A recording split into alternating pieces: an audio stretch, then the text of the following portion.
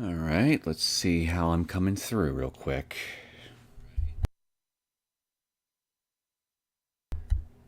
Well, looks like it seems to be relatively instantaneous on my end through my monitoring equipment. Not noticing any buffering issues so far. Hopefully it'll stay that way throughout this stream. Alright, looks like so far so good.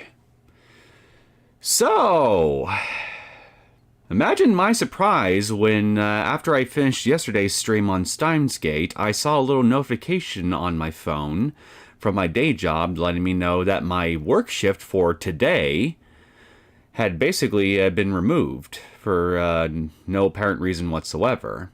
As far as I'm aware, I'm in no kind of trouble or anything like that at my job, and a new work week I got posted today as well. Not for next week, but the week afterward, and I got shifts scheduled for that. Unfortunately, they got me spread out thin throughout that week, so sadly for me, my hopes that they were going to put me back on a more manageable work schedule here have not been answered. But on the other hand, I am not going to complain that they decide to just go ahead and just take me off work today. If I had to guess here, it's probably because what ended up happening is that they ended up overscheduling a few of my coworkers too much recently, and so they decide to give me a break today in order to instead give more of those hours for them. So fortunately, it's only just one day I'll be missing out on for this week here, so it won't really cut into my weekly wages all that much. And hey, ordinarily I would be working right now, but, well, my day's free, so I figured, you know what? Why don't I try working on some content for the channel today? Get a stream done, and maybe see if I can also get a little bit of editing done for Lamination International Part 11. Which, for those who are wondering about that, I got a project set up in DaVinci Resolve for that, and I'm about to start the editing process proper. But I ended up getting sidetracked with something else here before I started this stream, so I haven't really been able to get too far into that yet. But as usual, I'm going to gradually work on it until eventually I can get finished. This is an episode that is going to have two versions: an uncensored cut, which will be only available via a link on the Discord server, and then there will be the more YouTube-friendly version, which you guys can also just watch on the channel itself if you'd rather just watch that instead, if you're adverse to any nudity or foreignification going on, so to speak. But either way, when it's done, I'll have both versions ready, so whichever ones that you want to see, you'll have the means to access both. I love them days off. Yet I still do not get myself to play games. Anyway, nice to deso. Nice to deso. Yeah, it's actually pretty strange, because normally this sort of thing doesn't actually happen all that often with my job. Normally they're pretty consistent about having me come in on certain days whenever they have me scheduled to come in on whichever days in question. But again, I'm not complaining because frankly it's been a while since I've had not one, not two, but 3 days off in a row. And based on what I'm seeing on the current schedule now, it might end up being a while before I get another extended break like that. So I want to try to take full advantage of it while I still have the opportunity. So yeah, tomorrow I'm also off, so I'll try to see if maybe I can get another stream done for tomorrow as well. I'll probably make that a Noel the Mortal Fate stream. So 3 days of content in the channel for a row. So I'm gonna feel pretty good about that if I can succeed in doing that. But other than that, nothing really crazy has been happening to me today. Again, I'm just thankful to have an opportunity to have an extra day off. Not one, but 3, because basically I was supposed to only just have yesterday as my only day off, and then I would come to work today, and then I would only have 1 day off the following day, which would be tomorrow on Monday, and then it'd be like a 4 to 5 day stretch or something like that. And yeah, them taking away my Sunday shift for today just basically gave me a 3-day little break. So Again, really happy about that, because it feels like I can actually properly catch my breath a little bit from my day job, too. So yeah, that's pretty much why I'm here right now. Because again, ordinarily I'd be working. So, before we get started on the next part of the current story arc we're on with Hope Plus, I figured we might as well start off by finishing the Lady Killer chapter that we got a little bit into towards the end of the last Higurashi stream. We only got 2 parts left of it, so that's sad for me because I've been really enjoying this short little detour. But I'm expecting this thing to end out on a pretty big bang, so I'm pretty sure that I'm definitely going to enjoy however this thing is going to end before we get back into the main doom and gloom story proper. So, without further ado, let's get started on that, shall we? And of course you're going to subject me to an ad.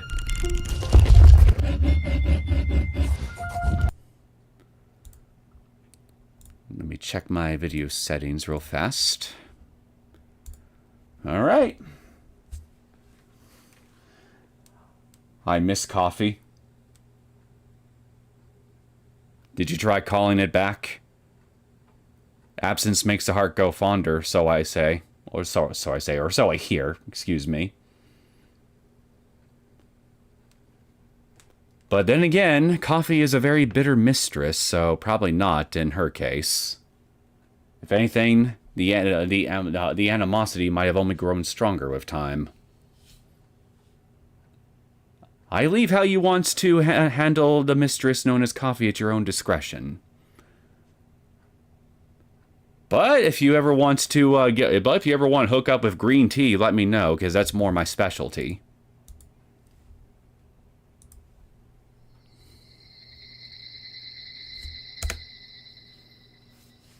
Irie, my boy. 知らないじゃなくて言えないということは、ケイチ君がおかしくなったのは監督が何かやったせいなんですね。墓穴を掘りました。Damn, the audio quality is bad. But then again, wasn't it this bad for the other 3 parts? Okay, because I got on max quality, so guess this is about as good as we're gonna get. So bear with me, or it rather. This isn't really my fault. It's not my fault that this thing is 12 years old. 言えません。知らないじゃなくて言えないということは、ケイチ君がおかしくなったのは監督が何かやったせいなんですね。墓穴を掘りました。So this is your fault, Doctor. 私は医者です。どんな脅迫を受けようと、プライバシーに関わる問題をしゃべるなど。監督の持ってるメイド服全部八つ咲きにするけど、それでいい？もう何でも喋ってしまいますよ。何から喋った方がいいですかね。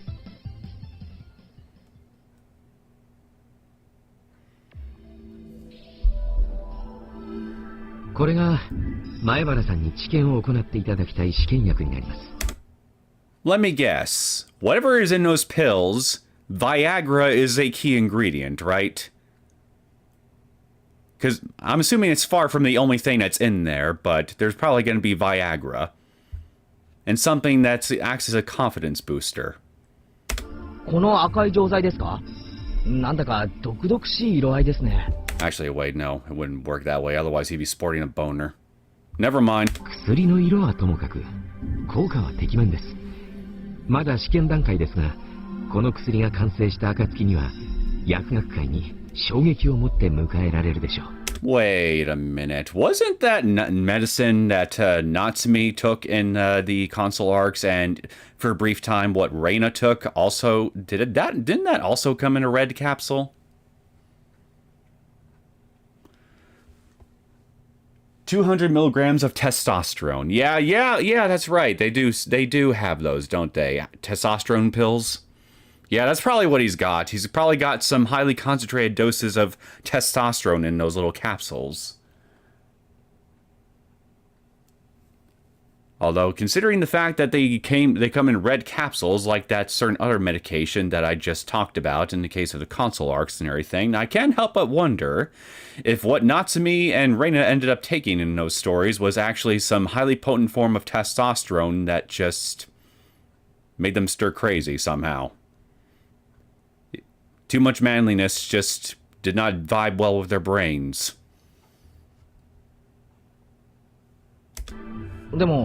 And yes, I remember what that stuff actually does. I'm just making a stupid joke. The actual medicine from the console arcs, I mean. Just trying to amuse myself. 本来、新薬の作成に関しては、市場に出回るまでに様々な実験を経なければなりません。しかしながら、その期間はあまりに長く、最低でも10年は検証に費やされます。10年？そんなにかかるんですか? Yeah, and there's a reason why clinical trials need to take so damn long here. Because medicine and clinical trials are not a joke.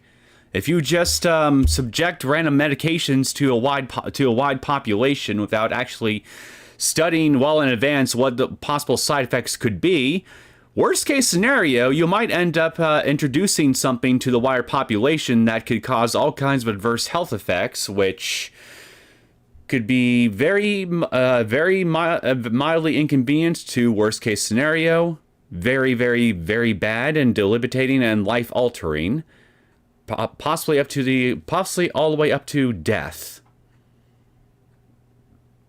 The most recent example I can think of of such a thing occurring in recent memory, of course, being the COVID vaccines.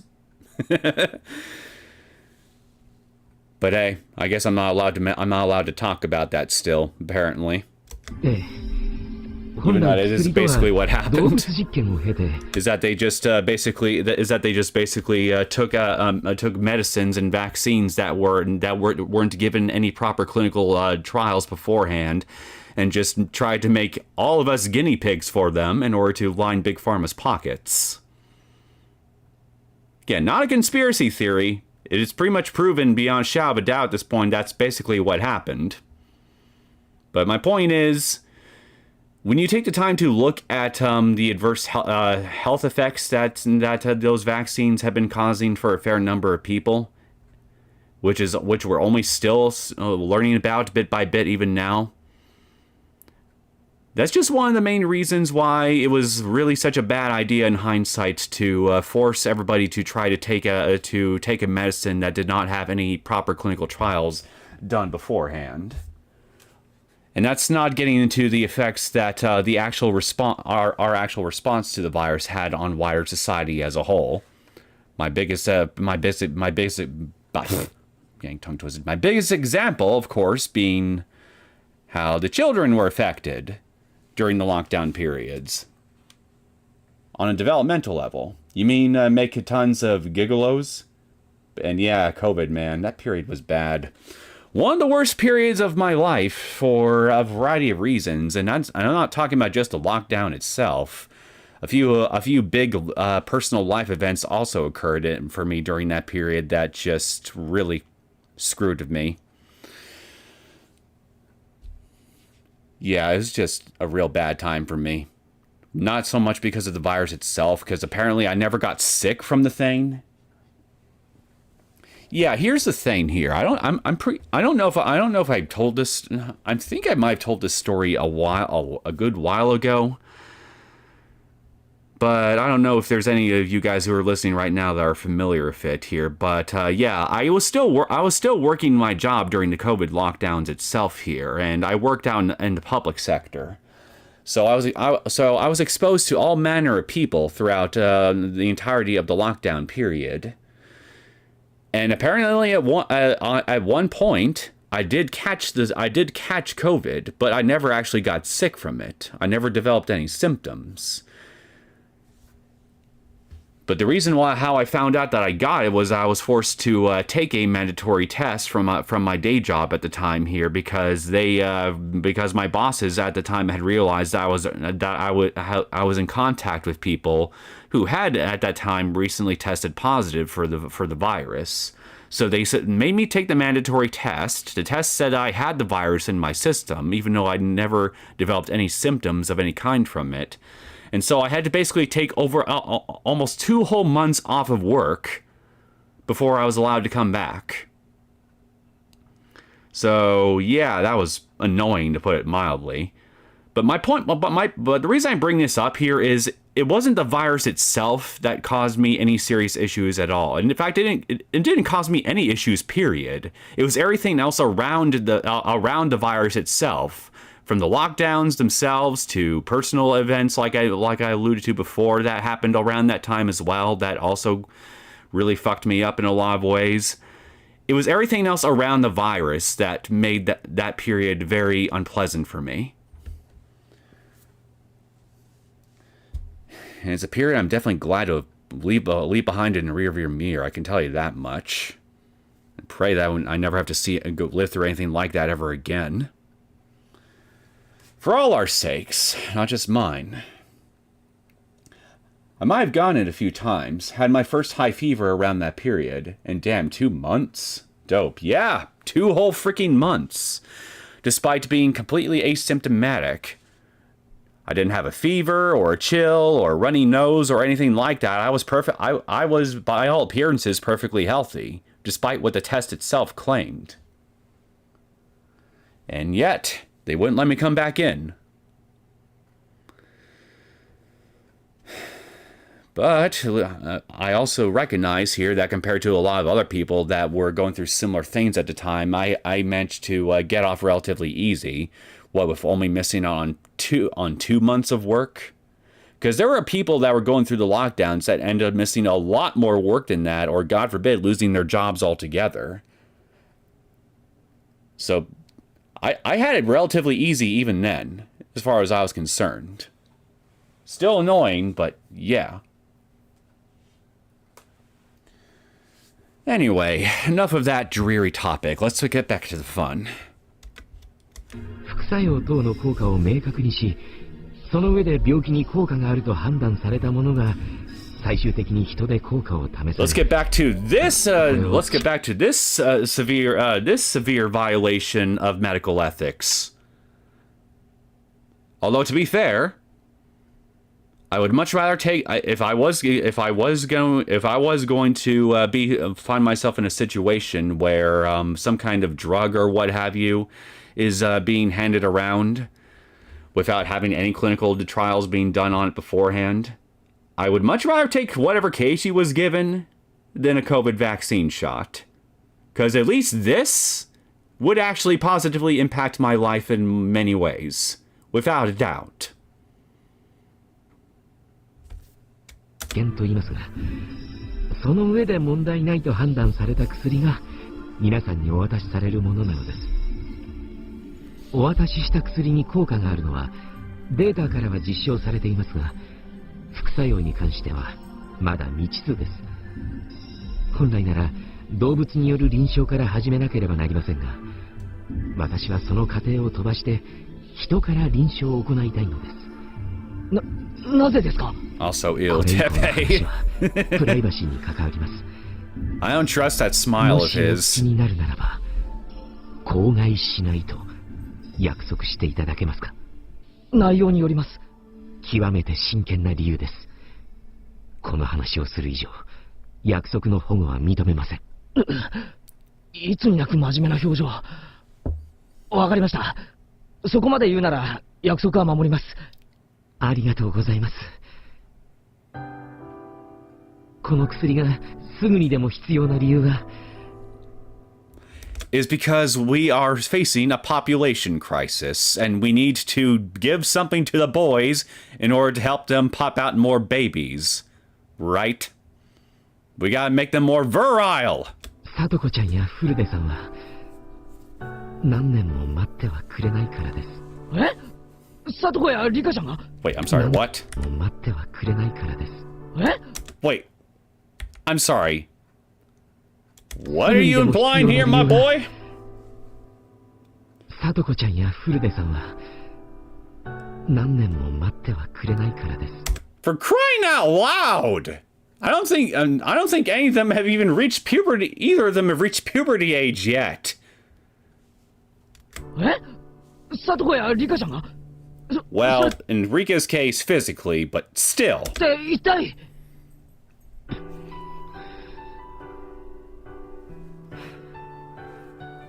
前原さんがあの二人の親友だからこそ打ち明けました。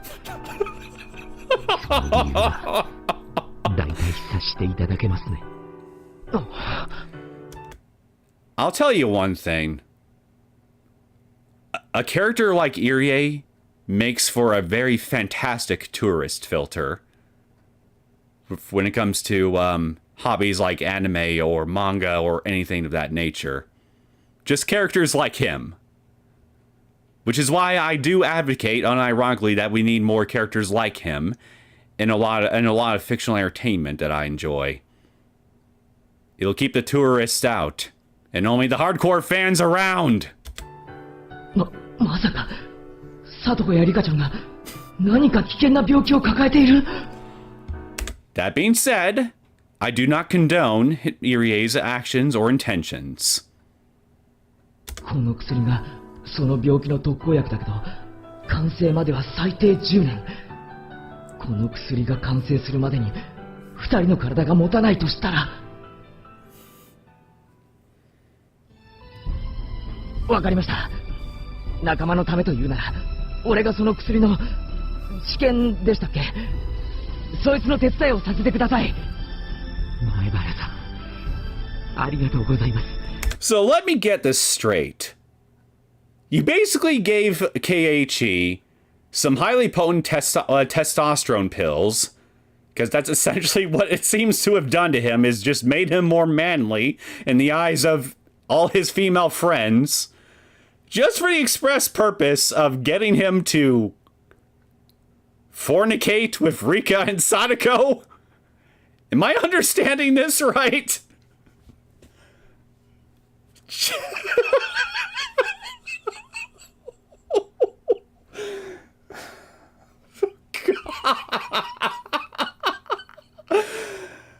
You know that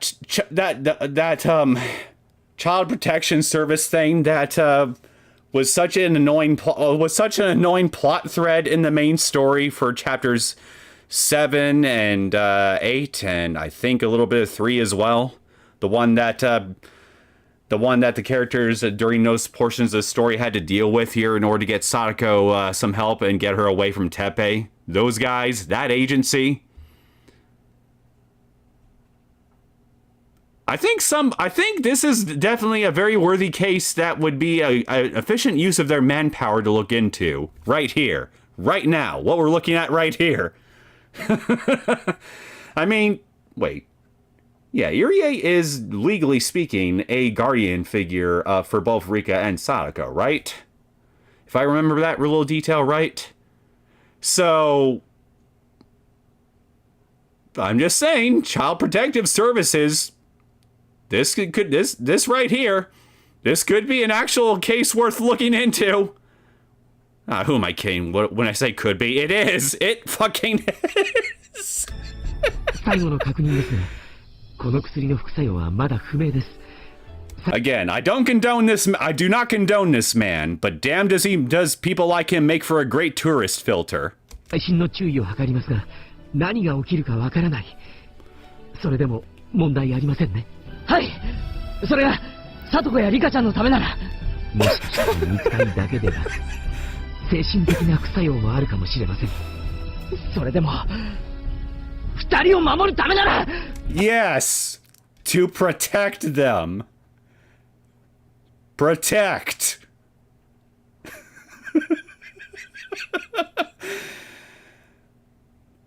Apparently, in this universe, the word protect also shares the same meaning for breed. Ah!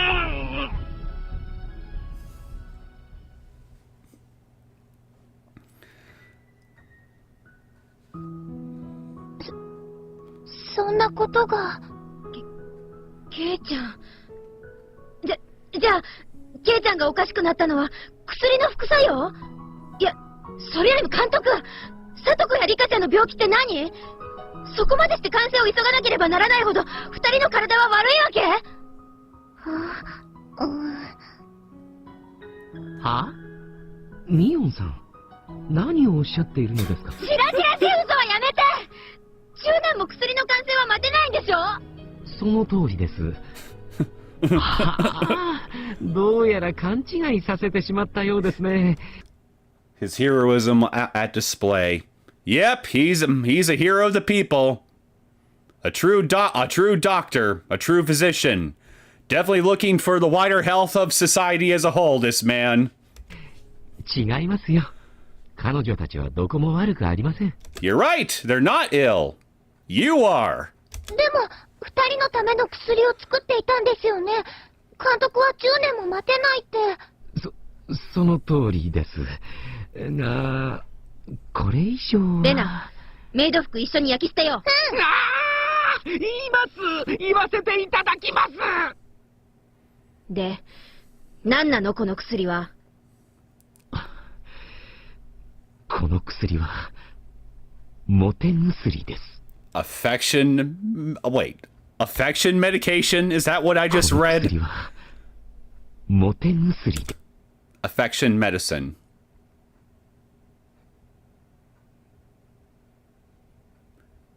So it is Viagra.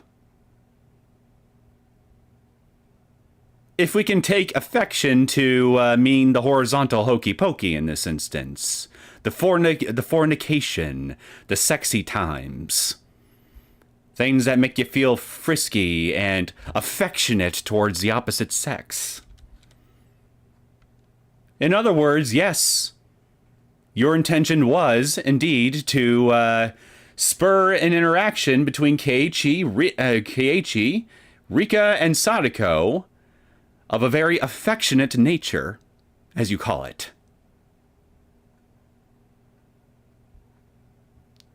For the final time, I do not condone this man. はぁ？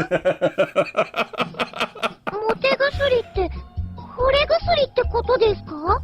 いいえ、違います。惚れ薬というのは相手に飲ませなければなりませんが、この薬は逆です。薬を飲んだ人間は異性を虜にさせる特殊なフェロモンを放出します。そのフェロモンに当たった異性はたちまち相手を意識するようになるのです。これでツンもクールも即デレデレ。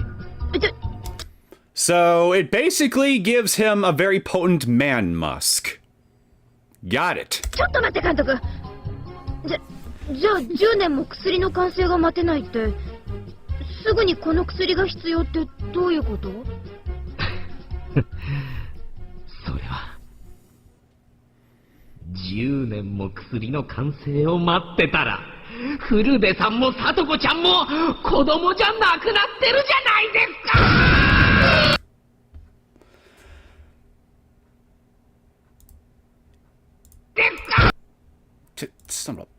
Well, you heard the man. These are his words right here. He wants some very sexy lolicon action to happen by his own indirect hand, and he wants Keiichi to be the one to be the instigator of the action and of the direct action in question, while he gets to be the voyeuristic supervisor, as it were. A hero of the people, ladies and gentlemen, this man.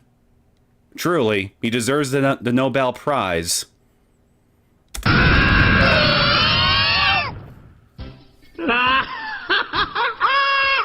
私の新生メイド帝国には今のお姿のお二人が必要なのです。ですがそのためには彼女たちが自発的に私の元に来てもらわねばなりません。私を惚れさせる薬ならばいくらでも作れるでしょうが、その薬をお二人に飲ませるとなるとこれは大変な労力です。ならば逆に私が飲むことで周りの異性を惚れさせる薬を作れば万事問題なし。This guy is just so fucking outrageous with this shit that I can't help but love it. Unironically. Or ironic. Well, I don't know what I mean, actually. Whether it's ironically or unironically. All I know is that I like him because he's just such a fucking scoundrel. というわけで出来上がったのがこの薬なのです。どうです皆さん、その効果のほどは今日の前原さんにときめいたでしょう。You honestly gotta admire it, こんな really. にも早く私の野望がバレてしまうとは思いませんでしたが、こうなったら私も薬を一つ。せーの。監督、一つだけ選んでくださいね。薬を捨てるか、命を捨てるか、どちらかを。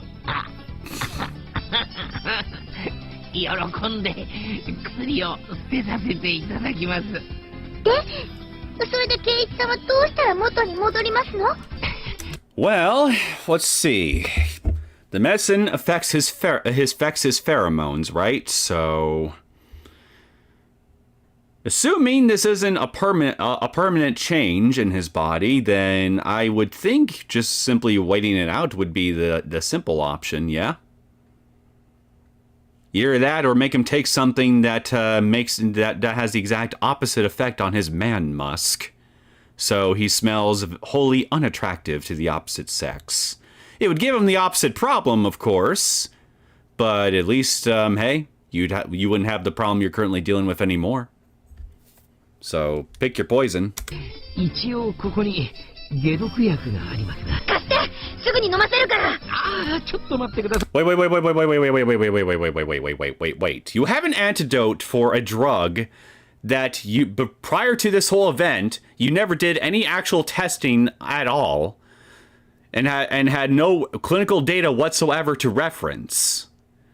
So how exactly is this antidote supposed to work if you don't actually have any data to work with to show that indeed could actually effectively cancel the medicine's effects? Am I the only one who sees a problem with this? はい、この解毒薬の使用法はいささか面倒な手順が必要でして。その手順って何なのかな？はい、その薬品はですね、あの薬を飲んだ人以外の人の口の中の酵素に反応して。 What?!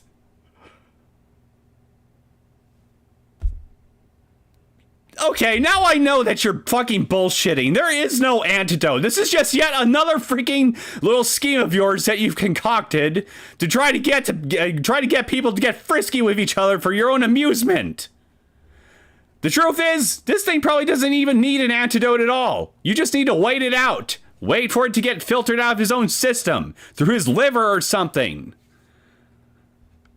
解毒薬に変身する。Calling it now.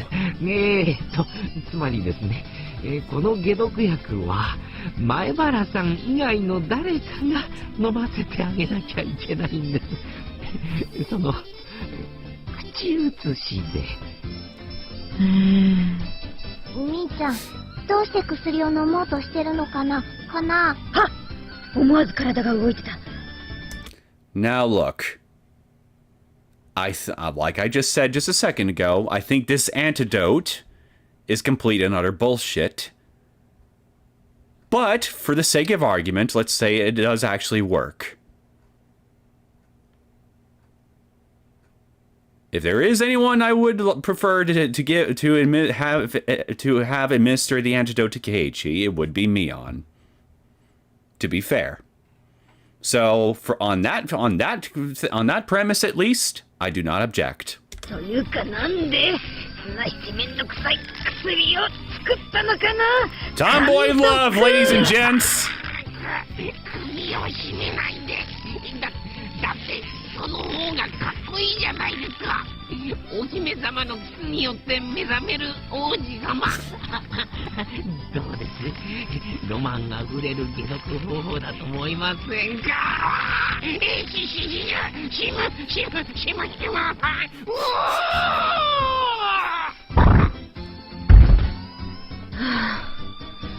仕方ない。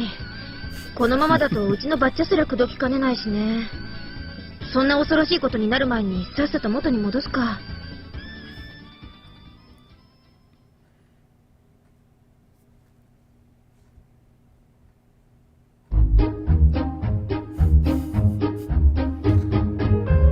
it.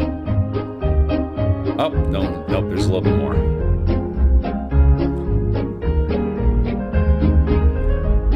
I really wish this was translated, too.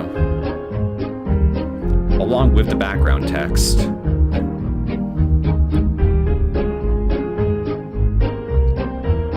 Okay, so we're just seeing some character images colored in.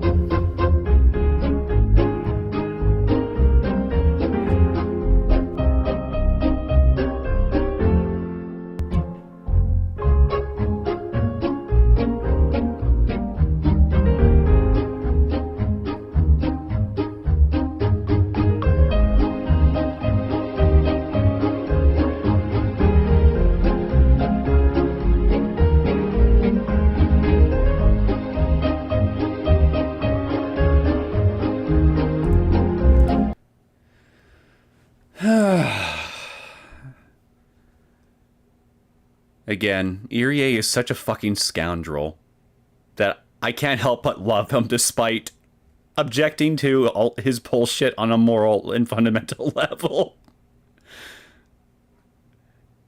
It's how unapologetic he is that I just can't help but kind of admire in a really morbid kind of way.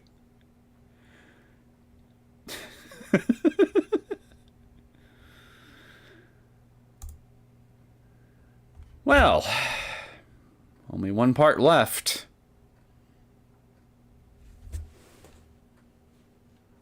Was that Oreo? Huh? Where? At the very end? Part 4? No, I think that was Mion.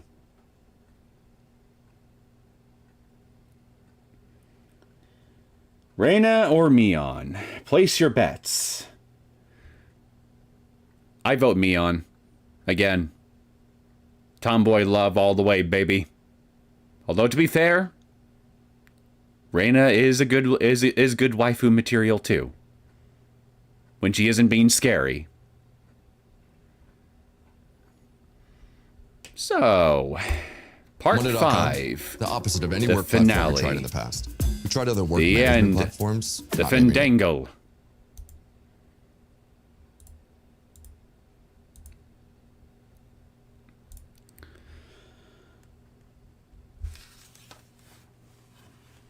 All right, here we go. Come what may. おいおい、縄でがんじがらめにするなんてね。もしかして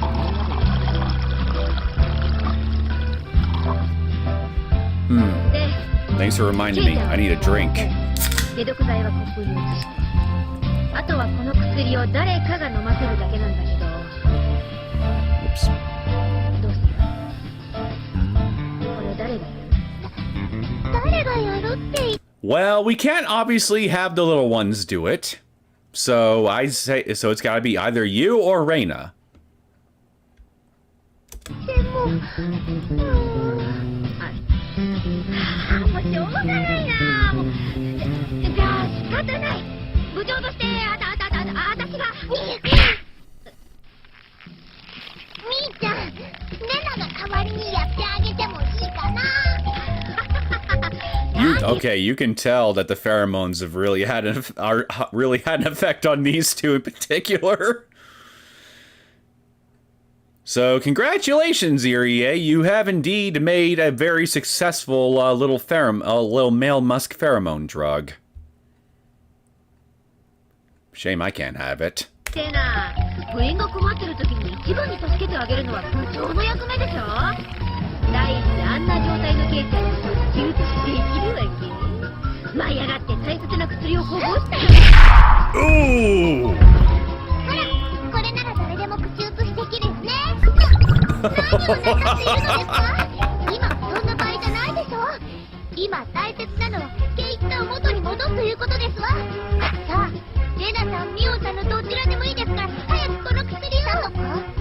さっきすり替えたその薬はどういう魔法がかかっているのですか。 Sadako. Sadako. No! You keep calling him your Oni-chan! Think about what you're doing, girl! その手に握っている注射器は何に使うつもり一さんの解毒薬の飲み薬でございましたよ。にぱー。すぐにお眠になるのです。圭一を眠らせるのに使う。 Why do you need to freaking inject him with a sedative? Reina already punched him out cold. えるのです。でも圭一君はもう眠ってるのに、どうしてリカちゃんはそんな注射器を見せびらかしてるのかな。それにみーちゃん、さっき Up! Her eyes! They moved! We got a tiny little sliver of animation! 仕方がないって言ってたよね。なら別にレナが払ってあげてもいいよね。あれ、そんなこと言ったかな。おじさん忘れちゃったよ。それよりさとこ、あんた薬をすり替えるなんてどういうつもり？フラッシュな考えを持ちながら圭一さんに薬を飲ませるくらいなら、私がやって差し上げようとしているだけですわ。それよりリカは私の親友ですわよね。親友。でも友情と恋愛は別だっていうのが古からのお約束でしょ。なるほど。じゃあここはいつもの部活らしく、誰がケイちゃんに薬を飲ませる？ Of course you're gonna make this a club activity. 手っ取り早く種目はじゃんけん。勝負は1回。後出しは即負けということでいいね。 I love how they're just going to play rock, paper, scissors when I was actually thinking before I started this thing that between Reina and Mion, they should just rock, paper, scissors to see which one of those two would actually be the one to get to drink. Now I wish I freaking said something. God damn it. そ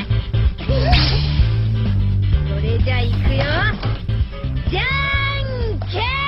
おや皆さん、今日は一体何の騒ぎですかな？ Oh, yes. Yes! I got it! Have a wish and administer the cure! あれ、大石さん、診療所にいるってことはどこか怪我をされたんですか？ああ、いやいや、もう年ですからね。ちょっと健康診断ですよ。さて、出口にドリンクを用意してあるから飲んでいけ。Oh my god, please! Yes! Please! ああ、そのコップはちょっと大石さん待って。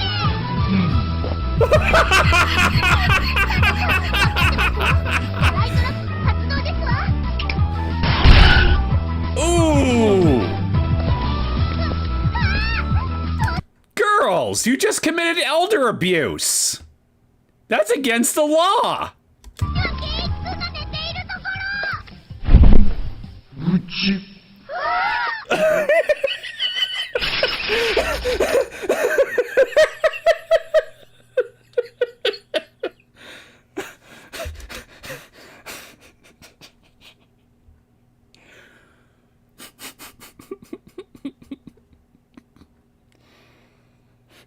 An act of God.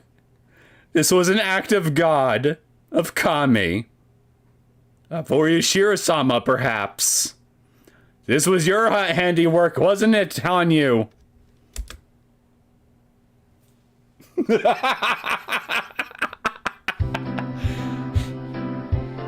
Eh? Why am I looking at something that now looks like it came straight out of the 1960s?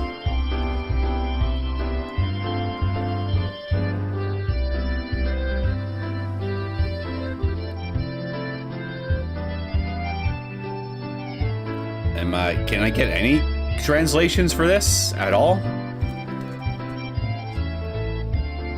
Oh wait, is this an ad? Is this some kind of weird little ad slot?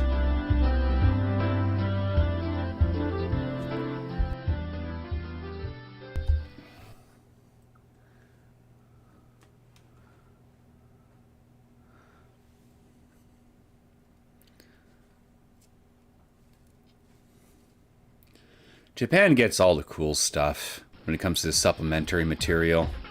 I freaking hate it.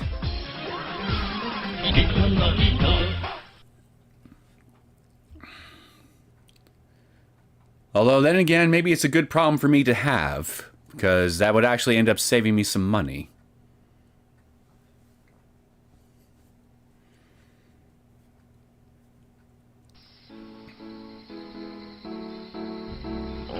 Meanwhile, back to our regularly scheduled programming. ここは診療所。目が覚めたケイちゃん。あ、なんだよお前ら。その妙に生温かい笑顔は。ケイったの。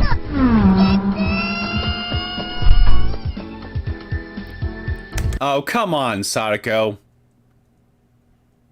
You would have the exact same reaction if it was one of the ladies that kissed him. The real reason you're upset is because it's not your dirty lips that swapped spit with him. You little freak. 何があったんだ、サルコ。てか、なんで俺こんなとこにいるんだ？まあ、いろいろとあってね。ああ、それと監督から伝言。さとこやリカちゃんは病気でもなんでもないって。誤診だったからケイちゃんに薬を飲んでもらう必要もなくなったって。そうなのか？なんだ、心配して損した。ってことは、俺が薬を飲む必要はなかったってことか？そうだよ、ケイチく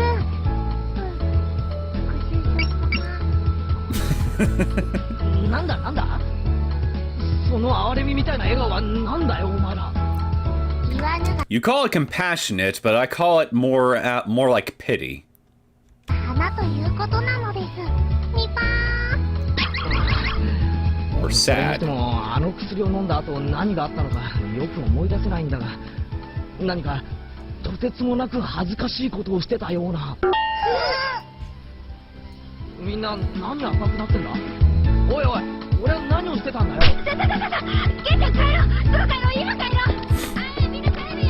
おい、なんだよ。何があったのか教えてくれってば。俺は何をしたんだよ。なあ、見ろ。メラ、リカちゃん。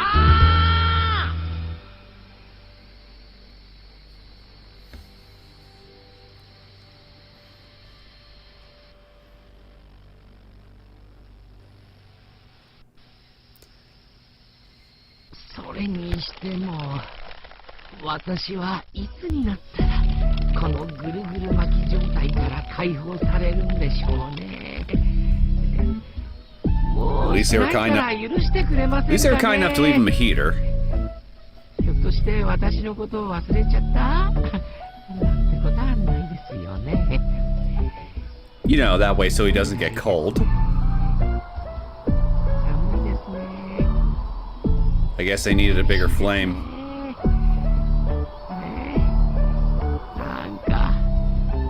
E-Spin, welcome to the stream. We're just getting to the very last portion of Lady Killer. 羽の生えたメイドさんが空からやってきましたね。私をどこに連れてく気ですか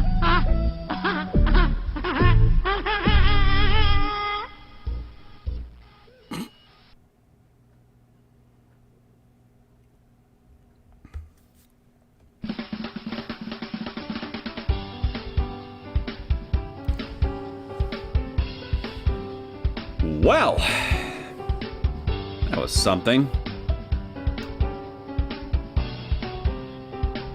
Really wish I could get some translations for some of these other images.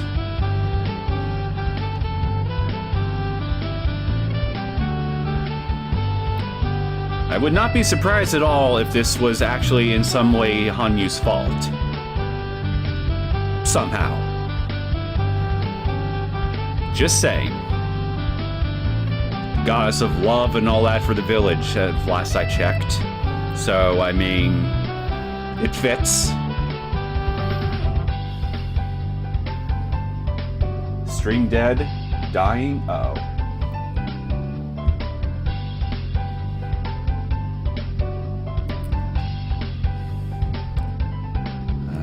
Hold on. I'm not seeing any dropped frames from me, so it's nothing on my end. From what I can see.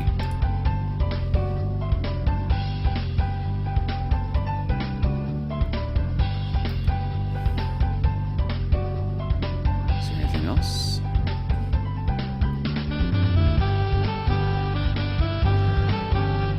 Maybe it's something on your end, Conkle, because It looks like everything's working fine for me on my monitoring equipment. There's no dropped frames from what I can see from OBS, so there doesn't seem to be any connection issues for me. Maybe you just need to refresh?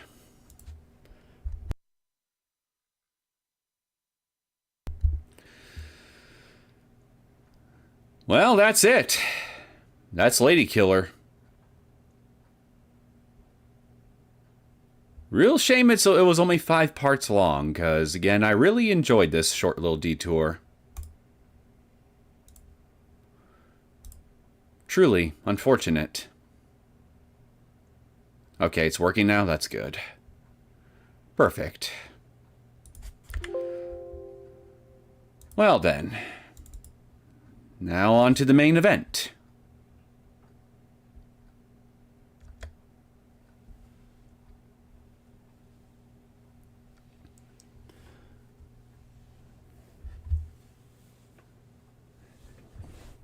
I do wonder how ultra-low latency settings would work with a game that's more tense than a visual novel, though. That's the only thing.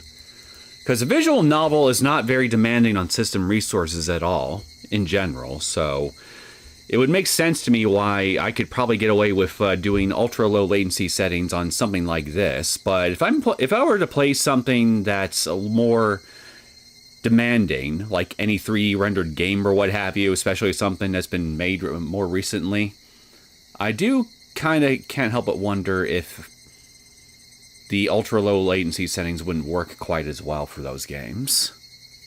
Even though I do have a fiber connection. But it's not like I have the biggest data plan available for available in play for myself right now either. So I honestly don't know.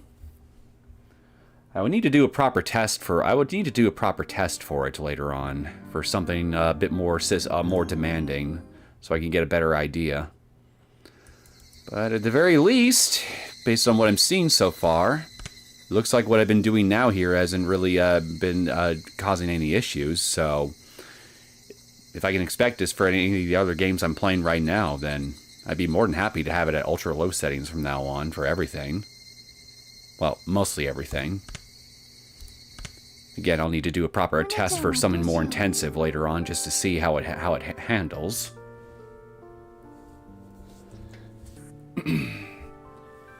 But yeah, I will say, it definitely is very nice to be able to interact with you guys instantly.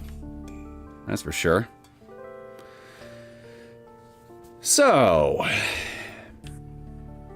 we need to do more rooftop hopping as we search for our genocidal rabid nurse, yeah? I believe that's what the current game plan is, if memory serves. あんたも来る？いつ来るかもわからない助けを待つには、ここはちょっと心細いと思うよ。Try Vampire Survivors. 1 billion particles, all covering the screen in 1 million different colors. Vampire Survivors. Well, if they have that many particles, that probably would make for a good graphical test, actually. But I don't have that game. Never really had much of an interest in it, to be honest. So, I don't know. There's probably something in. There's probably someone else in my. Actually, wait. There is some other things in my library. I have Metal Gear Rising Revengeance. That would probably work for a test. Maybe I can do a little Metal Gear Rising stream at some point here just to do an ultra latency test.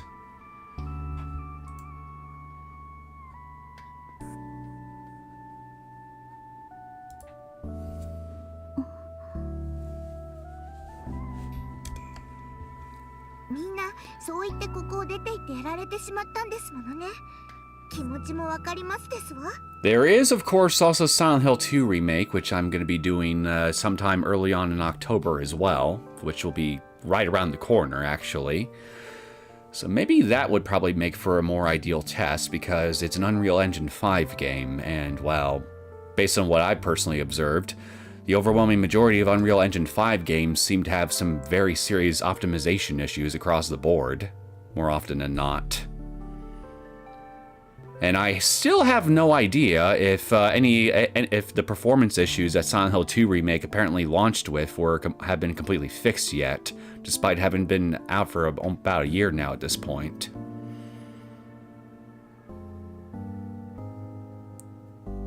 But even so, based on what I do know about that game in particular, they apparently have the entire stupid freaking tongue. Apparently, Silent Hill 2 Remake's entire game world is rendered all at once, rather than being loaded in portions like how the original game was, in order to save on resources. So, I believe that was actually that right there, based on my own research. Based on my own research some time ago, was a key factor as to why a lot of people had performance issues with that game back when it first came out, after it was discovered, of course. But who knows? If they patch a lot of it out, then it might perform okay. But yeah, my point is, it's a modern AAA game that I do happen to have. So if there's anything that I could probably reliably do a ultra low latency test on, it'd probably be something like that here, because of how demanding it'll be for system resources across the board, especially if it's still unoptimized. So maybe I should just do the test for that, or, well, then again, I don't know, because I remember Yakuza 0 had a couple little bits of latency issues from time to time, even at just low settings, so...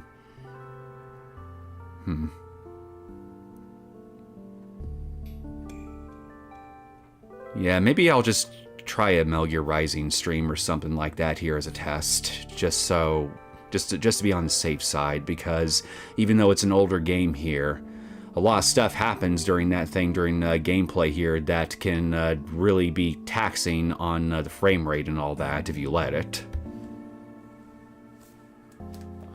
Vampire Survivors is highly addictive, and by the time you finish playing, you'll go, where did those 5 hours go?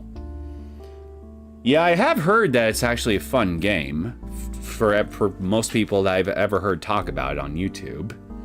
But again, it never really jumped out at me.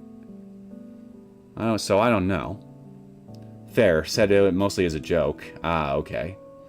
Heard you just gotta change a setting in Unreal Engine 5 for it to be better or something.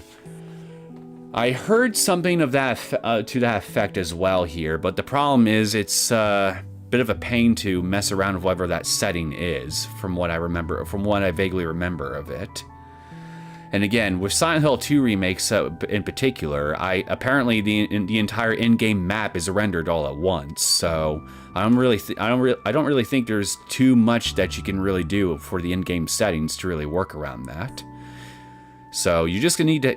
There's going to inherently be some high demands right out of the gate to be able to render probably what's going to be a really big map all at once. Especially on a modern engine. That's what I'm assuming, at least. But I guess we'll find out probably within the next week or two, one way or the other. My main rig has a GeForce GTX 4090 in it, and it's got an AMD. What exactly was?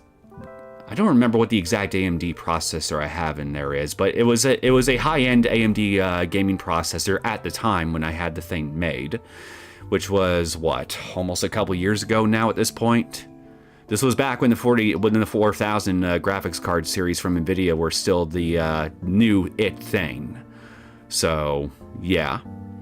So by that standards at least, I still have a high-end gaming PC. So, in theory, it should be able to handle something like Silent Hill 2 Remake perfectly okay, going by what I saw on the system requirements on the Steam page. But again, that will depend on how well optimized the game itself actually is, and based on what I see with a lot of Unreal Engine 5 games across the board, a lot of them are not optimized very well at all. Yeah. We'll see. We'll see soon enough.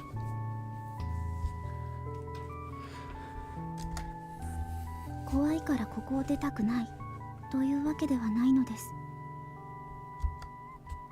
私たちを信じてくれる？いいえ、などというわけがないのです。皆さんと一緒にいた方が危ないという気持ちは見ているうちになくなりましたです。俺たち部活メンバーは子として最強、揃えば無敵だぜ。私たちを信頼してくれるの I は think Chapter 7 絶対に Takano would like a 守る word with you, Keiichi. そのザキ組の事務所がここより安全であるという保証があればでございますけれどもね。それは問題ないよ。万一の際は籠城できるように、あそこにはあらゆる備蓄があるからね。Then again, I think every version of Takano prior to Chapter 8 would like a word with you, to be fair.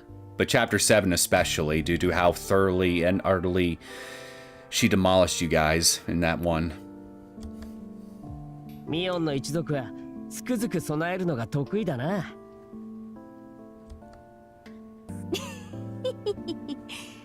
戦いは始まる前にすでに終わっているのがおじさんの一族のポリシーさね。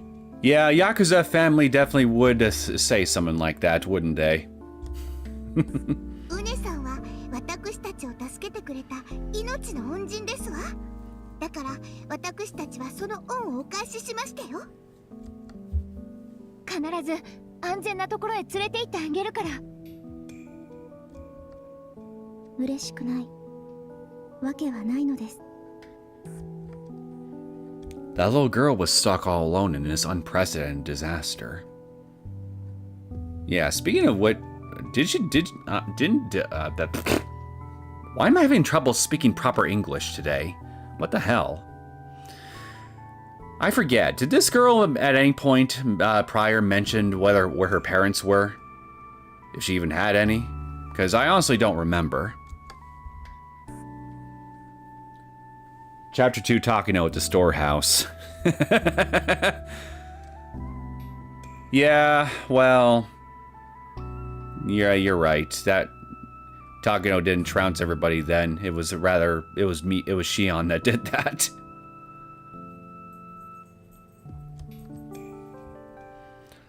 Oh, whoops. At first I thought she was silent and expressionless, but she was slowly opening up to her energetic club members. This young girl wasn't originally the silent type. She just closed her heart off a bit in order to protect it from the shock of this disaster. ウネちゃんのお家はどこなの？この町に住んでいるのではないです。 Then where did you live before then? じゃあお家はどこなんですの？まさか沖宮に遊びに来てる時に巻き込まれたとか。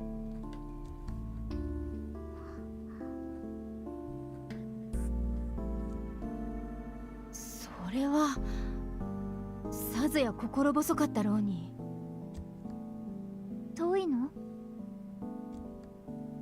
近くではないのです。でも橋がみんな壊れてて帰れない。 Not close. Bridges are broken, so... Wherever her home is, it's probably either past some kind of ravine, or maybe it's on a small island somewhere that has a bridge connecting it to the mainland. そうだったのか。かわいそうに。Is the connection still working okay for you guys who are in chat? Everything still seems fine on my end, but I'm just curious to see how it's still going for you. でも一つだけ幸運だったこともあるよ。そうか、それもそうだな。ウネちゃんのお家や家族はこの騒ぎの外側だもん。だからお家は無事。そうなのです。 That was a very, very, very long pause.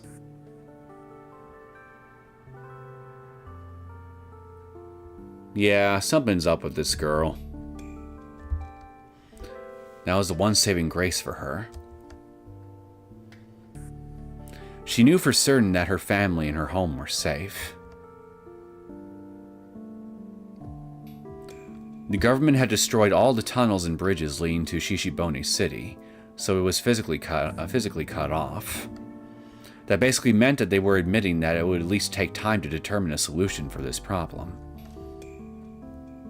On the other hand, though, since they went that far, they were also able to keep the damage from spreading beyond the city.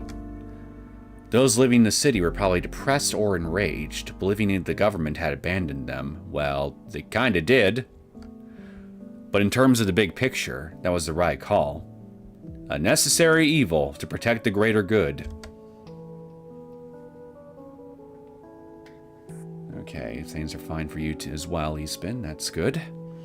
Thanks to that decision, Une's home was safe. She still had hope.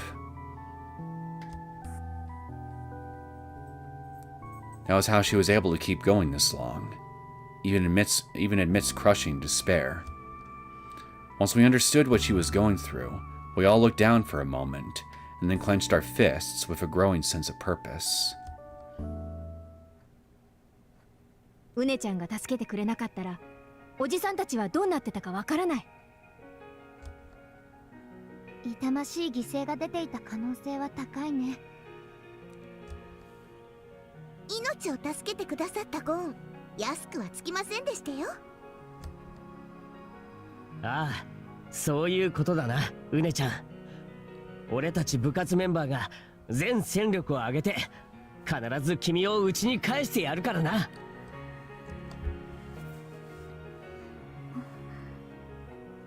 ありがとうです。渡河作戦の決行は未明の午前4時とする。野因に乗じて一気に幹線道路を越え事務所へ至るよ。万一に備え、私が先頭で先行する。考えたくはないけど、事務所のみんなもおかしくなってる可能性も否定できないからね。While Mion warned us about that, she seemed confident it wasn't the case. She was probably able to confirm they retained their sanity when she was observing the office with the opera glasses. Their appearances can be deceiving. We all went to bed early so we'd be in top condition.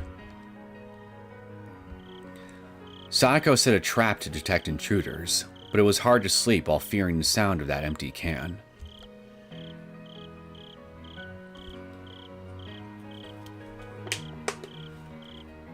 Uh-oh! Intruder alert!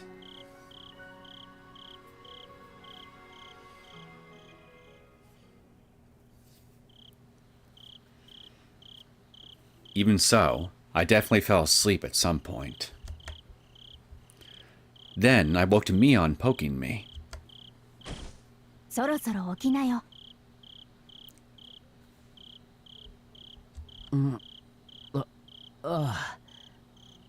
目覚ましもないのによく正確に起きられるもんだな。You must have a really good internal clock about you. みーちゃん寝てなかったんだって。Now, Mion, you're the club president in this timeline. You're the brain of this little outfit. A brain that is sleep deprived is not going to help us in the long run. 一番グースカ寝てたのはケイチさんですわね。まったく大した図太さですわ。真っ暗という感じはしないのです。そうですわね。案外月明かりって明るいものですわ。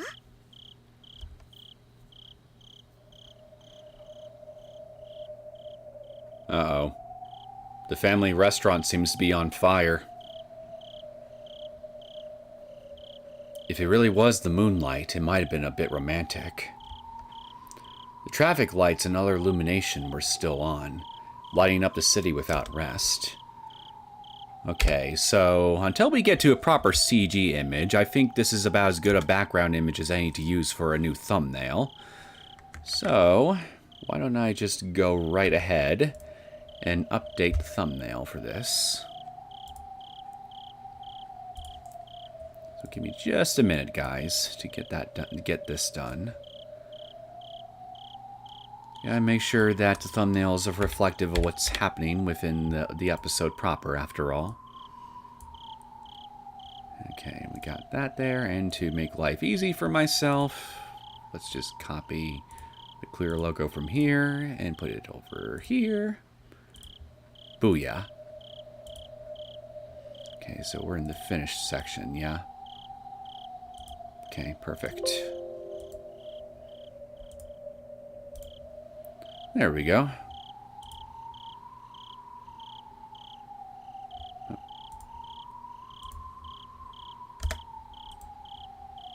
The traffic lights and our illumination were still on, lighting up the city without rest. Unlike Hinamizawa, Okinomiya never had nights of pitch black darkness. I didn't know if we should consider that fortunate or disadvantageous for our stealth. I would consider that disadvantageous, personally. Occasionally, there were glimpses of light from flashlights on the main street, filled with rows of unoccupied vehicles. They had set up a watch, just as we predicted. But regardless, their guard was still thinner than it was in broad daylight. OK いけるね。大丈夫なわけありますよね。 Well, her brain may be sleep deprived right now, but chances are we're still better off with it than without. 私たちにお任せですわ。怖いことなどありませんもの。あっさりと渡り切りましたよ。例の秘密兵器もあるしな。なんとか静かに行きたいね。賑やかな状態で駆け込めば事務所の人たちにも迷惑をかけちゃう。確かにね。 From a reconnaissance, it looked like the Sonozaki office was cutting off all contact of the outside. They had set up barricades, and they weren't interacting with the rioters at all. Why would they? If my freaking next-door neighbors would try to launch a pitchfork through my face anytime I try to poke my head out, I'd never want to interact with them either. If they had surrendered their hearts to demons like the rioters had, then they wouldn't be setting up defenses, and they would be fully participating in the hunt for infected. But if we were to rush in there while being chased by rioters, then they'd say that the Sonozaki group is harboring the infected, and end up causing an uproar. We had to strive for complete stealth. Une slowly unlocked a door leading outside. Opening that door here in Okinomiya, where the streets were basically an ocean teeming with sharks, meant facing the same fears trying to step into a lion's cage. 怖くないわけはないのです。戦闘は私が。失敗時には計画通りに迅速な撤退を。その時はおじさんを助けようなんて思わないんだよ。いいね。それはお互い様だぜ。今度は俺が足をくじいても見捨てろよ。If we both stumble, abandon us both. 今度は本当にそうするから。慎重にね、ケイチ君。おう。動作確認 OK。いざという時はお任せですわ。Sadako was carrying a radio-controlled car she borrowed from somewhere on the second floor. She tested it moving in a straight line with the remote controls, and set it up to drag an empty can fastened behind it. It could be our decoy if the worst happened. However, that sound would draw unwanted attention. It wasn't a trump card to help us reach the office. It was a trump card to buy us a chance to retreat if the operation failed. The success rate of Mion's operation was roughly 95%. Those are very optimistic odds, don't you think? But we still couldn't bring the chance of failure down to 0. It was Mion's policy to imagine all possibilities and prepare for each one of them, so to ensure that the worst possible outcome not catch them off guard, she gave the go sign to Sadako's remote control plan. 出発するよ。私とはある程度距離を空けておくように。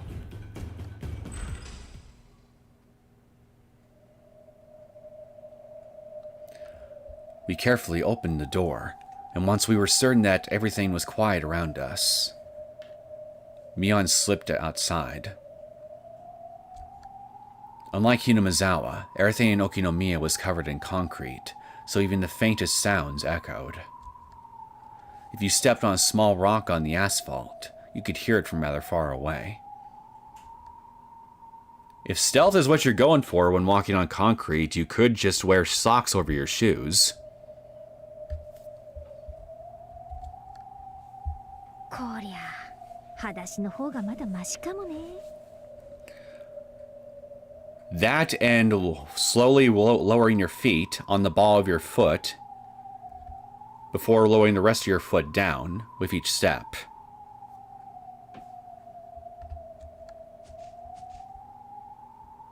Mion took off her shoes.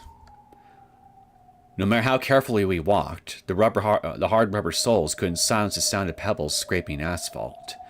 Well, bare skin also also makes its own unique sound too, which may not necessarily be much more quiet than shoes, especially if you're trying to move quickly.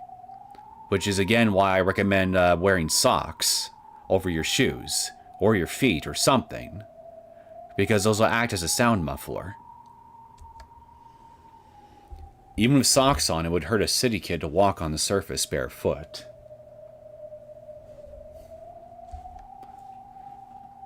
Good advice. Yeah, it's actually real world advice that I was taught once. If you're trying to keep your footsteps quiet when walking on certain surfaces, what matters is not only what is over your foot, because that could have an influence on the sound that your footsteps make, but also how you walk too.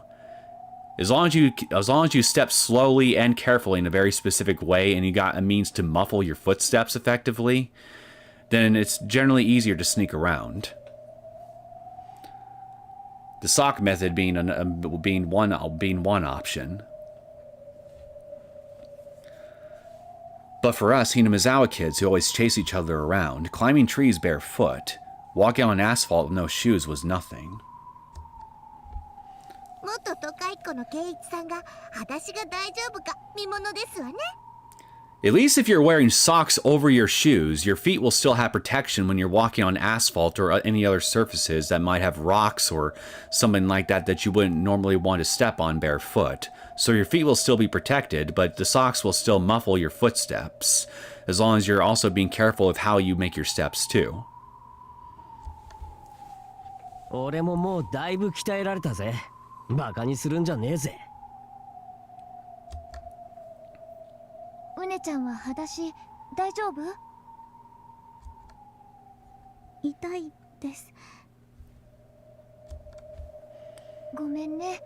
しばらくの間だけ辛抱してね。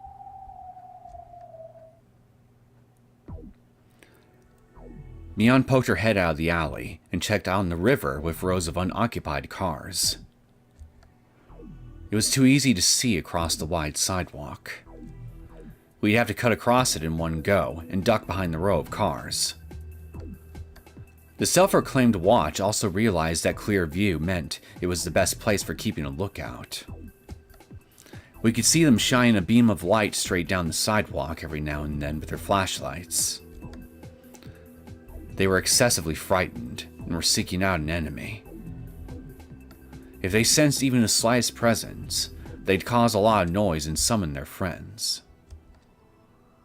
いいね。おじさんはこういうスリルを求めてたんだよ。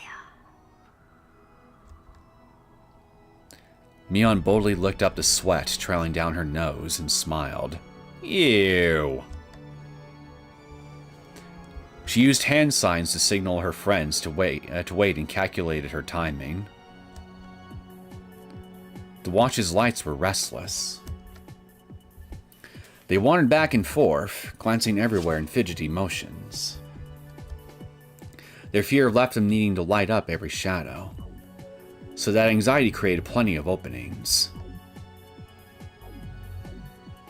When I was younger, I definitely more than often tried to stifle my steps to be more quiet.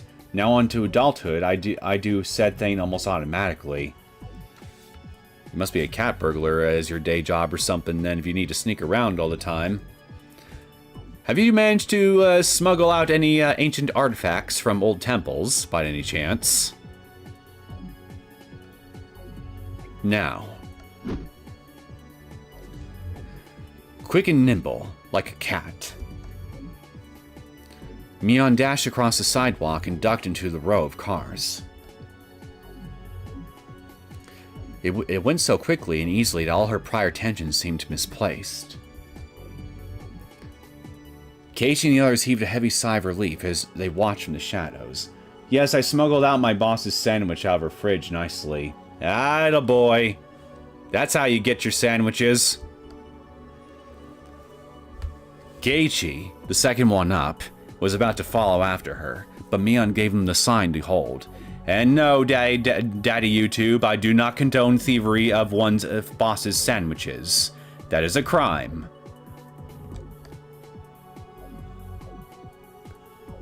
It looked like she wanted to carefully cross the river of cars to check out the sidewalk on the opposite bank.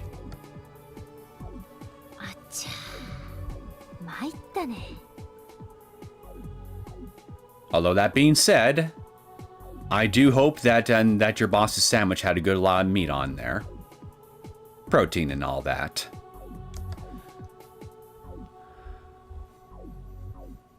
When she had scouted it from the roof right before commencing the operation, there wasn't anyone over there. But at some point, 3 men from the watch had taken up a post on the opposite shore. Aren't these the 3 same thugs that we ran into before we had to climb up that ladder and get into our little hideout?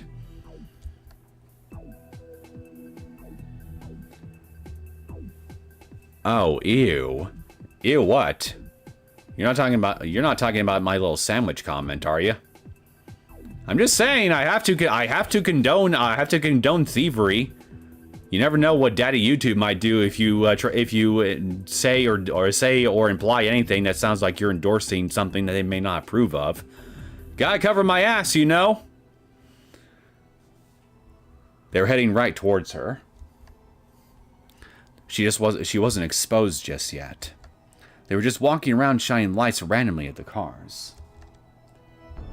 Yeah, that's fine. Okay. Mion calmly found a truck with a high frame and slid underneath it. It's okay. It's okay. They haven't spotted us. If they had noticed us, would they be walking so carelessly? You know, she was 99% certain she was safe. She could feel herself sweating. Pathetic, Mion Sonozaki. The head of the Sonozaki clan does not sweat! To think I'd be sweating this badly over a little hide and seek. 感染野郎絶対に見逃すんじゃねえぞ。連中は脳をやられてる。そして俺たちに噛みついてウイルスを伝染させようとしてるんだ。These guys think they're in an actual zombie movie. You're the ones who with damaged brains, though. Unless in bed. You're the ones who did. Oh, me. I just read that. Mion smirked.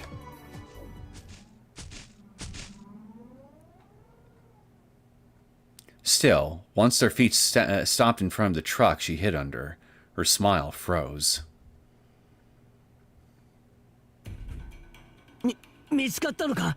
Look at that! We got a proper CG thumbnail this time. Well, thumbnail, well, background rather. It's going to be the thumbnail. So, time to update the thing yet again.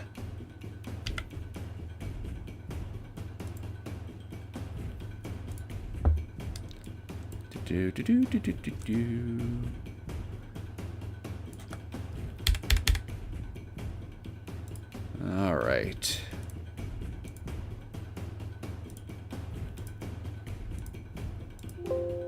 Perfect.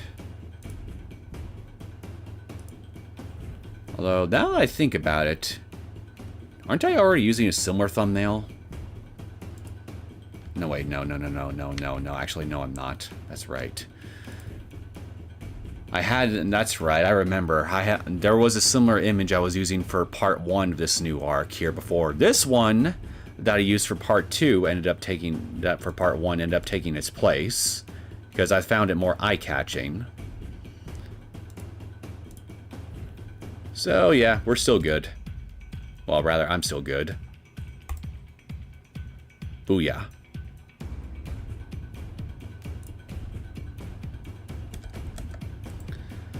Did they find her? もうダメ。落ち着いて。ちょっと雰囲気が違う。あいつら荷台に？ The men from the watch climbed up into the bed of the truck Mion had hidden under. Apparently they were folding chairs or something inside the truck bed. The men that sat down on them, which meant the men had taken position directly above Mion. Going barefoot on the streets? Imagine City Cleaner missing one piece of glass from a broken beer bottle. Yeah, that would be pretty bad. Wait a minute.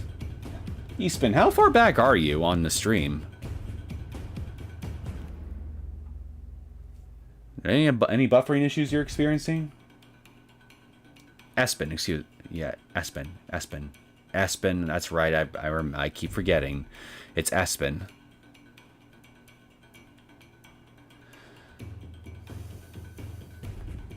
Did we have the CG last stream too? Just without Une? Yeah, we did, briefly, but then that image with that other new character showed up here during that stream, and I found that more eye-catching, so I used that instead. I'm just using this one for the thumbnail here because it's something that's actually distinguishably different from the last episode. And it reflects the events that are occurring in this episode as well, so there you go.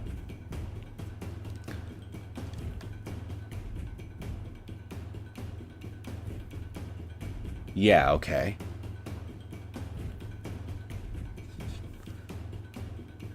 Well, if there's any, if you guys experience any issues with the stream, let me know. Because again, everything seems fine on my end, but well, just because things might be fine on my end may not necessarily be the case for you. So, yeah. But then again, I'm not sure what I would even be able to do if it was any issues you guys are experiencing, other than just suggest you refresh or something.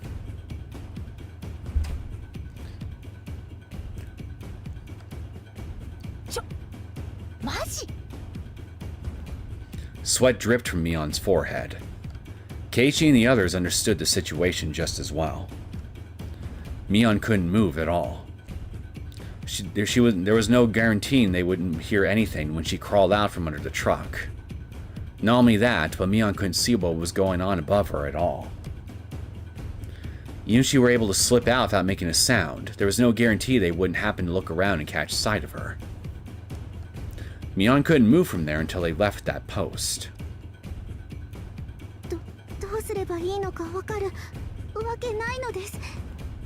いよいよ秘密兵器の出番ですの。そいつは最後の手段だ。ミオンは救えるが大騒ぎになっちまう。でも準備はしておいて。Sako nodded, set her remote-controlled car on the sidewalk, and fastened the empty can to it. Once we let it loose, it was sure to draw their attention. いずれにせよ、作戦は失敗だな。なんとかミオンが脱出できる隙を作って、今回は出直した方がいい。同感だね。今回はたまたまタイミングが悪かっただけ。出直そう。The club members knew exactly when to pull out thanks to our many dangerous club activities. I don't know, you just asked on my side now. Seems to me that you might be experiencing a delay then, on your end. Possibly. But then again, I'm not exactly looking at the chat every 2 seconds either, so I might be wrong about that. Naturally, Mion was thinking the same thing. Keiichi and the others would probably create a chance for her to escape. She had to slip out in that moment. But the asking about barefoot was late because I didn't want to type that while driving. Yeah, you shouldn't. Yeah, you definitely should not try typing while chatting. For sure. While not. You should not try typing on your phone while driving for sure. I definitely would not recommend you do that. Please don't get yourself into an accident on my account. Please, I beg you.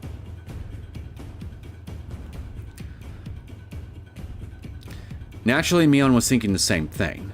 Keiichi and the others would probably create a chance for her to escape. She'd have to slip out in that moment. Still, they had to wait for a time. There was a chance the men in the bed above her would stand back up and go off somewhere else. Even if they managed to retreat, causing an uproar now would make it even more difficult to cross the river a second time.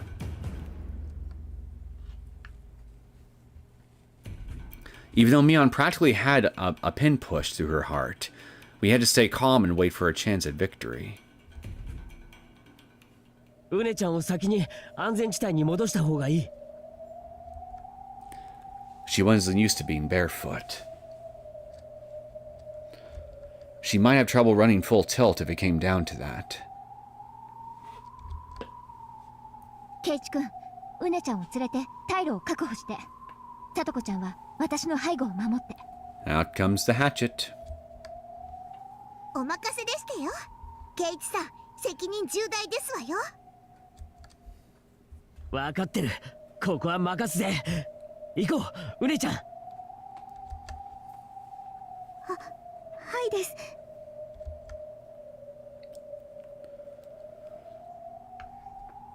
Keiichi took Une and left for the time being.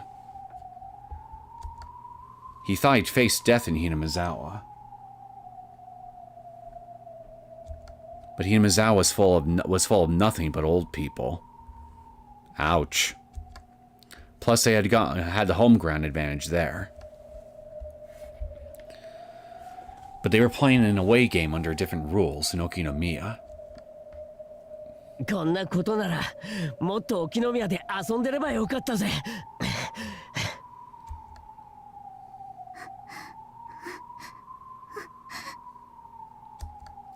Une was panting. No one could blame her. Things were so tense. Her breathing was ragged from both exhaustion and fear. 少し休んで呼吸を整えよう。ありがとうです。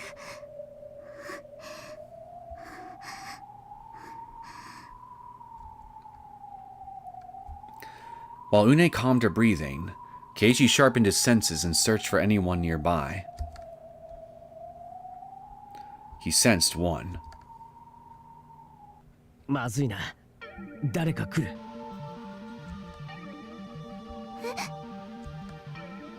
足音は複数。自警団だな。Thank God Keiichi never shows these eyes all that often throughout the series, because he's almost as scary as Reina is when Shine leaves his eyes. There was hardly anywhere to hide. If they screwed up and got caught, then their escape route would be cut off. They couldn't take any risks. There were no other streets. I do see a river, though. They had to turn back and pray the men went somewhere else. He's probably really scary during the times he kills. Yeah, if you're familiar with the events of Chapter 3 in particular, yeah, he can be kind of scary when he kills. But the main street was the primary artery for their watch circuit. There was a high probability they would head directly toward Reina and the others. 戻ろう。ここじゃ出くわせない。また戻るのですか。挟み撃ち。になるかもな。とにかく戻ろう。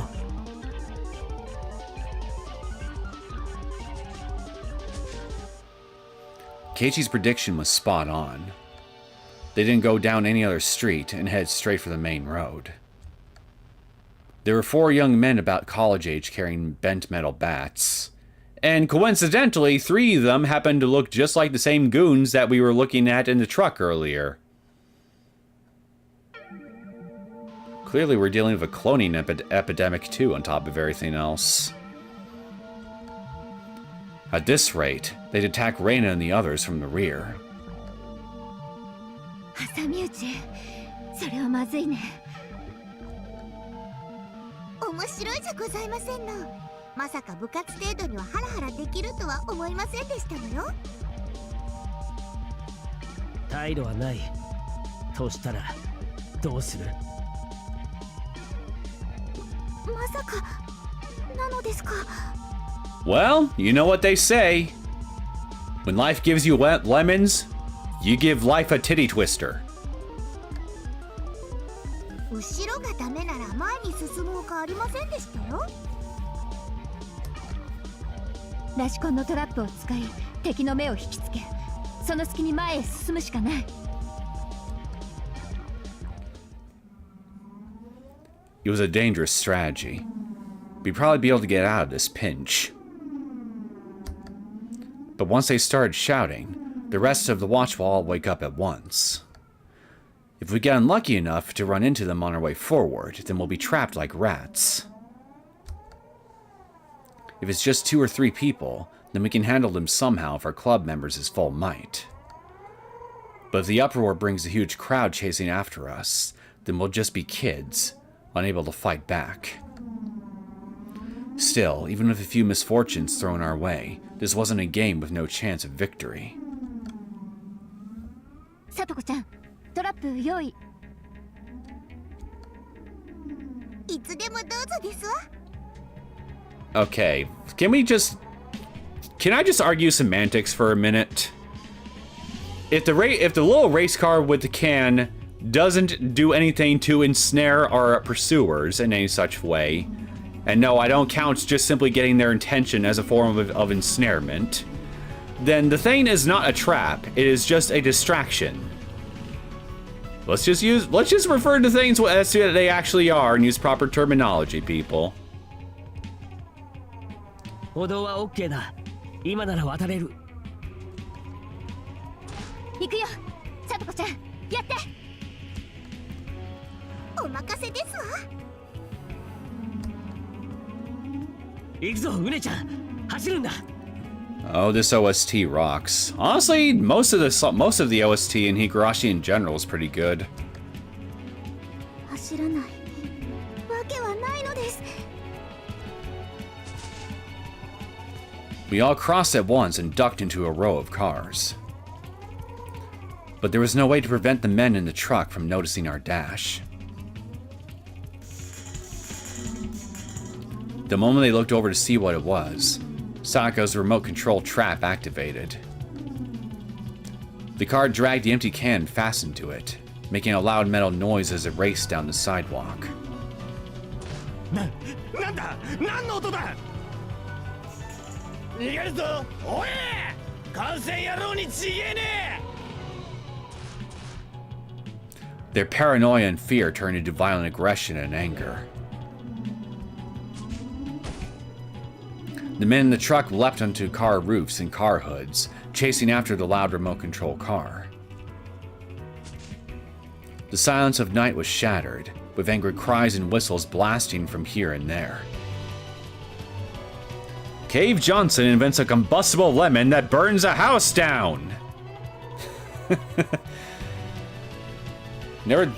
Not gonna lie, wasn't expecting to see a Portal 2 reference in chat among all things today, but I'm definitely not complaining. Real shame that they never made more Portal games. Valve, I mean, because I really love the Portal games. Portal 2 in particular. Cave Johnson was just such a delight. an absolute utter delight. I could listen to that man just rant and rave about any random little stupid thing imaginable for hours. He's just got charisma in spades. An utterly evil bastard, though, when you stop to look past the sheer hilarity that man exudes, but even so, he was hilarious. Much like GLaDOS. No Portal 3. They hate everything 3. Yeah, they hate everything 3 because they can't count to 3. Which is why when someday we get a Steam Deck 2, it may very well likely be the last Steam Deck iteration that we will ever receive, because Valve can't count to 3. Period.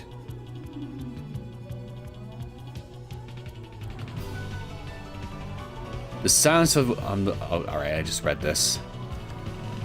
But Mion was released from her prison under the truck.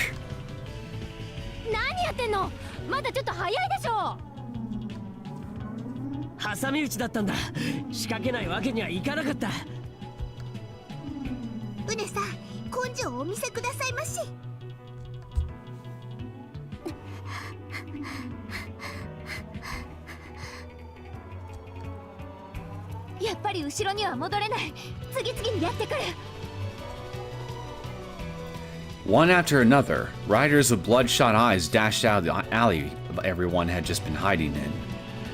There must have been a building or something housing them all nearby. The option of turning back and returning to safety was cut off. We had to move forward. 進むしかないなら進むよ。もたして距離はないんだ。その先組の人たちがミオンの顔を忘れてないことを祈るぜ。ケイちゃん面白いこと言うね。Well, if Shion is among their number somehow, then I'll be very impressed if they did manage to forget what she looked like. 油断しない。その先組の事務所の中に入るまで気を抜いちゃダメだよ。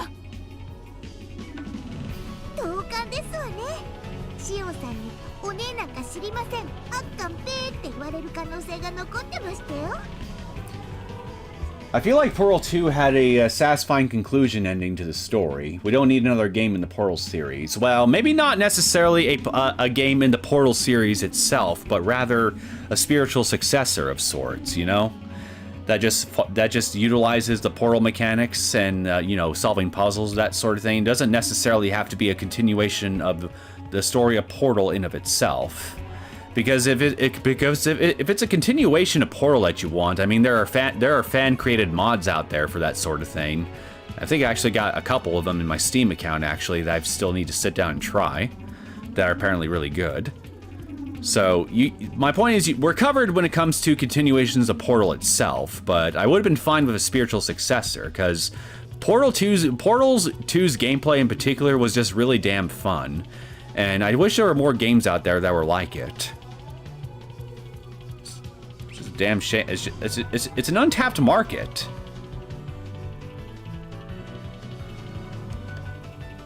So that, Either that or I'm just not looking hard enough. For Portal-like games, I mean. おじさんそんな約束したっけ? Oh wait, now that I think about it, I think I might have a Portal-like game in my library that I've never gotten around to playing properly. I'll have to check.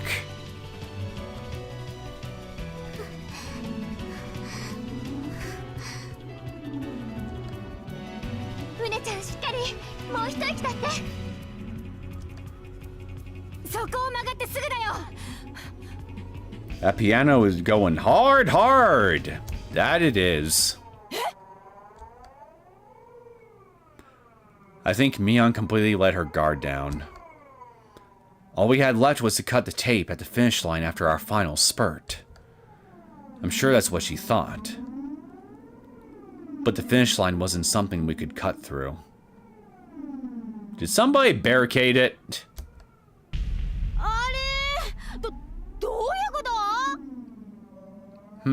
Chain link fence.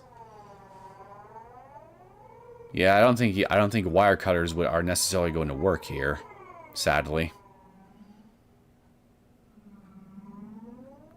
Alright. Somebody hotwire a car and ram right through.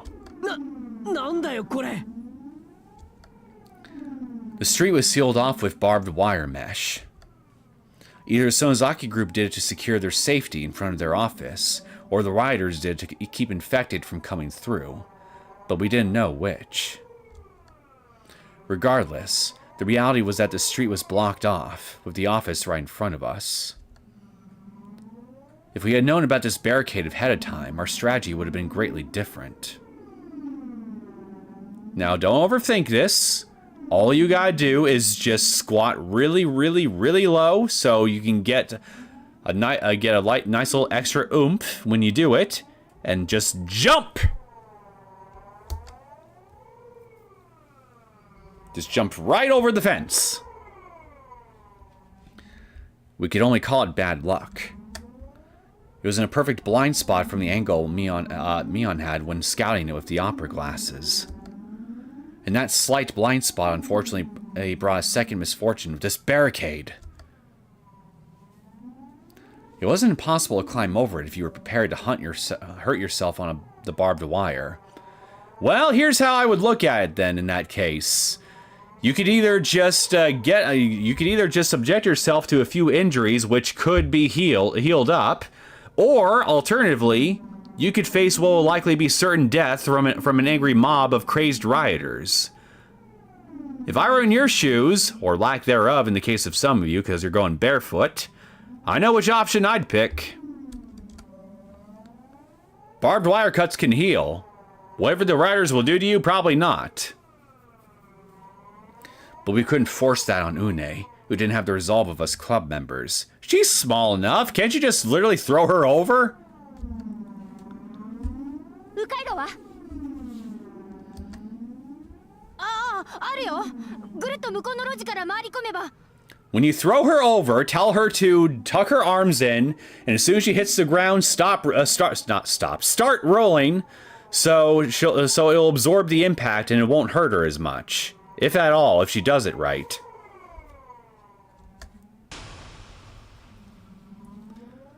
That was when bright beams of light shone upon us all. God? Is that you?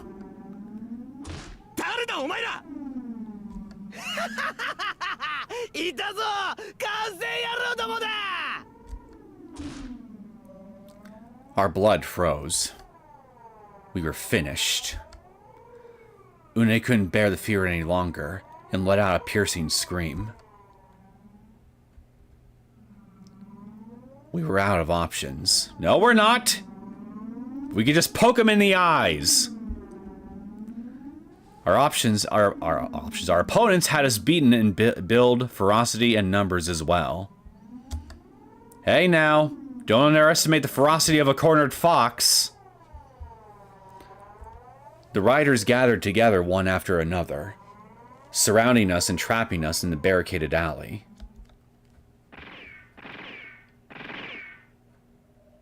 Those were some very weak-sounding gunshots. I'm just saying. I don't feel the slightest bit impressed or intimidated by them. A caterpillar wouldn't be scared by them. That was when several dry shots rang out. Dry is probably underselling it. Mion quickly shouted, "Down!" and pushed our heads to the ground. The riders, who didn't recognize the sound of gunshots, stood there bewildered. Hey, make yourself easy targets. Why the hell not? Shogun, それまでだ。法に基づかない死刑はいかなる状況下でも認められないぞ。Now you may not be the second coming of Jesus, but I'll take it. It was the sound of Tomitaki firing into the air with a submachine gun he took out of the Irie Institution security room. Maybe the riders thought it was just a model gun or something, but they showed no fear, and only glared at Tomitaki for interrupting their hunt. With Okinomiya's medical facilities paralyzed right now, even a shot to the leg could prove fatal.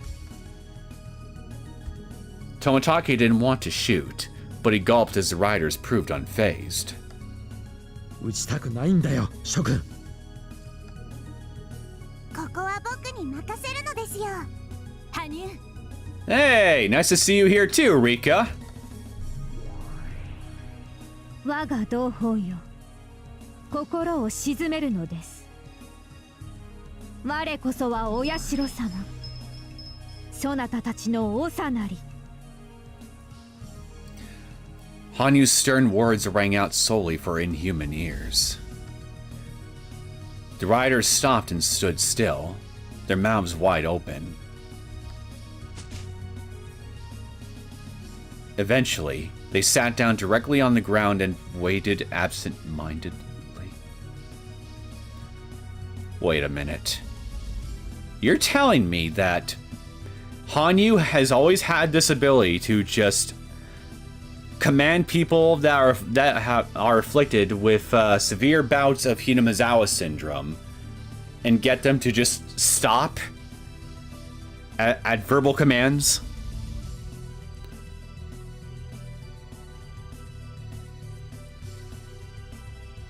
Does whoever wrote this not realize how many events post-mortem this ends up breaking in retrospect?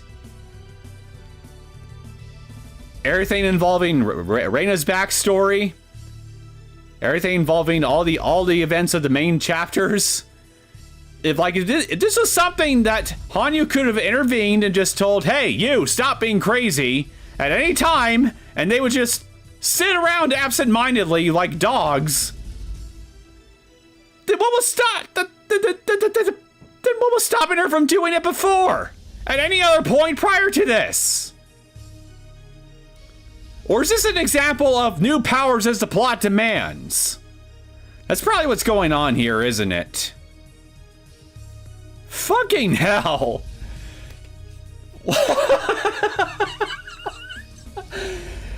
Who approved this? Some editor or scenario director or whatever read over a script, saw this little plot line, and approved it.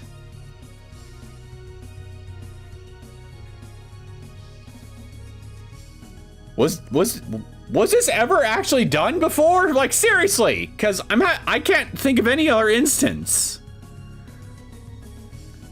The only time it was done was when Reina was near death in bathtub. Wait.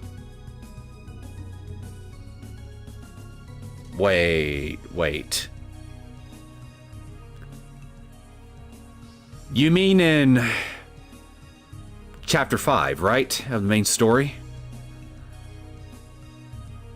Or was it in a connecting fragment? Either way, yeah. I'm glad that you said something, because I think I remember that now, actually.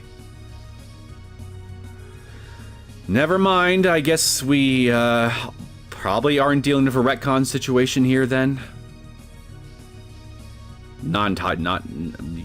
But even so, I mean... Huh. It still raises a question, though. Like, okay, so Hanyu was able to reach Reina near death with this ability, but there was, so I could take that to mean, but yeah, only near death. So I guess it doesn't necessarily work then in that case even when somebody goes into the terminal stage of Hinamizawa Syndrome, because even though it's called terminal, if they aren't actually dying, then, well, yeah, okay. Thinking about it like that, I guess it does make sense.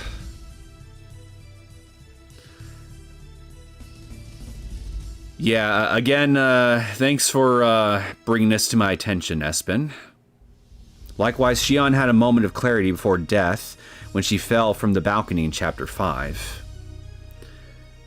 Yeah, but that was something that just happened on its own. It wasn't something that Hanyu had any kind of hand in, right?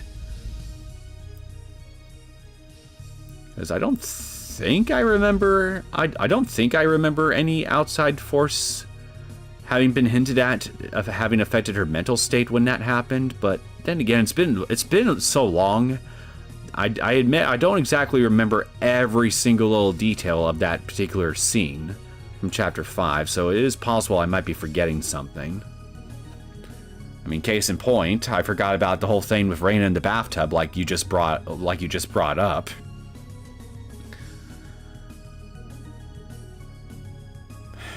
But yeah, I guess it doesn't really matter all that much right now. The point is, thank God this isn't a retcon situation here. So never mind. I guess I was speaking too soon in regards to the writers on what I thought was a retcon situation. I guess we don't have that. Thank God. Sorry about that.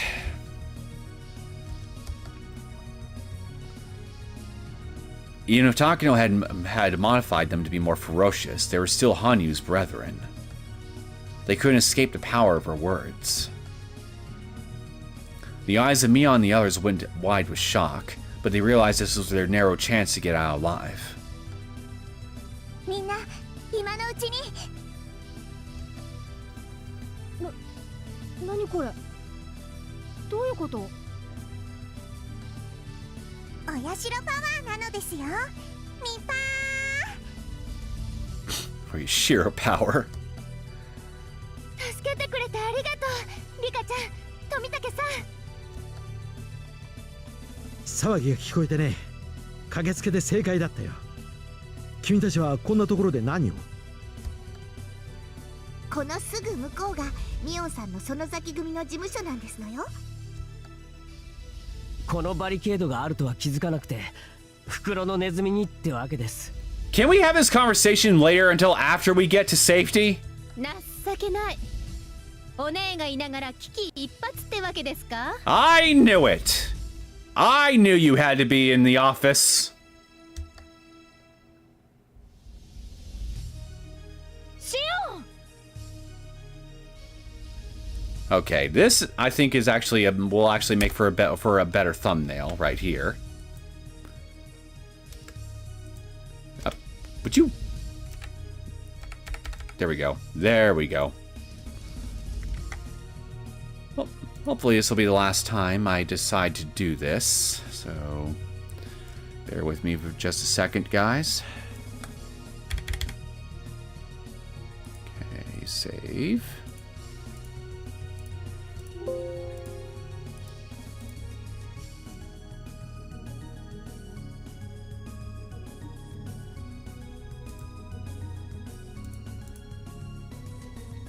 Go. Well, L5 gives you the ability to sense Hanyu's presence, feeling of someone there plus hearing footsteps and maybe talking occasionally. Occasionally in Chapter 1, Sako waking up while Reika talks with Hanyu, so L5 moment of clarity near death equals actually able to hear Hanyu, like Reina in bathtub. If that's the case, then I guess all these riders are about to drop dead then by that logic. Frame that line, it's Oyusha Power Nippa. Seriously. I'd still think this scene is a retcon since these people aren't near death. Yeah, I guess when you frame it that way, I guess I was... Yeah, okay. So basically, I was right for the wrong reasons about this scene being a retcon. Your reasoning actually seems to be correct. Mine wasn't.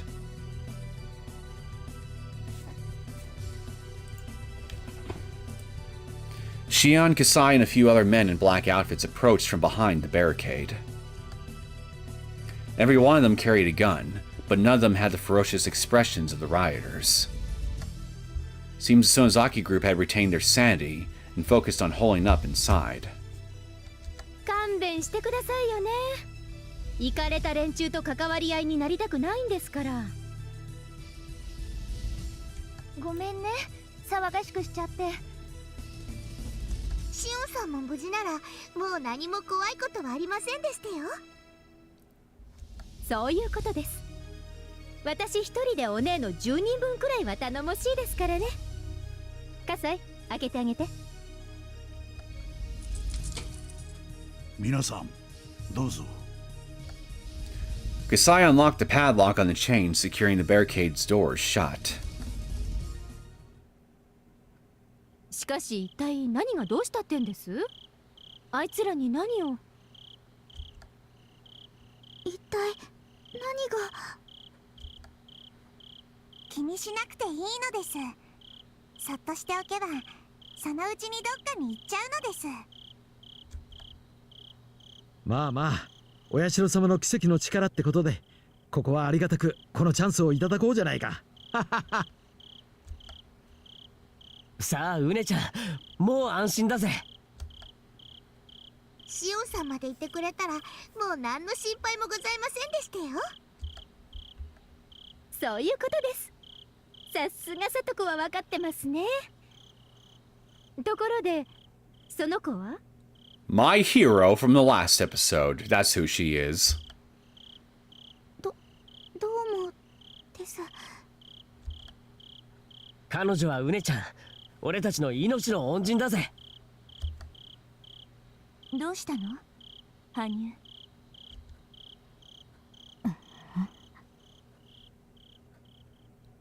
What's on your mind, pup? Penny for your thoughts?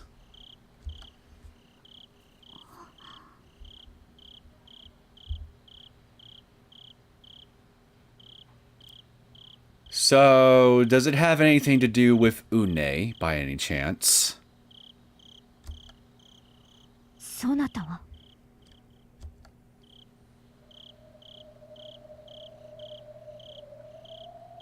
We all slipped through the barricade and were welcomed to the Sonozaki Group's office. Yet that sight was being observed from far away through binoculars. Let me guess it. Before I could even say it, I was about to say it's Takano, isn't it? Who's peeping at us.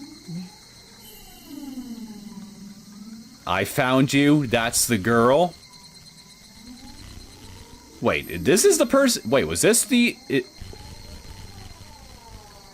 Oh.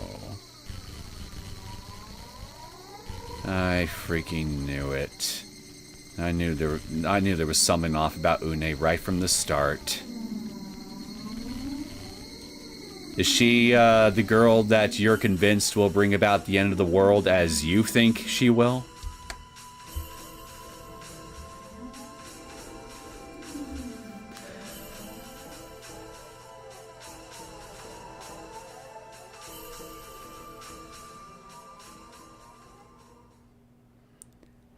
Ah, yes, festivals. Level 5 of HS Harbinger. I'll never forget when that particular BGM was used when Reina decided to take the whole school hostage back in Chapter 5. Legit chills down my spine, I tell ya.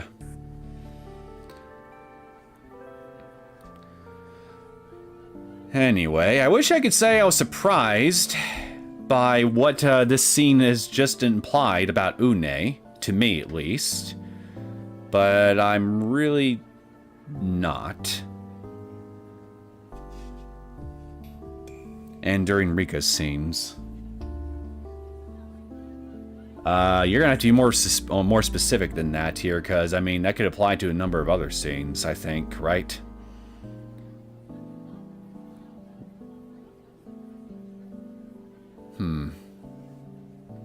Was she on that in Chapter 5? Was Festivals actually in Chapter 5? I don't remember.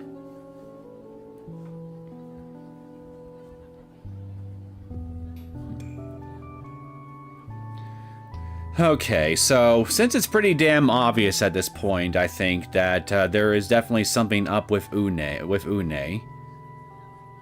I'm going to bet that she is probably not human. She's probably an entity similar in nature to Hanyu and what's her face from the previous chapter that we were also introduced to. Probably someone like that. If not, then she definitely at least probably has access to some kind of special power because, well, Hanyu seems to recognize her, and Takano, I think, yeah, and Takano seems to be after her as well.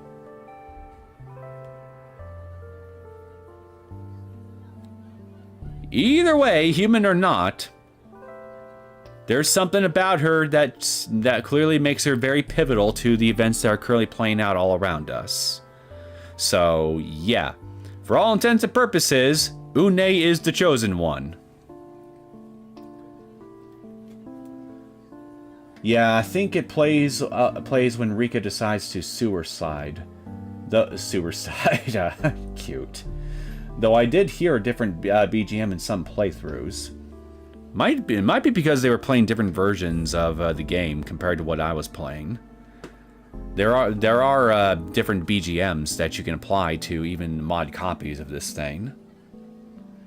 And then there's just a standard manga gamer releases too, which I only did for Chapter 1, before moving on to the 07th mod from that point on. My guess would have been that she's like Rika. Actually, that's a good point.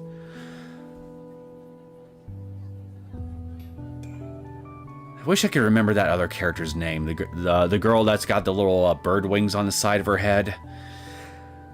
So, okay, so if she is an entity like that is basically similar in nature to Hanyu, but you know, different for obvious reasons, then I guess it wouldn't stand to reason that there might be a figure. Maybe there may be a Rika-like figure for this other character, so to speak, as well.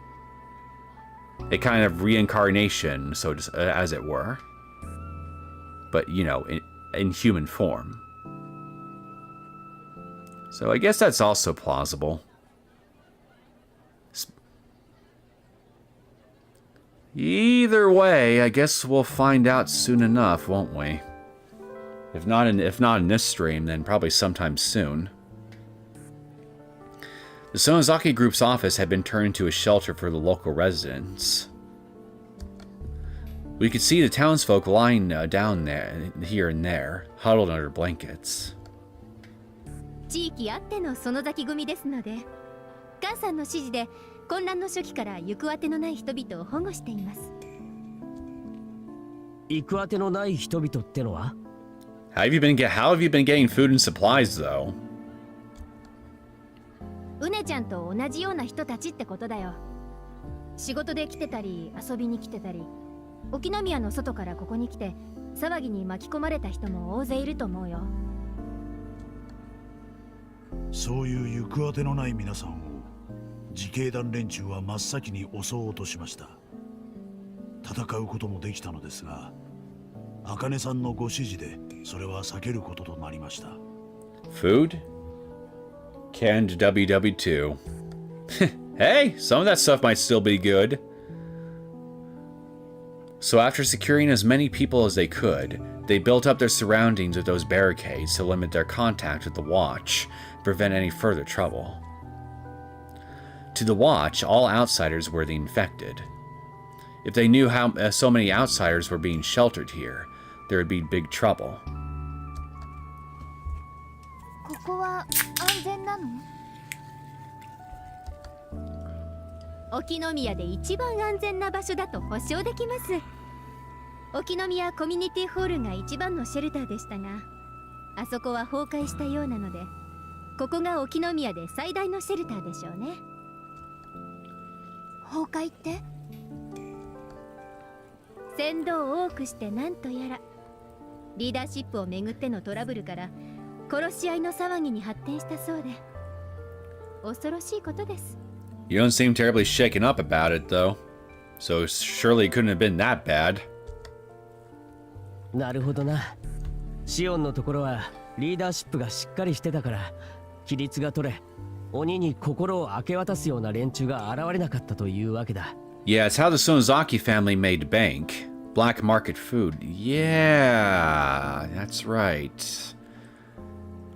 Shion basically went into detail all about that in Chapter 2, didn't she? When disguised as Mion. and giving that whole little fake motive rant to Keiichi and Reina. Yet another little detail I forgot about. But again, in my defense, it has been literal years since I played Chapter 2. さすがですわ。じゃあ警察とかも機能していますの？市内各地の暴動の対応で散らばり、感染者をかくまおうとしているとデマが流れ。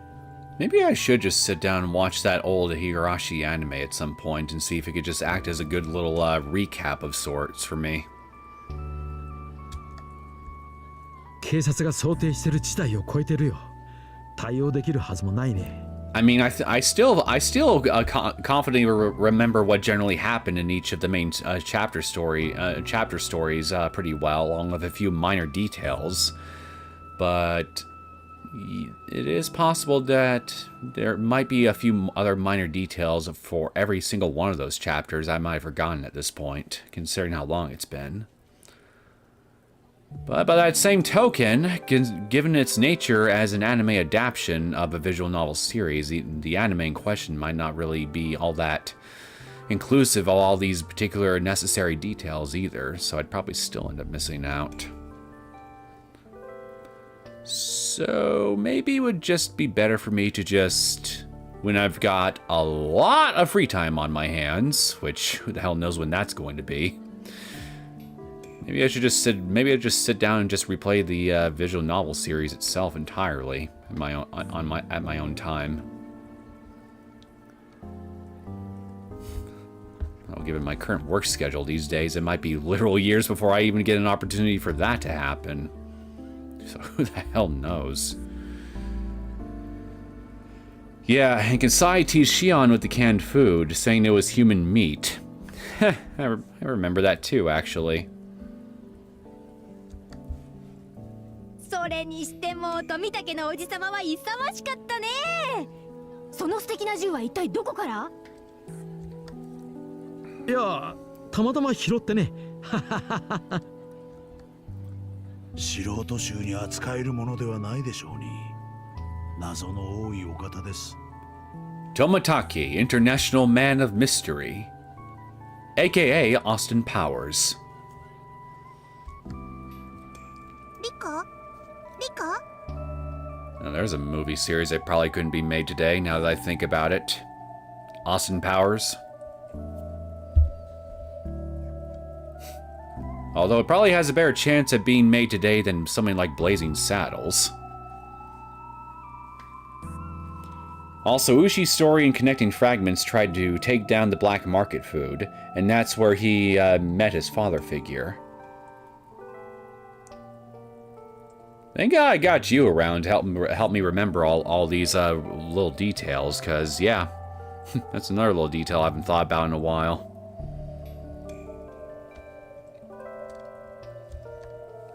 どうしたんだ？あれ、リカちゃんがいないぞ。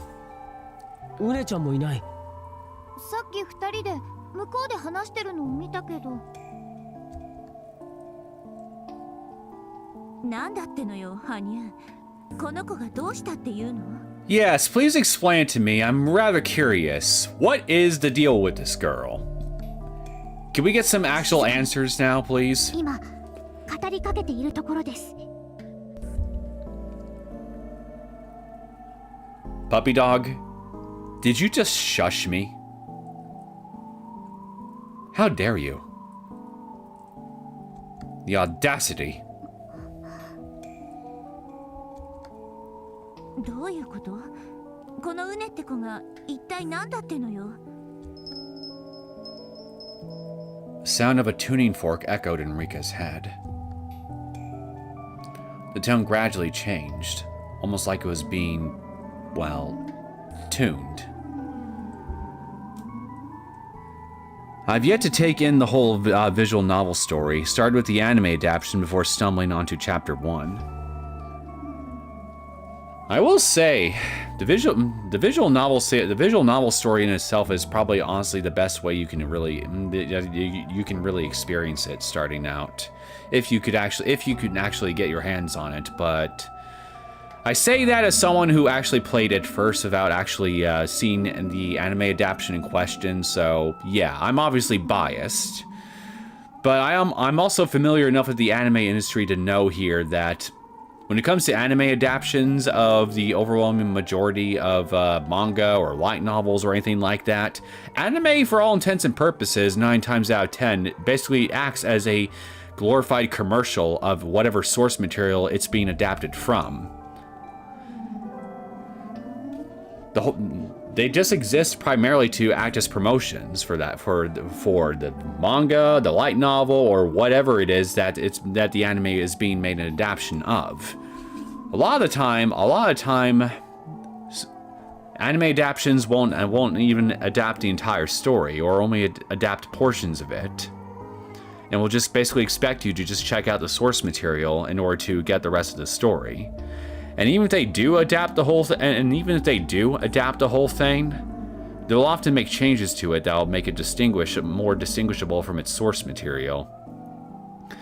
For example, one anime adaptation I recently started checking out is Miruku-chan, which has a lot more fan service elements in it compared to its original manga version, which, you know, I mean, if you guys know me, I definitely enjoy me from some fan service.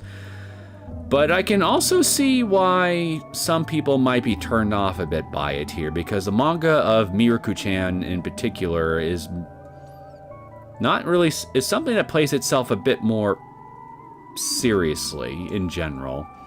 Although then again, that series in particular is advertised as a horror comedy, so I mean, I'll tell you one thing, it definitely does a good job making me laugh here because of all the tense situations that the main character in that story goes through. But I digress. My point is, a lot of the times, anime is just basically a glorified commercial of something else here. But every once in a while, it's usually the exception rather than the rule. An anime adaptation of something here might actually have something to it here that would make it stand out and stand perfectly fine alongside its source material, especially if it manages to adapt the entire story. And I've only checked out a couple episodes of it so far, but I will say, I do like the fan service elements of the Miruku-chan anime. Been a decade when I could have gone through the visual novel myself, but life got in the way, as it always does. I know that story. Manga is great middle ground, not as long as visual novel, but more story than anime. Now, one genre I am really scared to fully immerse myself into is light novels, because, well, it's basically novels, but with 1 or 2 pictures every 200 pages. And it's funny to me because I'm someone who actually used to regularly read a lot of actual novels once upon a time, but I just haven't really found the time or interest to really do that for years at this point. Even though I got I got several bookshelves full of old novels. Yeah, manga's pretty great, and oh, that anime. Yeah, hilarious they added that stuff. I'm just saying. I have no problem admitting that I am a man of culture. So I'm definitely appreciative of when cultured things are shown right in front of my face. It puts a smile on my cheeks, as it were, and I don't mean the ones below my waist. That being said, I can understand how in Miruku-chan in particular, how the fan service elements might be a bit distracting for the more Puritan-minded. But once again, as those of you who've stuck around with me long enough here should probably be well aware by now, I'm anything but a Puritan.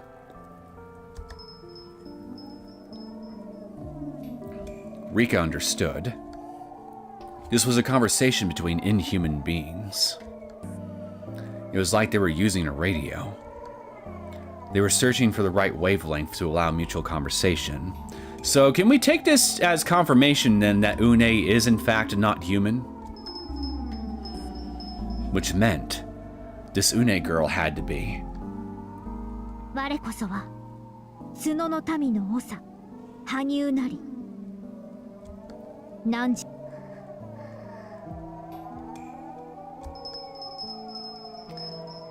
That was when both tones began to resonate.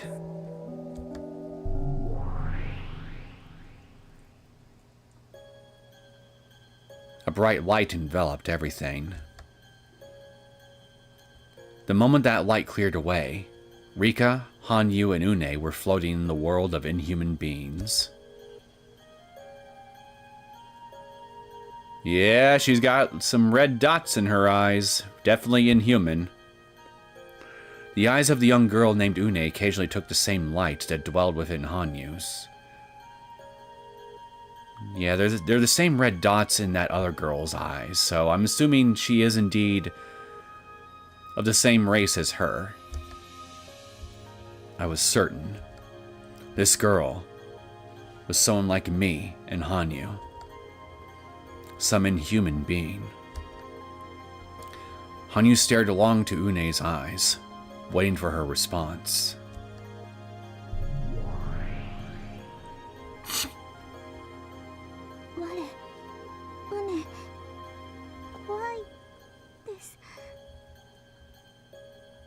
With that outfit, she would be a perfect fit for a random magical girl anime.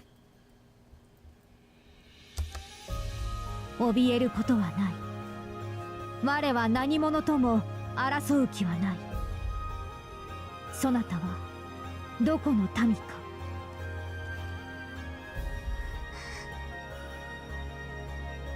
Speaking of magical girls, another thing on my bucket list I need to check out. Gushing over magical girls. I hear that the anime adaptation for that, particularly the uncensored kind, is worth a watch.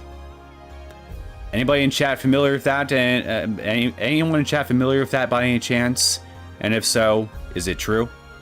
Is it worth a watch? Yeah, she's a bird. How about peacock?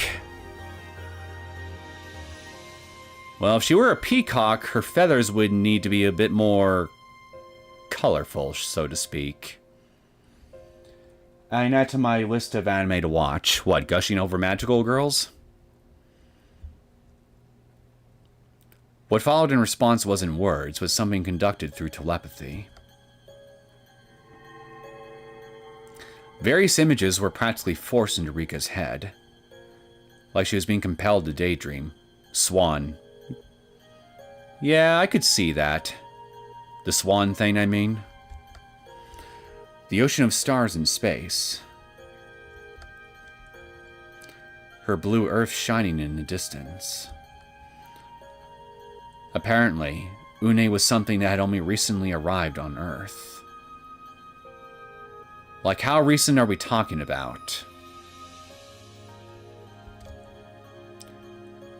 She had finally arrived at this land after a long journey, just as Hanyu's people had.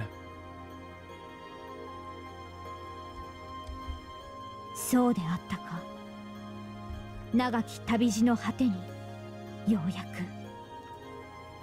My favorite very niche series got another game in it. Let's go. Which series? If you don't mind me asking.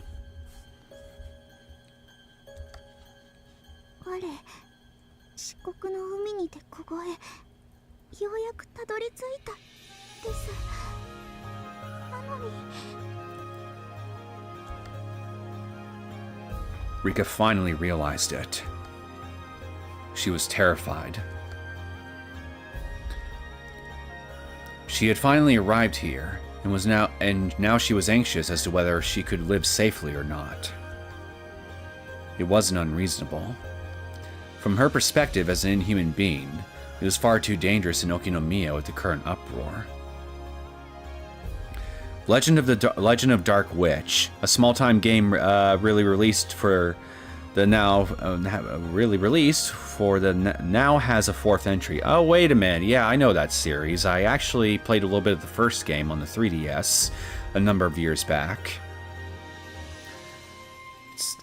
It's that Mega Man-like one, yeah? The people turned ferocious by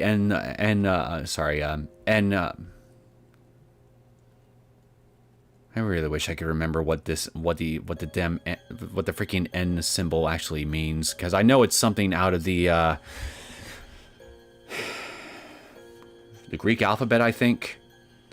But yeah, I'll just call it N173. We're killing each other in a sight out of hell. Oh yeah, okay, yeah, right.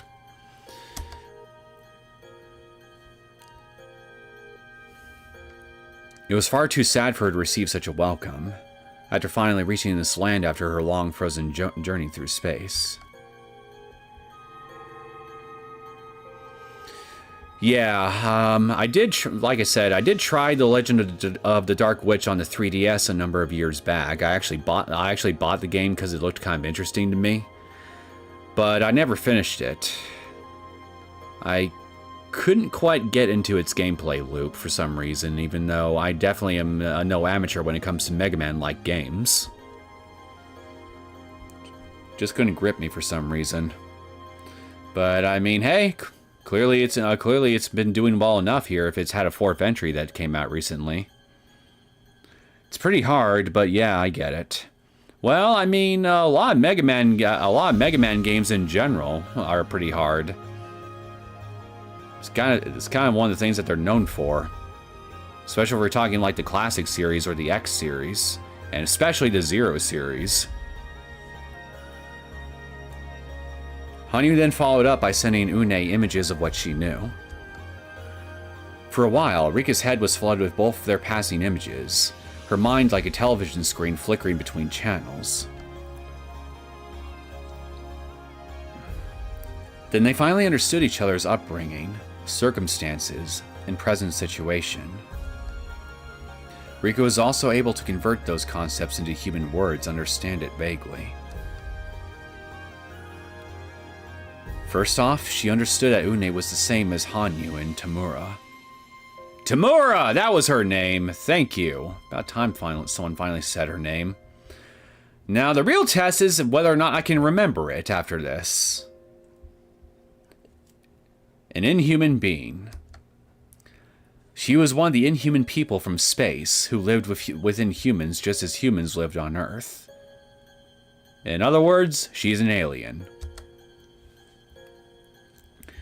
She reached this planet just the other day. Just the other day? So this was this was right after the outbreak happened then. However, that was according to said inhuman being's perception of time, so it might have been several years.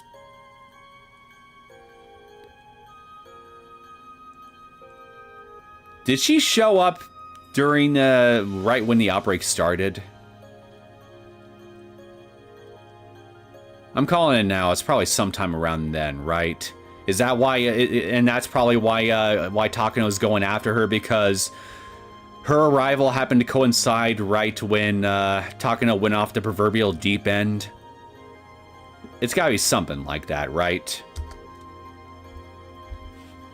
Her body had finally acclimated to Earth, and she had just regained self-awareness. She was more of a seed as she drifted through space, and only regained her self-awareness after taking root here on Earth and finally budding. Rika also understood the special nature of Une's people. The special nature of Hanyu's horned people drove people to paranoia when they grew unstable, and caused their hearts to become possessed by those demons. That was a disadvantage for them when trying to coexist with humanity, and it was a problem both Hanyu, Tamura, and the Horned people recognized. That problem is also the aspect that Takano showed interest in. In Une's case, her people carried no such disadvantage. Well, aren't they special? They were much better adapted to coexisting with humanity than Hanyu's people were. つまりあんたと違ってあの田村ってやつには歓迎されるタイプなわけね。 Yeah, well, clearly Tamura is a Puritan. She just does not like horny people in general. She has no libido! 田村姫の命が新たな来訪者を歓迎するわけもないのです。そして彼女にとってはウネもまた我らと同じ恐るべき侵略者。 So she's an equal opportunity hater of everybody then.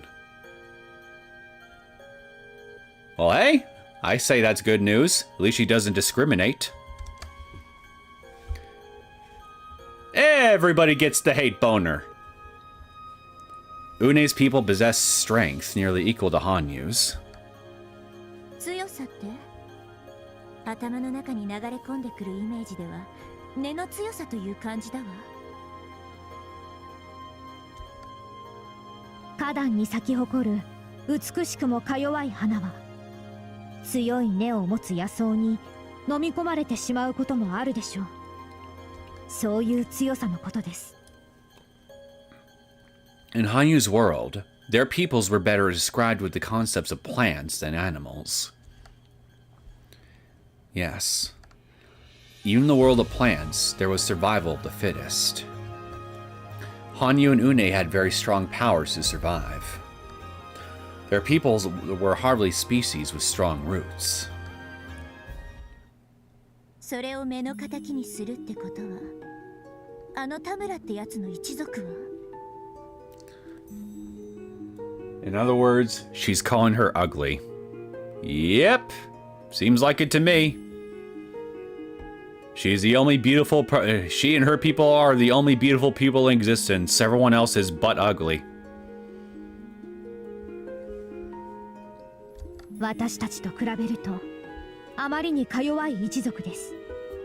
しかしそれは誰かの責任でもなければ運命でもない。ただ私たちが生まれ持った特性に過ぎないのです。 So, she and her people are the weakest of the bunch, and yet also the most hateful and spiteful of them. That's kind of funny. It's kind of like watching someone with Napoleon syndrome just seethe and shake over someone taller than them. In this case, everyone else in the room is taller than them. To these inhuman beings, the earth was a big flower bed. They were all trying to sow their seeds and allow their species to flourish. Base hater. Hey, short kings do exist. Only problem with her is she can't be king. She doesn't have a schlong. In the past, Tamura's people were the only flowers blooming in the flower bed of Earth. Then Hanyu's species showed up, and with their strong reproductive ability, they quickly dried up Tamura's people and their population. Well, hey! You could easily fix this, just have more sex! What's stopping you from bumping pelvises more?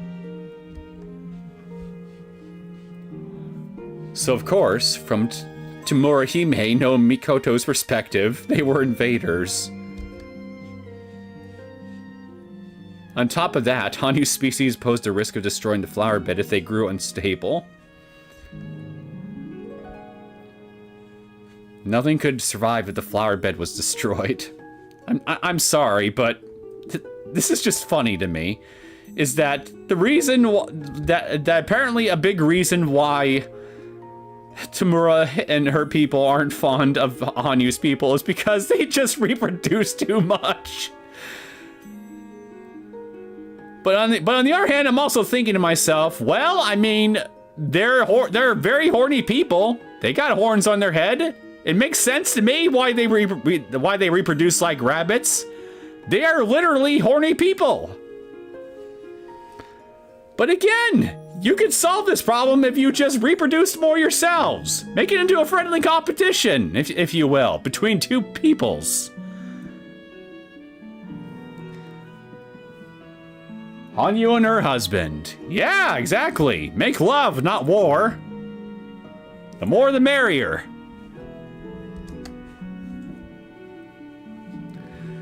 So that's why Hanyu's people agreed to confine themselves to Hinamizawa, the flower bed best suited for them, until they are able to gain the power to coexist with their flower bed. Yet now, this Une, a species with the same amount of strength, has once again entered the flower bed. And Tamura is coping and seething because she's probably thinking to herself, oh great, how horny is this swan girl? How many babies can I expect to see her produce by the end of the week? Fortunately, Une's people will not harm the flower bed. However, they possess the strength to easily wipe out Tamura's people. Oof.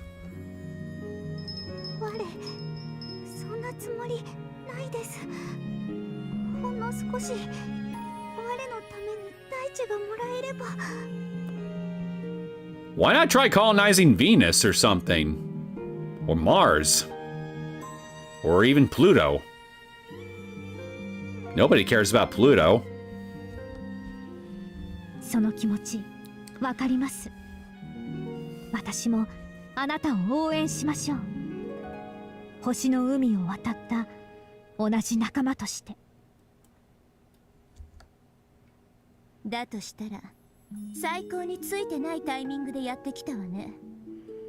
羽生の民が大暴れしている今の状況では、田村が異民族を歓迎するとはとても思えないわ。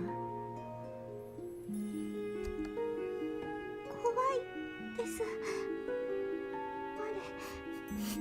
静かに咲きたいのに。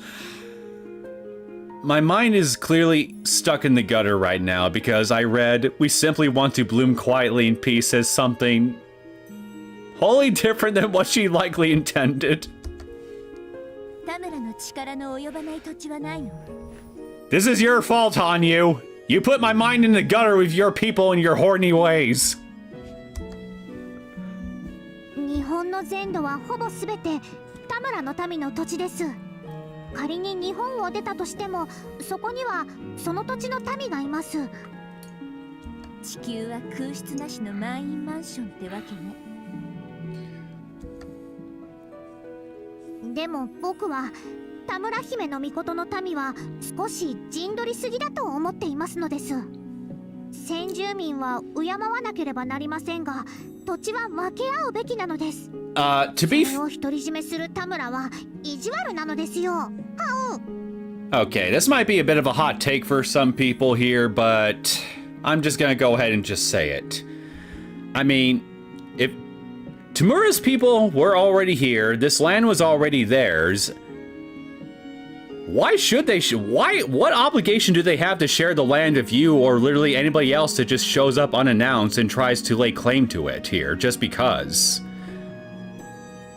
Like, if we're being realistic here, Tamura does have a point. You people, you Hanyu, and now Une, you're basically invaders, and she's already apparently got precedent based on the history of your people that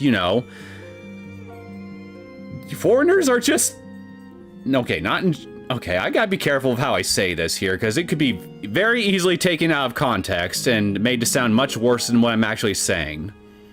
So let me try to find a way to say this here and without any misunderstandings on my end. So yeah, Tamura and her people are already occupying this space. Your people, Hanyu, you showed up unannounced, decided to lay claim to the territory, and ever since you and your people have shown up, you've basically broken the established order that Tamura and her people had long since established before you guys arrived, and have been causing all kinds of havoc and chaos over the centuries. So realistically speaking, I could understand why Tamura would actually take umbrage with you guys here, because based on our what we know as actual history, I mean, she's not exactly wrong in her criticisms of you and your people. And now someone else from a wholly different species shows up, in this case Une. She's a complete unknown figure, other than the fact here that apparently she has the power to wipe Tamura and her species out if she wanted to. Maybe not Une by herself, but her species at the very least. So she's probably thinking to herself here, based on the precedent set by you, Hanyu, and your people, now she's got a whole new threat, a new possible outside threat to worry about here, and if they prove to be even more unruly than you and your people have been, that's bad news for Tamura and her people. So, yeah, I mean, I know that Tamura's perspective on someone like this here is something that a lot of people are not going to vibe with here, but how exactly is she wrong here to be not only critical, but also extremely fearful or cautious even of someone like Une now showing up, given the current circumstances? As far as Tamura is concerned, this is just a matter of survival for her and her people. Worst case scenario. Until proven otherwise. Earlier you said she can't be king because she doesn't have a schlong, but they're using plants as analogy. Plants produce both. Well, that was used to refer to Hanyu and her people, wasn't it? Let me look. But then again, actually, but Tamura's people and Hanyu's people are similar. Yeah, that's right. So I guess maybe the plant analogy actually does work for both of them, now that I think about it.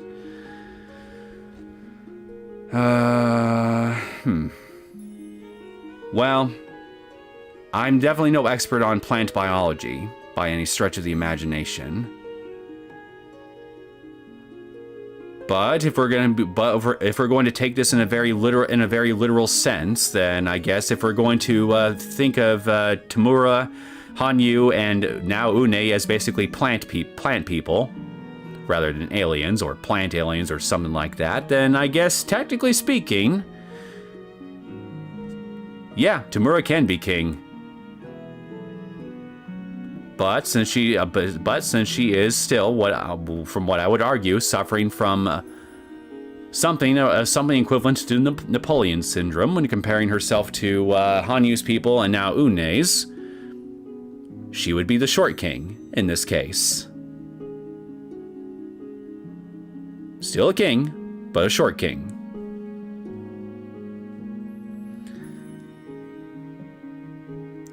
Hold up. Hold up on what, exactly? Something I said, or...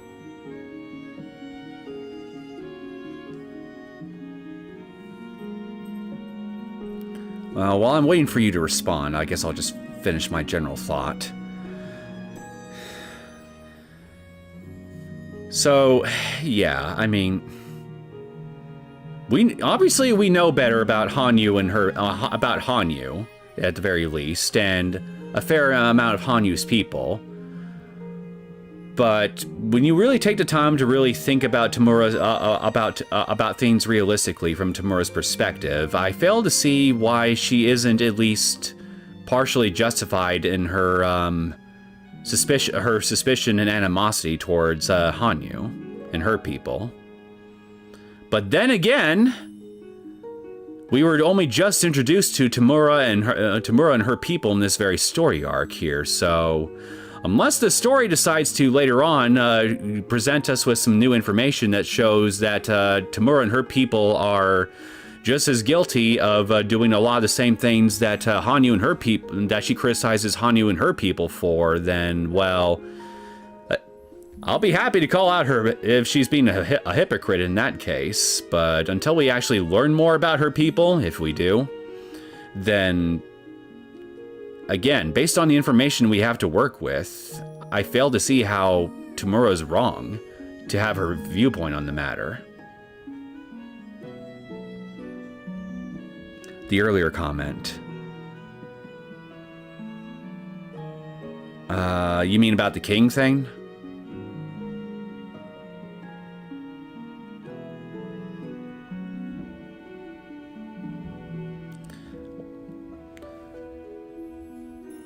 Well, given how much I rambled here, I mean, yeah, I'm not even sure what he could be referring to unless you just give me something specific.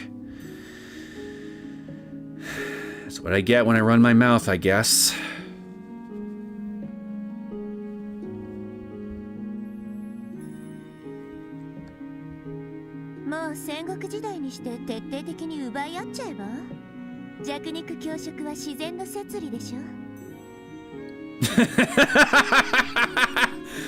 Well, I mean, certainly one way to settle disputes like this, I suppose. I mean, human history is just a lot of human history, when you really look it over, is a lot of it is about conquest and just fighting each other to survival of the fittest and everything.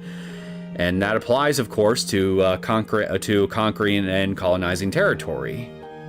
So, why not? Why not fight over the land? Whoever's left standing gets to claim it.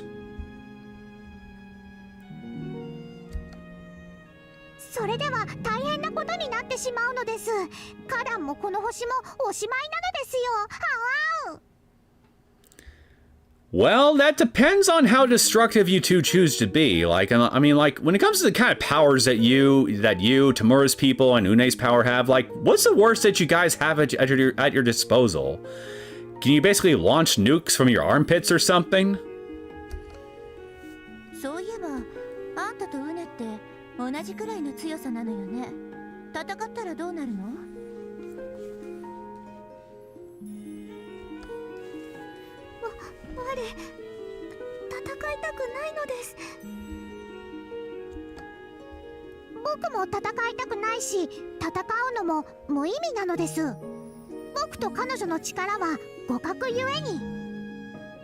Regroup the based answer.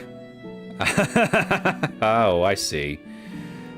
Well, I mean, again, if we're gonna go by actual human history all throughout the ages, I'm not talking like the past few centuries, but I mean, literally all throughout recorded human history. I mean, a lot of human history basically does involve conquering territory from other tribes or other colonies or other peoples or what have you.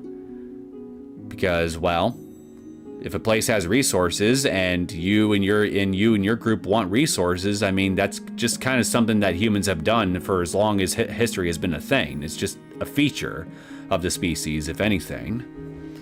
Again, I know that might be hard. That might not be something that some people might want to hear, but I mean, it's kind of a fact.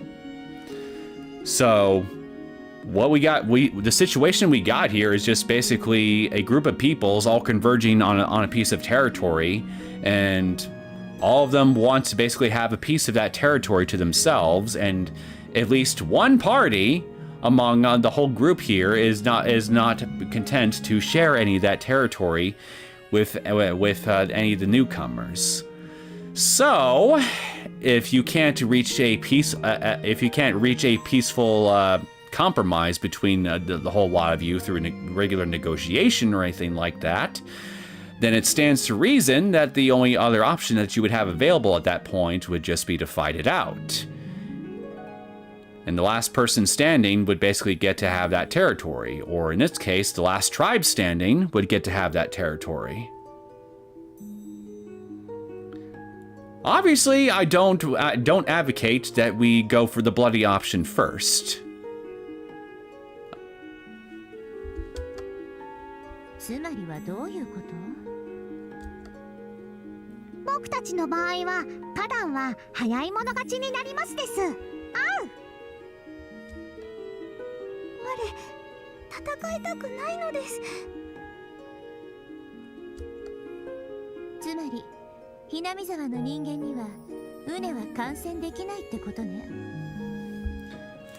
I mean, It's all life on Earth. First mammals on land invaded the home of insects. Yeah, exactly. It's not even a human thing. It's not even something that's exclusive to humans either. Animals and insects from the animal kingdom do this thing all the time too. It's literally nature. そうなりますのです。そしてウネが寄生した人間はひなみざわ症候群にかからない。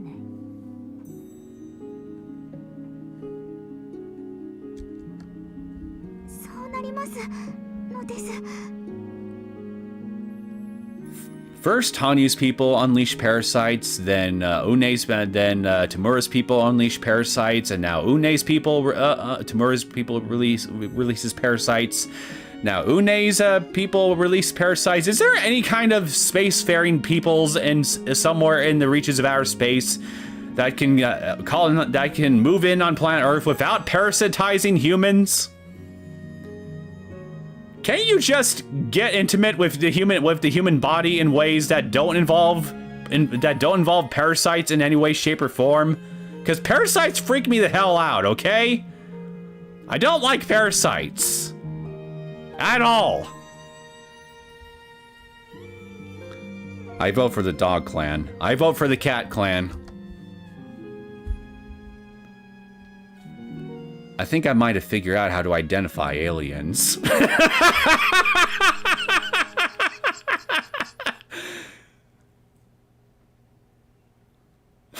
You know what? Fair point. I guess with all this in mind, so do we. Anyway, something's nagging at me. This means... 羽生、私たちって何をしてるんだっけ? The dog of Shojima. Shojima. Is that some kind of Yakuza reference? And why do all these aliens have the same powers? As if from the same homeworld? Well, I mean, I guess now that you mention it, that could be possible. You could look at them. You could look at them at these aliens as like different races of people, in a similar sense to how we have different skin tones of people of actual humans based on region, and you know, with melatonin levels in the skin and all that. It's probably something like that. Only, you know, it's just affects all these different aliens in whatever world they came from. But then again, Hanyu, Tamura, and now Une, I mean, based on how we've seen them interact with each other in this story, I don't recall them saying anything here that indicates that they all could have came from the exact same world.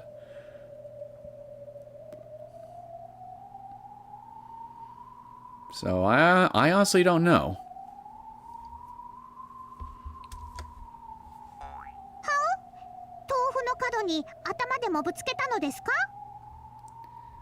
Does a bear shit in the woods?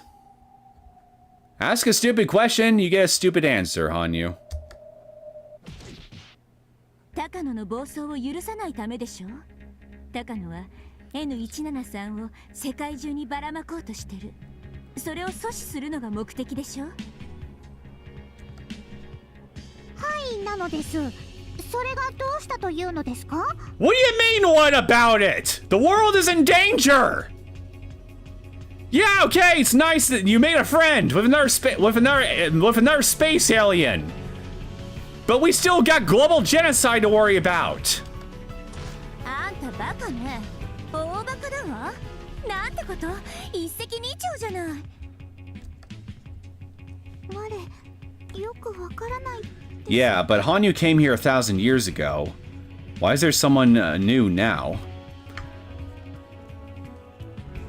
Well, couldn't really tell you. Did they park their car at the side of Space Road and take a 1,000-year nap on the trip to Earth?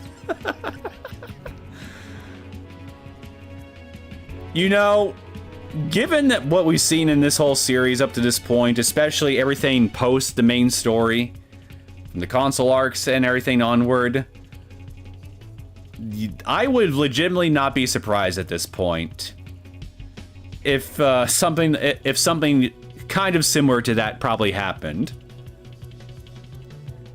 Okay, maybe I probably would be a little bit, but it would sound plausible to me at this point, is what I'm trying to say. この子に田村なんか気にしないで自由にこの星に住んでもらえばいいのよ。だって田村の民が取り付いてる人間はウネには取り付けるんでしょ。そしてウネが取り付いた人間には羽生の民は取り付けない。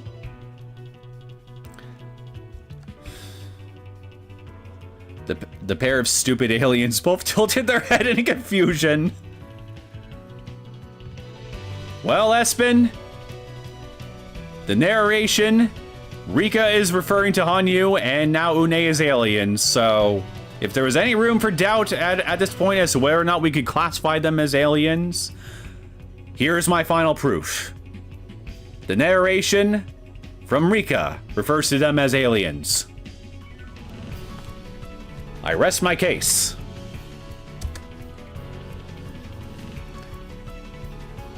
It makes sense. Now all the pieces are in place. I know the identity of Takano's devil. This is all we have to... I just had a thought.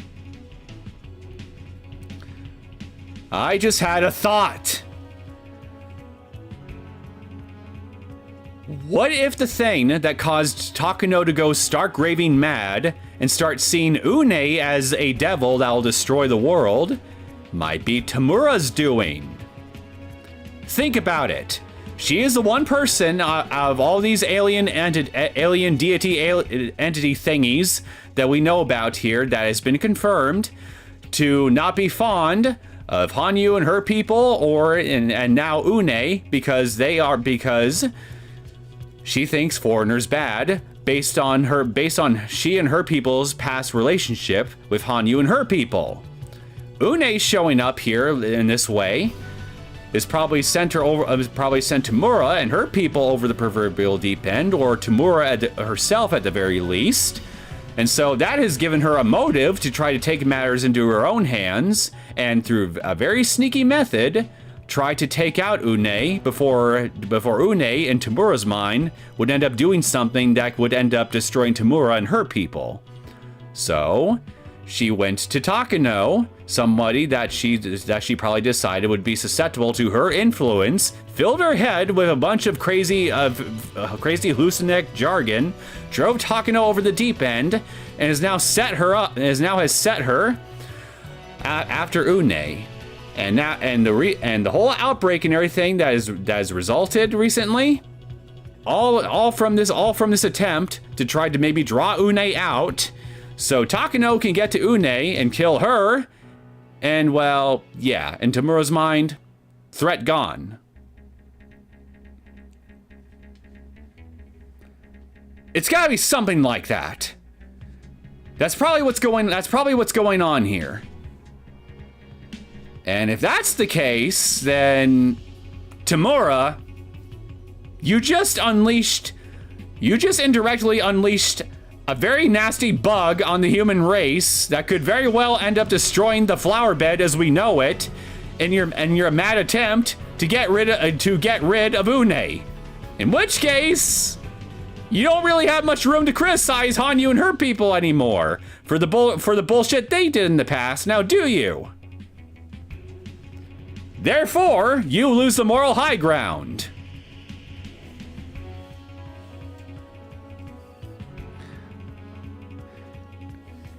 Yeah, but Tamura doesn't think anything of humans. She didn't even want to look at Rika. That's probably because Tamura and her people think of as humans as akin to insects or something, given how dismissive she was of them. Blamed Hanyu for the outbreak, not Takano, as she doesn't consider humans capable. No, wait, you're right. She did blame Hanyu. Well, she did. Yeah, you're right. She did blame Hanyu and her people for the outbreak, but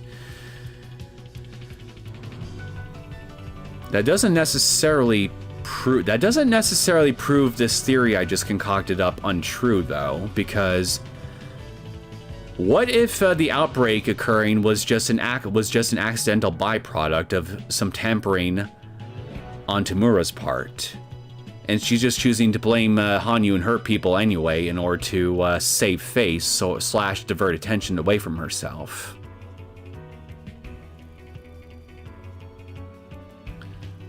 Again, I'm just spitballing here. I have no idea for sure if this theory I just came up with is even remotely close to the truth here of what's actually happening.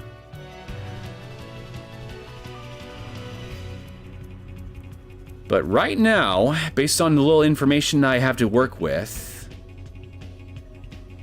I'm just gonna run with this assumption for now until I come across evidence that either proves or disproves this theory of mine.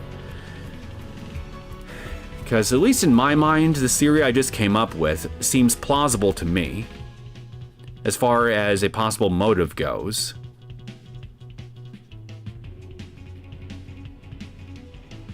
Takano より先に船が日本中の人々に取り付けばいいわけ。そうすれば、高野が N173 をばらまこうとも誰にも感染しない。Rika, are you suggesting that we actively facilitate Une and her people cohabitating with humans in order to save their lives?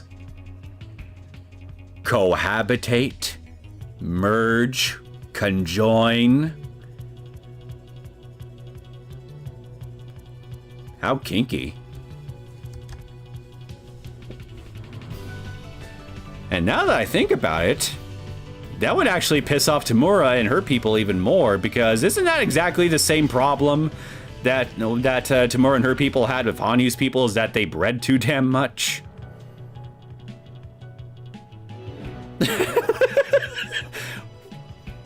We're gonna end up breeding Tamura and her people out of existence at this rate. Oh, God.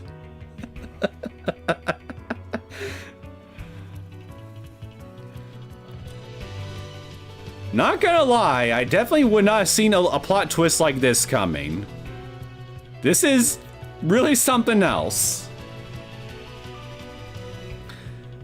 Well, I would feel kind of bad about clearing Tamura's people out. So why don't we stick to just the prefecture so we can block Takano in? I'm not saying this, okay? I'm not saying this. This is Rika saying it.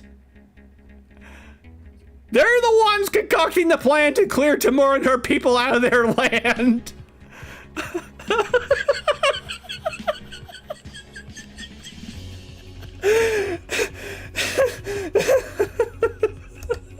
Oh my God.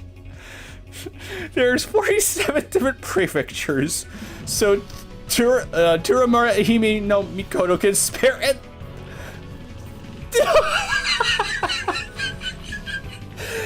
Hey Tamura, these 47 houses, these 47 little houses that you own, they're really nice. We're going to take 46 of them, we're going to take all but one of them. We're going to take 46 out of your 47 houses, and you and all your people that have been spread out throughout these 47 houses, you can all cram yourselves into this one house that we will leave for you. Like you're a bunch of sardines in a can, and just deal with it. Because fuck you.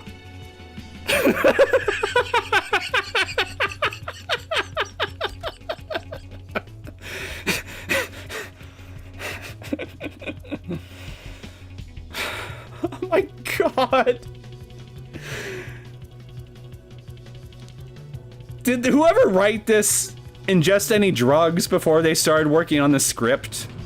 Like, holy shit. Because this feels like a case of the writer trying to convey something, in a positive light here, but they haven't really stopped to really think through what it is that they're actually writing and whether or not it's actually a good thing on a fundamental level, morally or otherwise. I feel like this is one of those, this might be one of those cases right here where there is some kind of strange disconnect between what the writer sees as okay and what a regular person reading this would see as okay. Well, not genocide, but pretty based anyway. Or the supernatural psychic plant-like parasite viruses. This story is ridiculous. I know. I can't take this. I can't take any of this shit seriously at this point. This is so fucking stupid. First everything about Takano that we learned last time, and now all this.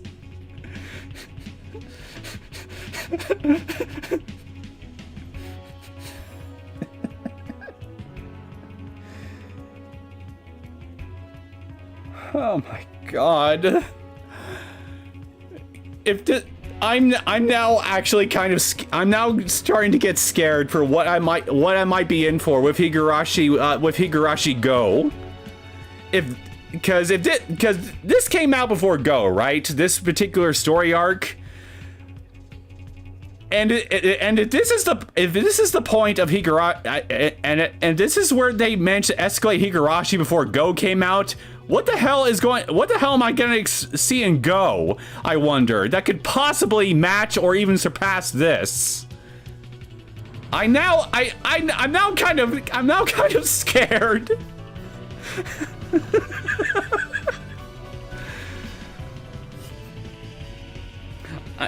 Okay, I'm just gonna keep going for now. I'm just gonna keep going.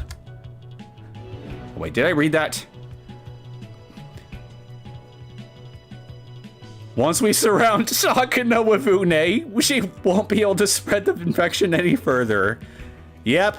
Once we surround Takano with a whole army of newborn Une alien plant people babies.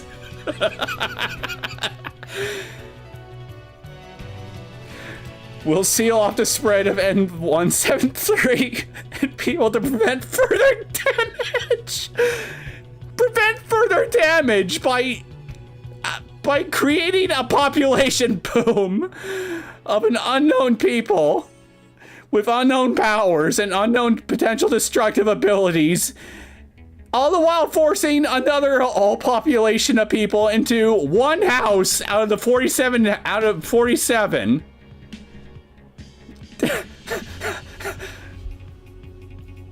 What the hell were they smoking when they wrote this?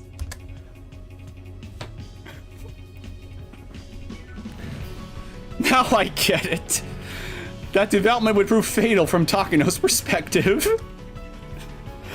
Une has to be the true identity of the devil she spoke to Tomotaki about. It's the only thing that makes sense. Une and its 173 are evenly matched. They can't beat each other. If we infect people with Une before they get N173, then we'll ruin all Takano's plans.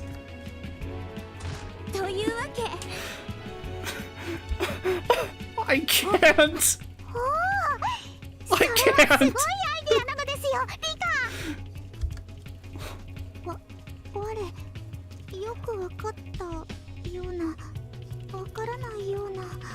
I understand too. What I question is, does the writer who wrote this understand?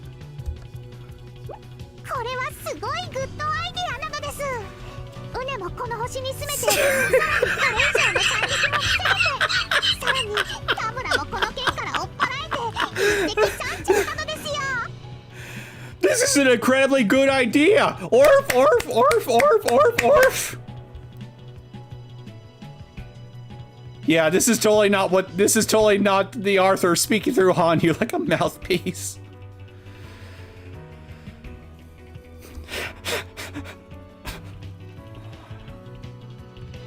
Where do I even begin with how wrong this whole thing is?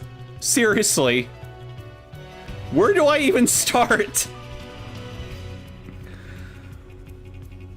If Une occupies the entire prefecture, then Tamura's people will be driven out of here. That would mean we'd never see Tamura Hime no Mikoto again, unless we left the prefecture, and we wouldn't have to listen to her complaints.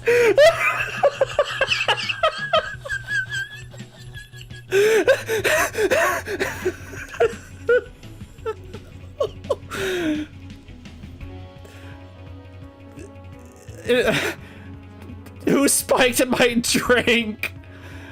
There's no way this could be real. For the first time in 1,000 years, we could strike a blow against the god who claimed all of Japan for herself and nagged us anytime we even set foot upon a land. Her people were here before all of you! They were here before all of you! You're the intruders! You're the ones that are trying to kick them out of their territory! Because they complain too much!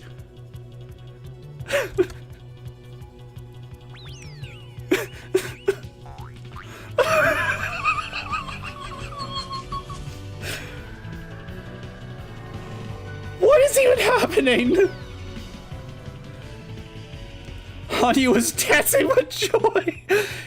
Yeah, back the people out of their homes. Yay! Woo! She must be thoroughly at odds with Tamura. Well, with such an arrogant attitude and condescending posturing, even Rika wanted to strike her only after meeting her once. You guys have such thin skin. Holy shit!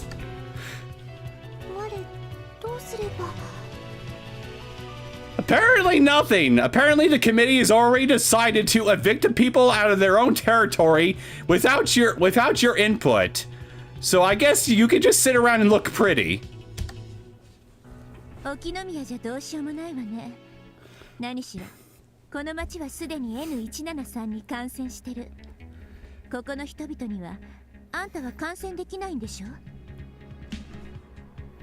いです。ではどうすればいいのでしょう？そうね。I'm genuinely afraid of whatever they're gonna come up with next. According to Tomitake, all means of transit out of the city had been cut off to prevent the spread of infection. In other words, we couldn't get Une out of N173's infected region. Yeah, the babies have already colonized the humans in this area. We would have to escape the city before Takano does and spread Une's people!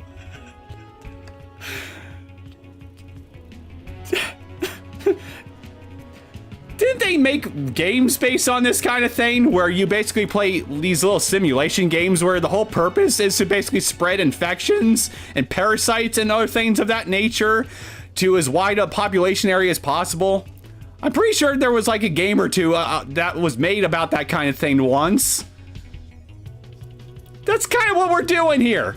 We're spreading an alien contagion among the human race. And it's apparently a good thing. Don't we as humans get a say in any of this shit?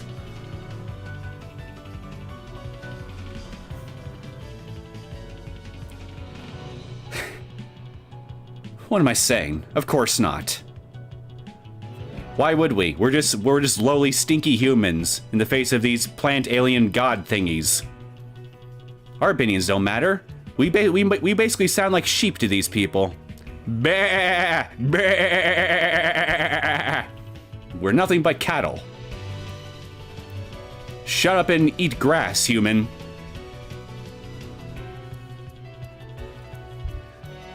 This game wouldn't be approved post-corona. You are right about that. I will say that much.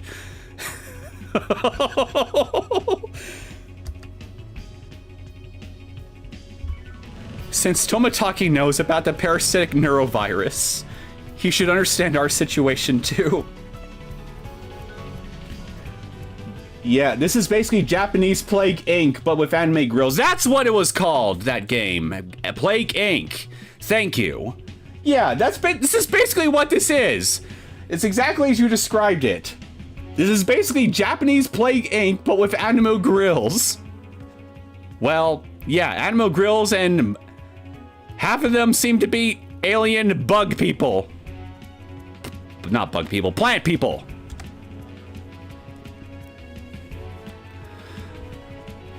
Even if he does reject the idea of spreading une, stop saying that. Stop saying that. The information could lead to the discovery of a new treatment or even a vaccine. An une vaccine.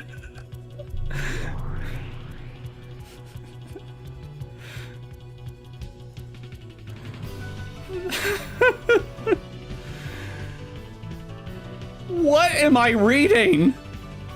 I thought we reached peak stupidity with the whole special arc about Hanyu in the console arcs, whose name I'm already forgetting again. I thought the whole reveal about that arc was supposed to be like a broad strokes kind of interpretation of lore of Orishiro-sama and Hanyu. Like, everything that was depicted in that particular story arc wasn't meant to be 100% at face value canon, as I understand it. But even so, I thought that even if you look at that particular arc in pure isolation away from the rest of the series, that the reveal of Hanyu and her people essentially being interdimensional aliens in that story, I legitimately thought we couldn't reach any levels dumber than that, okay? I legitimately thought we reached peak stupidity with what Higurashi could possibly reach to when we got to that point in the console arcs. And along comes this story and just was like, here, hold my keg of beer, bitch.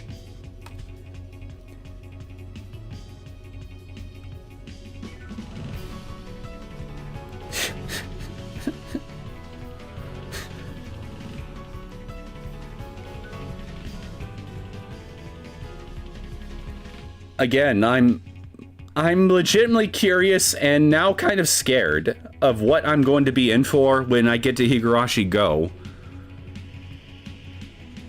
If they're going to try to, if in that story, if they're going to try to find a way to surpass even this, I am legitimately afraid of what they might pull out of what the writers might pull out of their asses, just to try to either match or top this.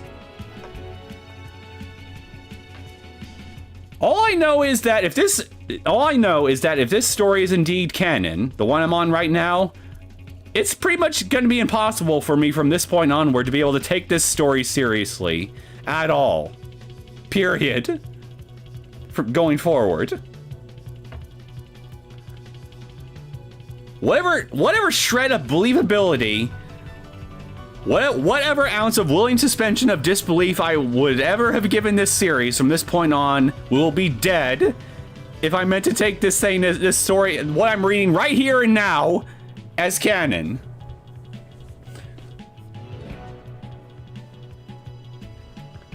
Since une is like a plant, how will we go about spreading une's seeds?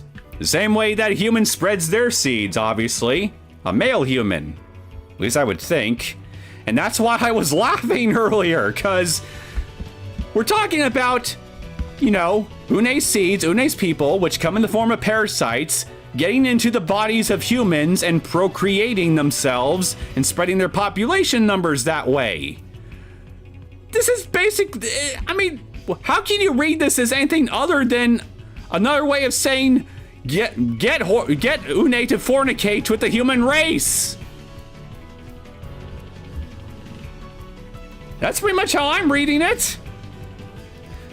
I mean, if it's the wrong way to read it, then please, somebody, correct me. I would very much love to not be. I would very much love to be wrong about this, because Based on what I'm reading, that seems to be exactly what they're trying to do.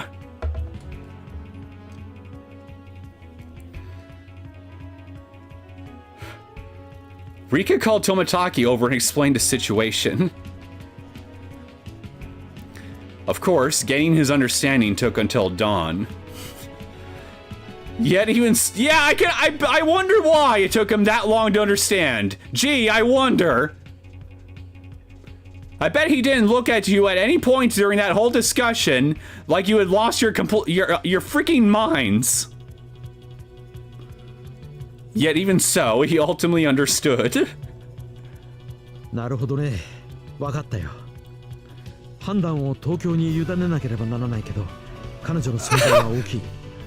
うねちゃんが協力してくれるなら、You're okay with this? 待遇を用意できるさ。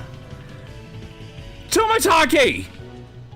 Your whole shtick is working with Hinamizawa Syndrome and making sure it doesn't spread outside of its containment zone for fear of how it might affect the wider population.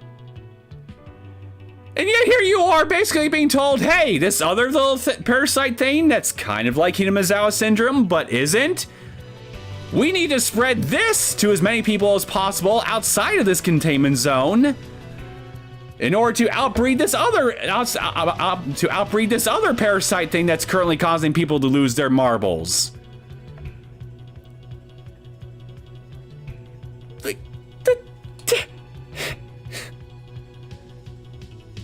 Tomitaki, if you would be fired from the from a Center of Disease Control like organization or anything even remotely similar to that in real life. You do realize that, right? Your bosses would look at you like a huge liability, and they would promptly throw you into a brig where you can't harm yourself or anybody else, and probably put a straitjacket on you to boot. For good measure. And they would be right to do it! 私も快適なのは嫌いじゃないのです。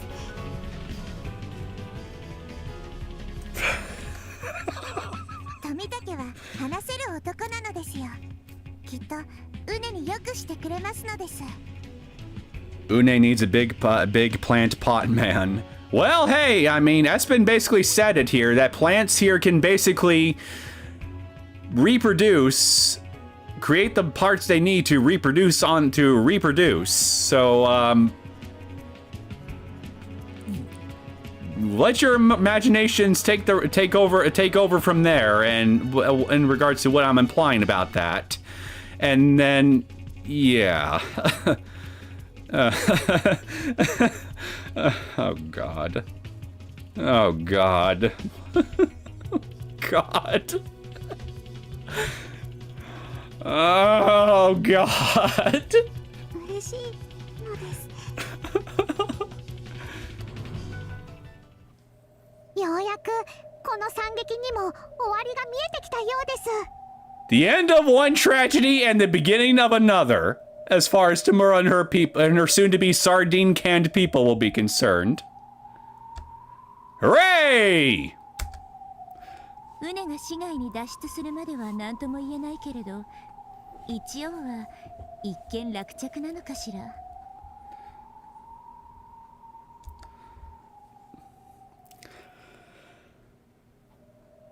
Jesus Christ.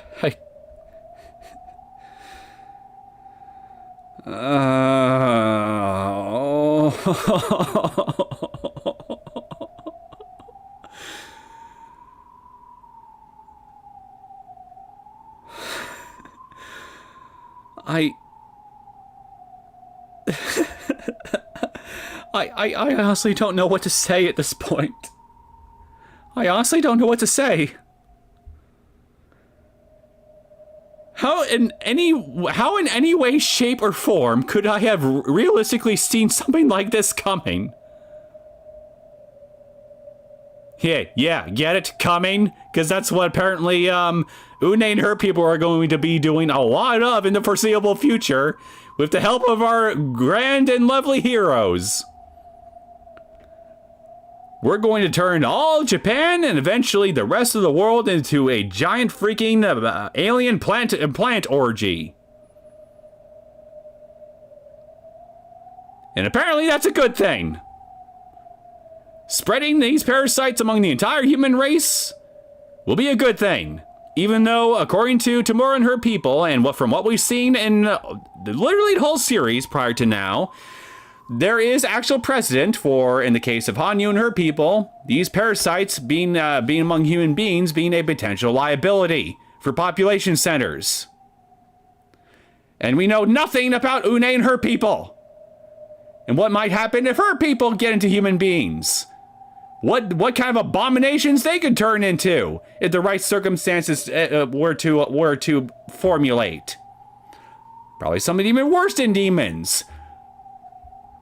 For all we know, instead of demons, Une's parasites and humans could mutate into something straight out of H.P. Lovecraft.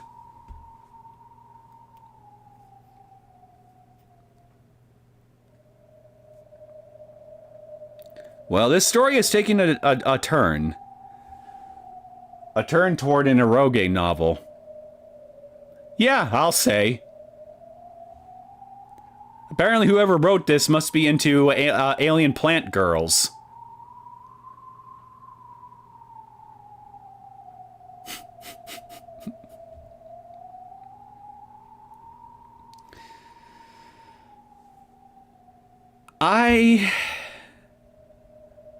I'm gonna go take a quick bathroom break, and while I'm doing that, I'm going to try and get some of my thoughts reorganized, because holy fucking shit, I absolutely cannot with this story right now.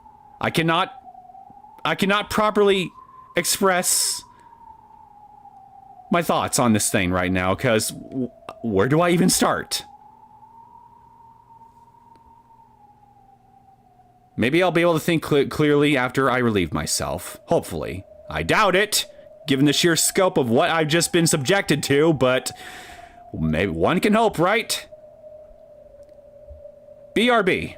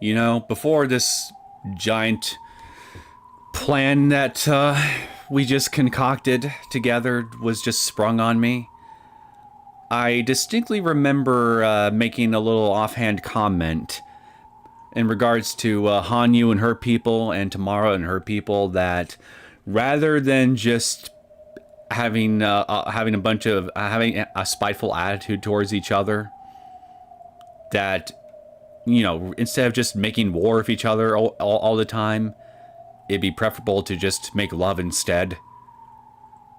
Especially if population numbers were an issue. Because, I mean, that was basically, before all this, before the last 15 minutes or so was just thrown at me, that was basically a big component behind behind Tamura and her people's anxieties towards Hanyu and her people, the Horned people, was that Hanyu and her people had sex too much. They made too many babies. They were outpacing Tamura and her people by how quickly they could thrust their hips together. So I just made the little offhand comment, you know, rather than make love, make war instead. Just make a friendly competition with each other. Just breed more. If you're worried about being outbred by this one group of people, just have sex more between yourself and your own people and raise your own numbers up.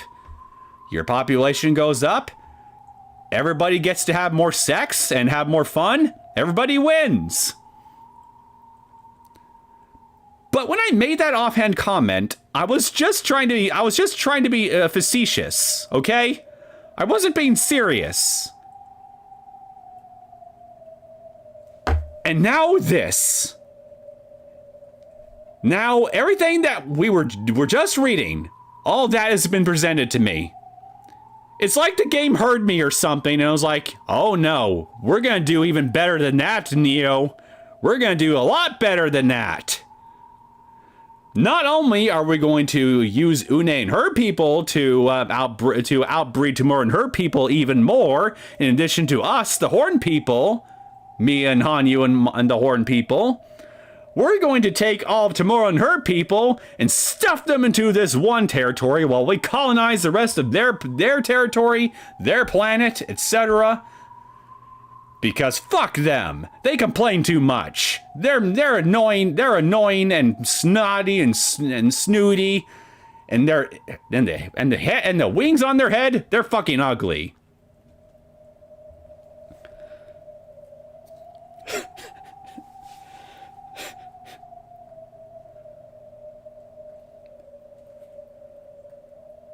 Never in my wildest dreams could I have seen the story of Higurashi go in a direction anything even close to this.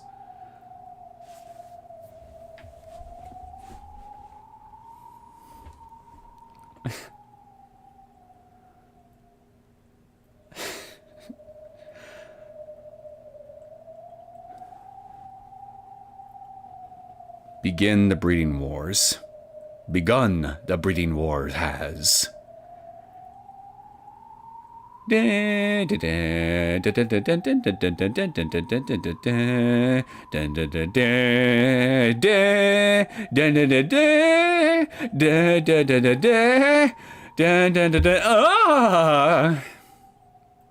Now, I'm sorry for subjecting you to that moan just now, but that's basically what is happening here. Breeding, sex, and that's basically what's happening. The breeding, a literal breeding war. We are starting a literal breeding war.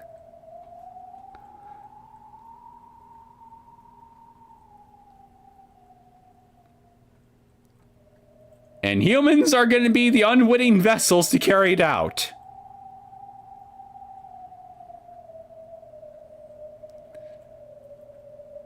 And apparently that's a good thing, as far as the heroes are concerned.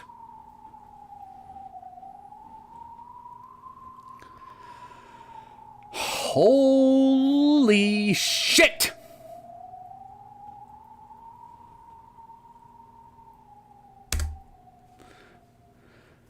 Oh, wait. I'm sorry. I forgot to read a line. I miss old Higurashi. You and me both, my friend. You and me both. At some point, we at some point we took the wrong turn at Albuquerque, and we went from Higurashi into something monster girl arrow gay something. But we're not even being graced with any actual sex scenes or nudity to at least give us something pleasant to look at.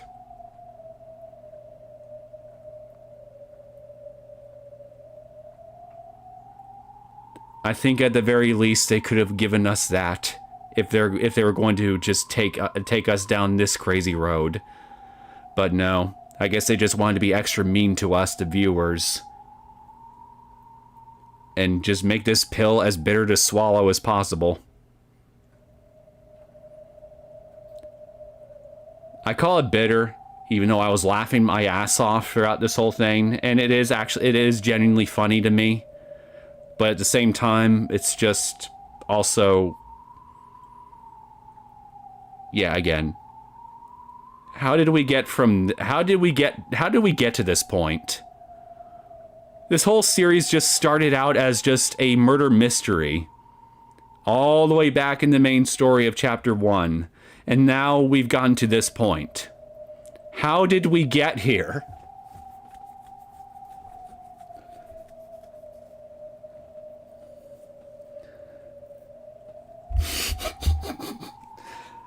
Yay, I love seeing plants pollinate. And birds... No comment.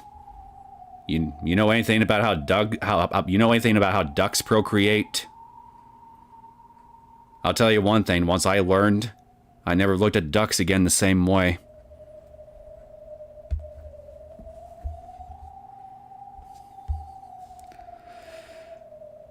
The Sonozaki group office was the safest and most tightly guarded place in Okinomiya.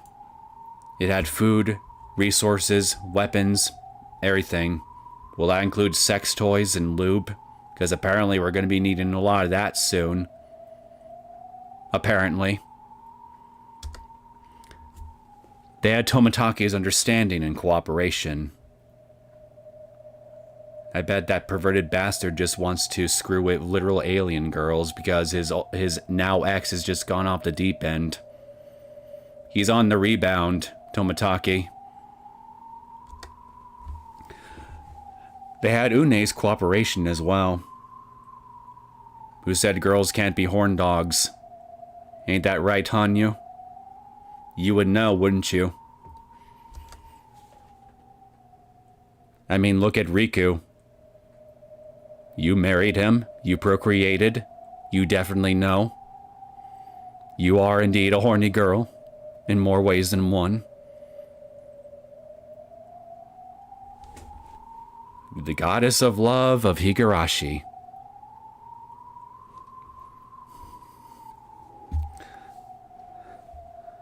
If it's anything like the Hinamizawa Syndrome basement, BDSM table and whips.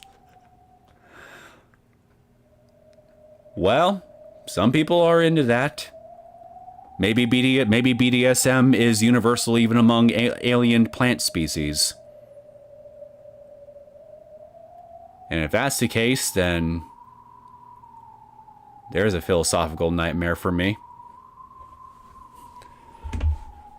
In terms of chess, they were now a few moves away from checkmate. It was the perfect time for their opponent to give up. Yeah, instead of slaying the queen on the chessboard, we're going to be laying the queen instead. Laying the queen. Unless the Joker, Takano, caused some kind of uproar. What, cock-block us? She's gonna try to cock-block us, isn't she?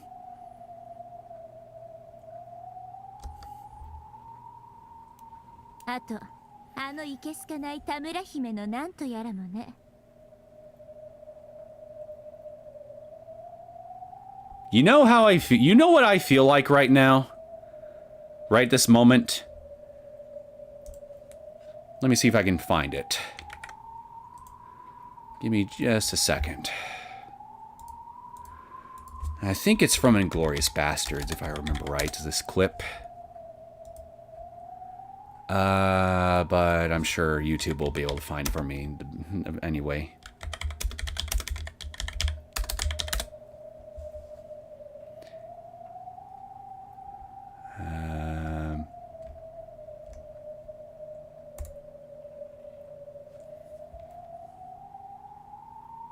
Hands. Are we the baddies? This is me. This is literally me right now. Hands. Are we the baddies? Because think for a minute about what we're actually going to be doing now. Especially to Tamura and her people and the human race. And what potential horrors we may unleash later on via unintended consequences once Une and her people end up creating a massive population boom among themselves, among humans. Because like I was saying before, for all we know, like how with Hanyu and her people will turn humans into demons, if certain conditions are met, maybe Une and her people will turn humans into eldritch abominations straight out of a cosmic horror story. Like H.P. Lovecraft stuff or something. But hey, who cares about that? We're living in the here and now. And right now, Tamura and her people are annoying. So we're gonna stuff her in this one single house out of 47. Because fuck her and her annoying complaints. We're the good guys, people. Hands. Are we the baddies?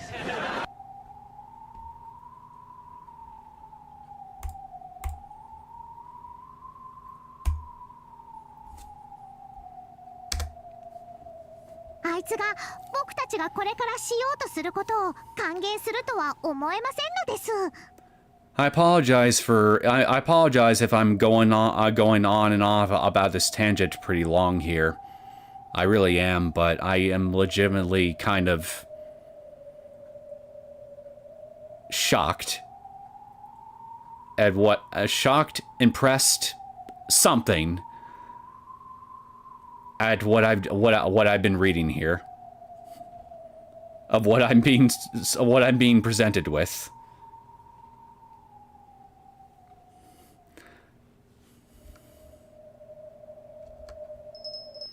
She's not likely to welcome what we're trying to do now. Gee, I wonder why.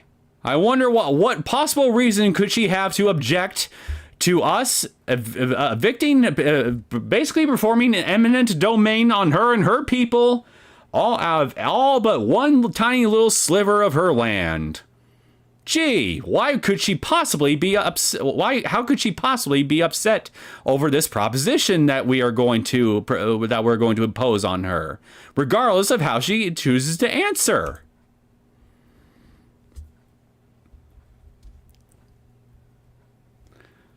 That was when they heard the ringing of a tuning fork, and a bright white light enveloped both Rika and Hanyu. She's here. To Murahime no Mikoto. Well, Rika, stop taking words out of my mouth.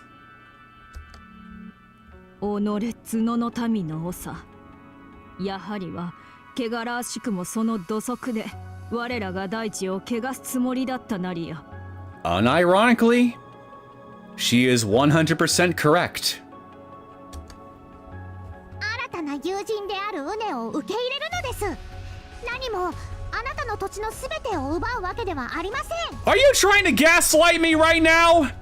Because I'm pretty damn sure that's exactly what you said you were going to do just 20 minutes ago. Let me see if I can find it in the backlog here. Hopefully we didn't get too far away from it. Nearly all the land of Japan belongs to Mura's people. Even so, if she were to leave Japan, there are peoples living in those lands too. So the Earth is like it's like a full apartment complex of no vaccines.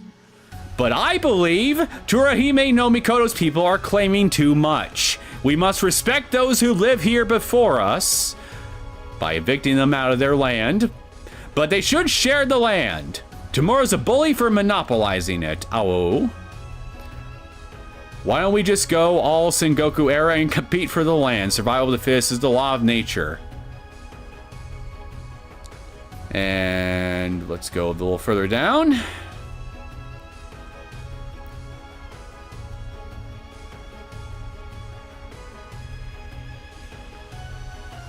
We just need to forget about Tamura and help this girl live freely on our planet. I mean, the humans possessed by Tamura's people can be taken over by Une, right? So they're not even just trying to create new Une's people in humans that have not been by humans that are they're even trying to basically kick Tamura's people out of their human hosts too, on top of everything else. So this goes all the way down to their human hosts.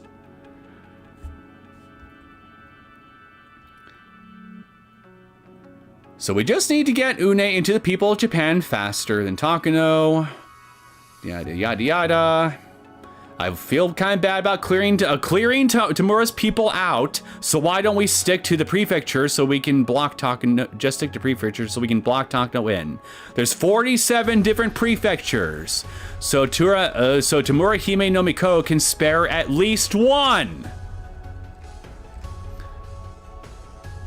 And yet here you are, Hanyu, right now saying, we will welcome our new friend, yet that does not mean we will steal all of your land. Yeah, all but one tiny little territory out of 47 prefectures. All but one. We will just steal 99% of the land, basically. Not 100%, just 99%.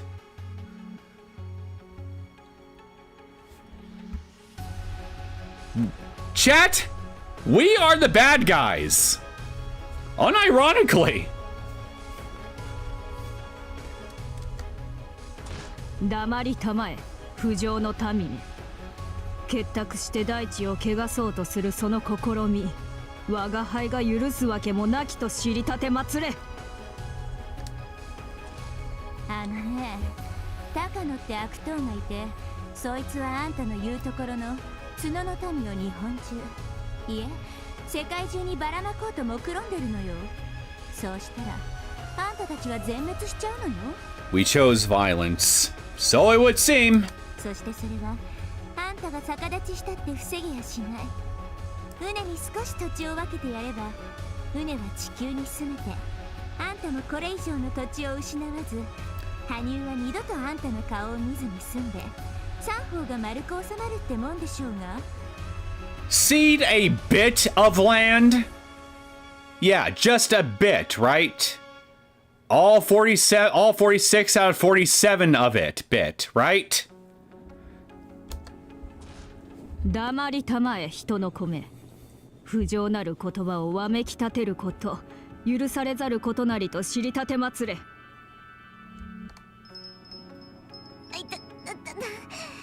その頭痛の陣痛力、やめなさいよね。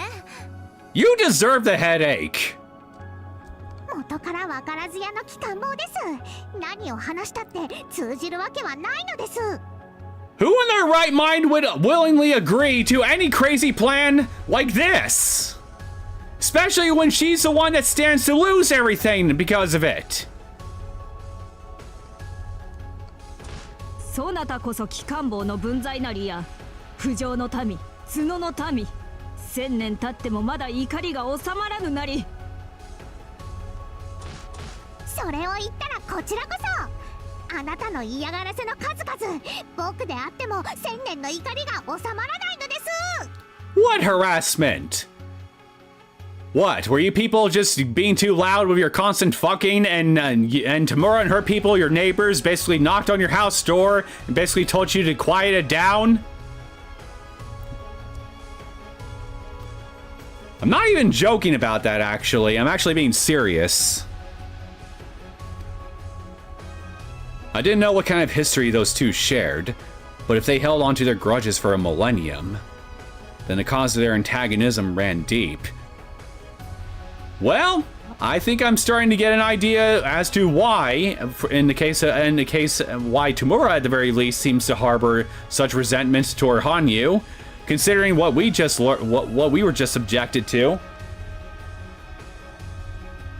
Apparently, their history really isn't something humans, who only live for around a century, could moderate. Well, that's just how gods are. I thought they were aliens! Humans worship them all on their own, and yet the gods themselves are more human than humans. We can't even keep what these people are straight in their own minds. Whoever wrote this must be on drugs. There are plenty of myths in every country about gods arguing and fighting with each other. あんたたちの喧嘩はどうでもいいわ。田村のなんとやらが話を聞かなくても別に結構よ。でもね、人の世の惨劇を食い止めるにはこれしか方法がないの。Yeah, stopping the tragedy in the world by possibly trading it with another.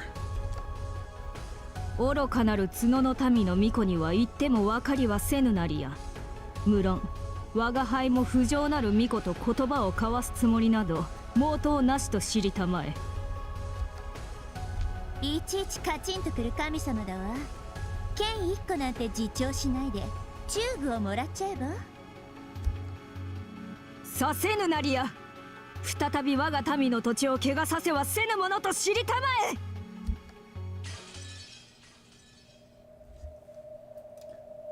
There was the sound of glass shattering, followed by an angry, bellowing roar. What happened? What happened is that Tamura has decided that she's had enough of your shit, by all appearances. And frankly, I don't blame her.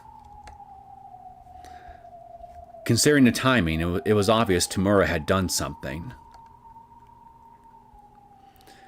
Yet Tamurahime no Mikoto was an inhuman being like Hanyu. She shouldn't be able to interfere with the world of man directly. Takano-san. Uh-oh. はい、二郎さん。やっぱりあなたとは再会できると信じてたわ。Did you? Did you really? Takano had broken through the window and flew into the office. The whole spectacle was as flashy as a scene from a movie, and the men were all taken aback. Of course, even Tomitake couldn't avoid being dumbstruck. She was always unpredictable, but that was only in personality. She had never had the physical ability to accomplish something like that. And yet now she does. It's almost like something has given her some new abilities. And I suspect they might be supernatural in nature. The men of the Sonozaki group understood she was hostile from the aggressive smile on her face. Yet unlike with the rioters, they were unsure of how to respond. Meanwhile, Takano was different. She understood exactly what she needed to be doing. Tomitake soon understood, too. Her target was Une. If we spread Une's infection throughout Japan first, then N173 will become useless. There won't be anything Takano can do then. But since she knew that from the start, she's targeting Une. Trying to uncover where she was hiding out in Okinomiya was inefficient. But once the Sonozaki group started sheltering people, Takano realized something. She's gonna turn demon like Riku, Hanyu's husband. Now that would actually be kind of cool. Seeing Takano turn into a demon. It would also have a layer of irony to it, given, you know, her relationship with Hinamizawa and everything. At least I feel it would. Trying to uncover where she was hiding out in Okinomiya was inefficient. But once the Sonozaki group started sheltering people, Takano realized something. She just had to wait here, and Une would come to her. That would explain why she was hovering around this building. Pretty smart. ウネという女の子に用があるだけなの。連れてきてはくださらないかしら。何の話だかわからないね。とぼけなくてもいいのよ。だってずっと見ていたんだから。So, Takano, apparently we're in an eroge game now. So, could you do me a massive favor and strip off your uniform and walk around in your underwear for a few minutes for me? So that way I at least have something here to compensate for the absolute bullshit I've been subjected to so far. させないよ。彼女は東京で保護させてもらう。お取り込み中失礼します。園崎組事務所へようこそ、ミオさん。It looks like the Sonozaki goons have gotten a few unique sprites of their own. あらあら、ゾロゾロと。Shion appeared with an array of tough men in Tao. It went without explanation that Takano was an uninvited guest. 勇ましい方ですが、さすがに無茶が過ぎるのでは。勇ましいかどうかは今からわかると思うわよ。Oh.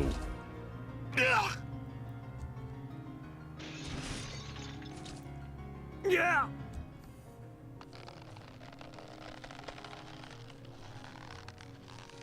Yeah, something yeah, I don't think this is some kind of super soldier serum that's at play here.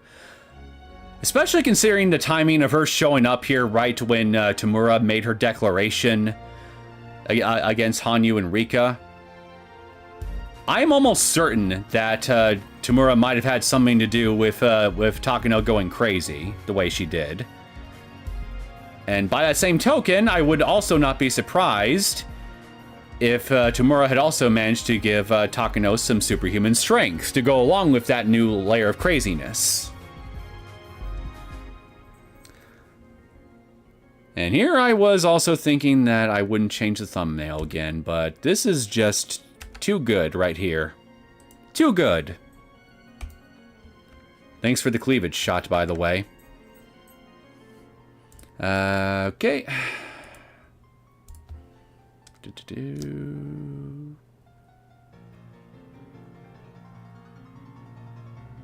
Okay, get pixel perfect. Perfect.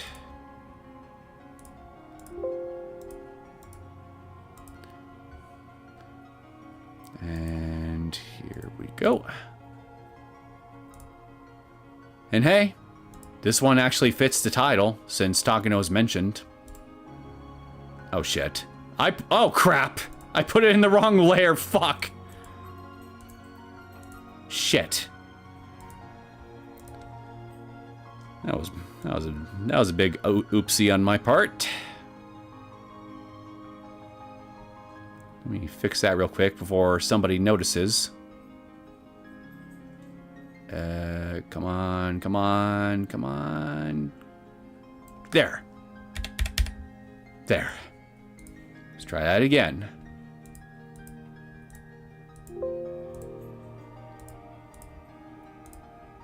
And there we go. There we go. My apologies.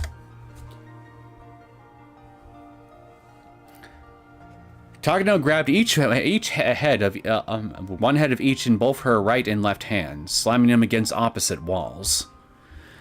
Where did such monstrous strength come from in that slender frame? No, even someone huge couldn't have produced such strength. The physics of it were all wrong.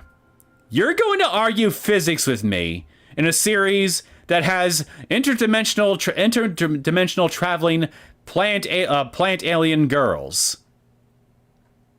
Really?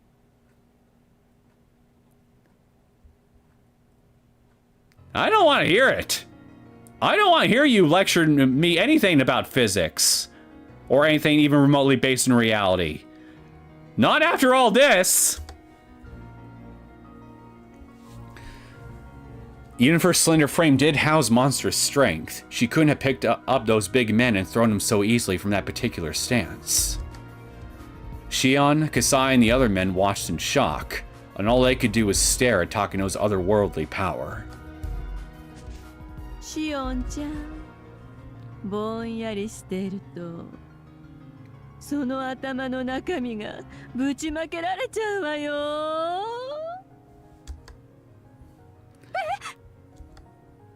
Shion's dumbstruck eyes met Takano's, and for once she cringed with fear. I couldn't blame her.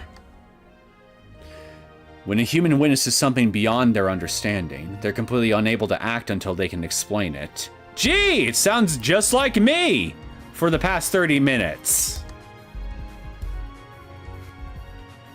Takano's arms looked like huge bear paws to her, and before she could blink, those arms were swinging ferociously toward Shion.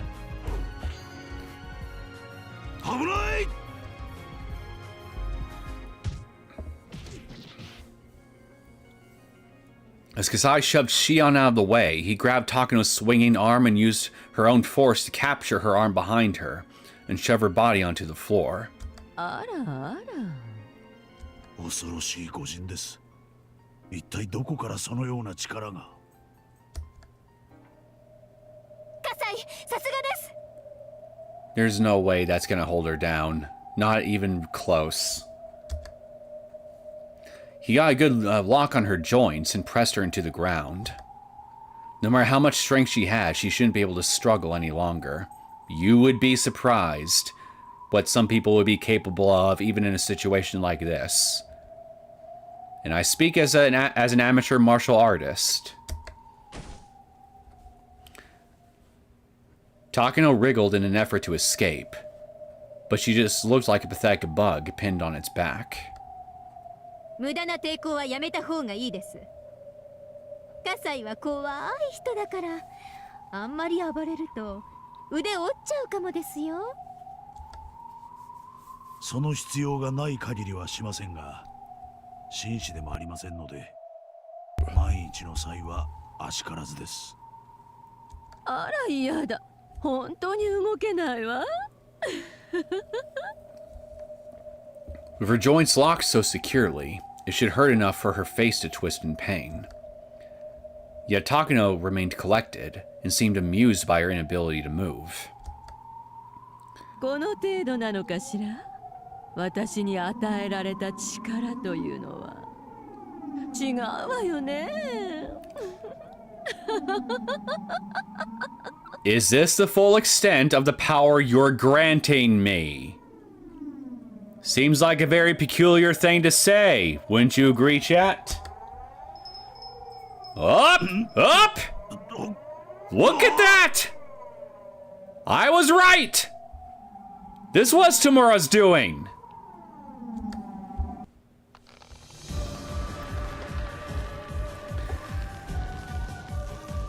Takano used her other arm, and with just that single arm, lifted both herself and her grappler, Kasai. It was like we were watching some kind of circus performance. No. Takano's irregular, monstrous strength allowed her, with just one arm, to lift both herself and Kasai into the air. Even Kasai couldn't avoid being shocked. Oh my god, I did not foresee this ever! I'm assuming you're being sarcastic.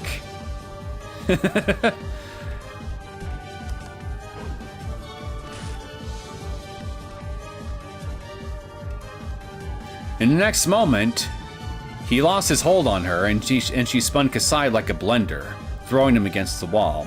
You know, I also just realized, given this revelation, Well, yeah, that whole spiel I was going on about earlier about Tamura possibly losing the high ground if it was revealed that she indeed had a hand in causing Takano to go stir crazy. Well, considering what Hanyu, Rika, and the rest are now planning to do, in retrospect, she may very well have still been justified in doing so. So, yeah. I still see myself as the baddie in this situation, even in retrospect.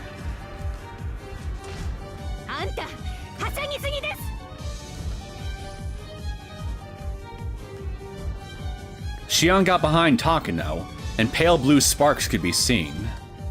She had driven her trump card, her stun gun, into Takano's body. No matter how strong you are, nobody can withstand electric jolts. Yeah, Takano just calmly turned around.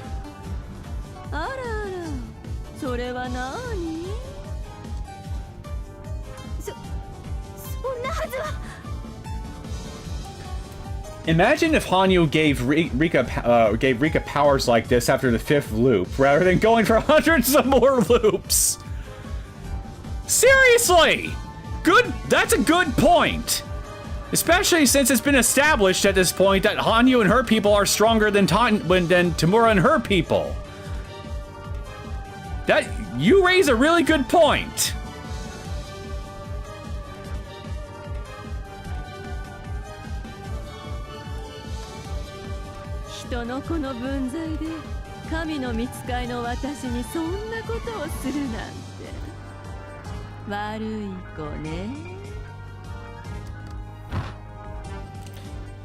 Takano's hand seized hold of Shion's face.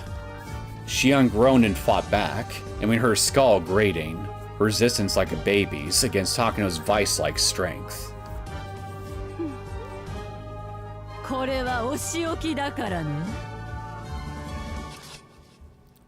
Nah, this is war.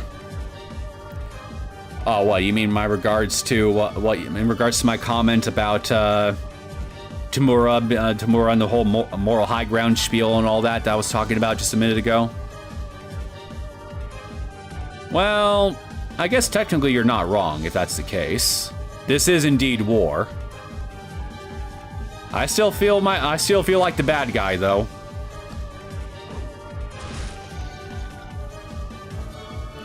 The next moment, Shion's body was splayed out against the wall. For Shion, it was no different than her body being slammed into the ground. It felt just like she had been thrown out of the second story and slammed onto the hard concrete ground. Is this some kind of cheeky reference to her fate in Chapter 5? Then her body slid down and crumpled onto the floor with a groan. Yet Takano was about to walk toward Shion again, looking for something else from her.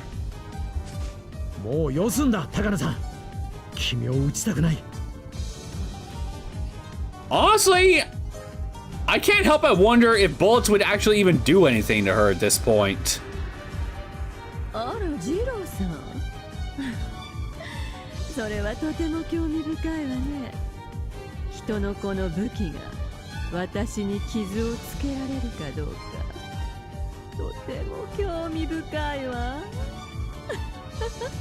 Takano gazed at Tomotaki's submachine gun with amusement.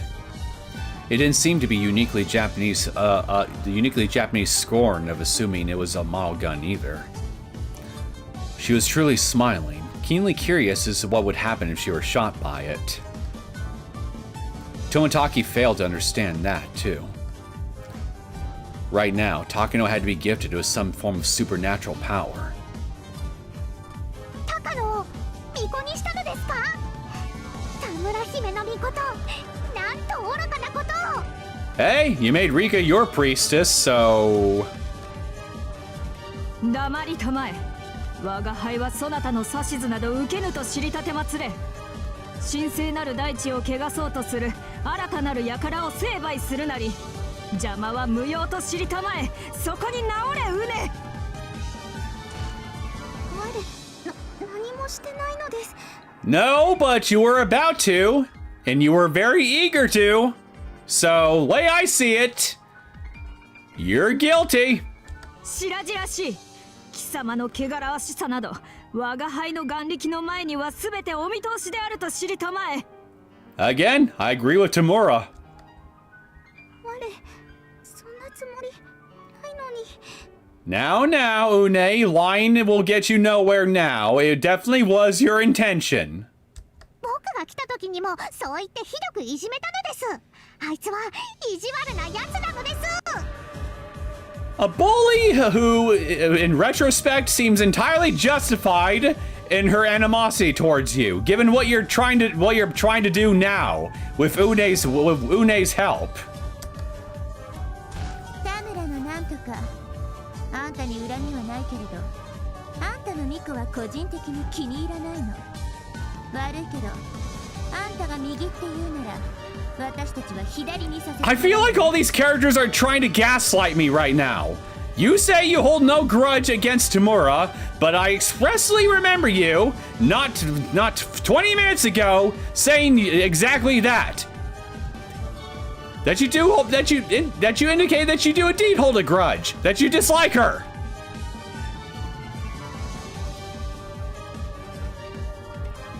So sorry. Oh, yeah. 我が巫女よ、悪魔ウネはここなりや。今こそ中する時。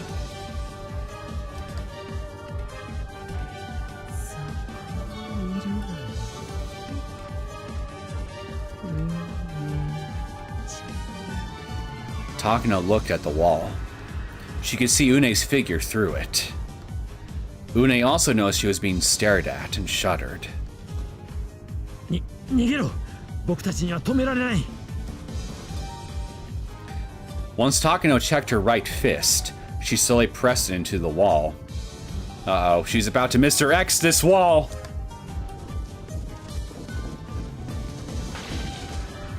Then, cracks began to spread through the wall, radiating slowly out from her fist. 何が起こってんの？ 富武さんは逃げろって言ってる。逃げるんだ。ウネちゃん、早くこっちに。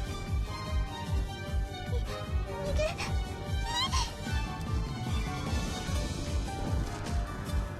The cracks in the wall spread even deeper before their eyes, and they could hear the ground quaking.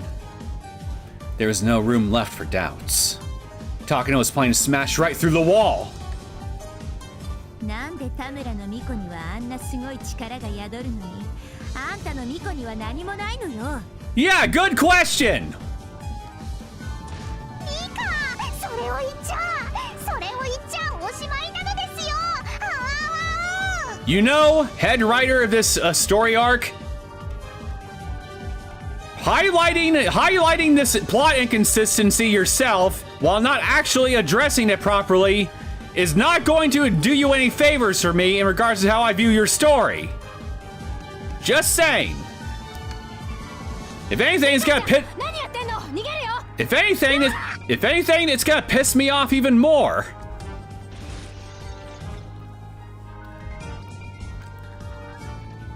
Such a simple wall couldn't stop Takano. No, the priestess of Tamurahime no Mikoto. It's always such a mouthful for me to say. She smashed through the wall as easily as crushing a sandcastle. 見つけたわよ、うねちゃん。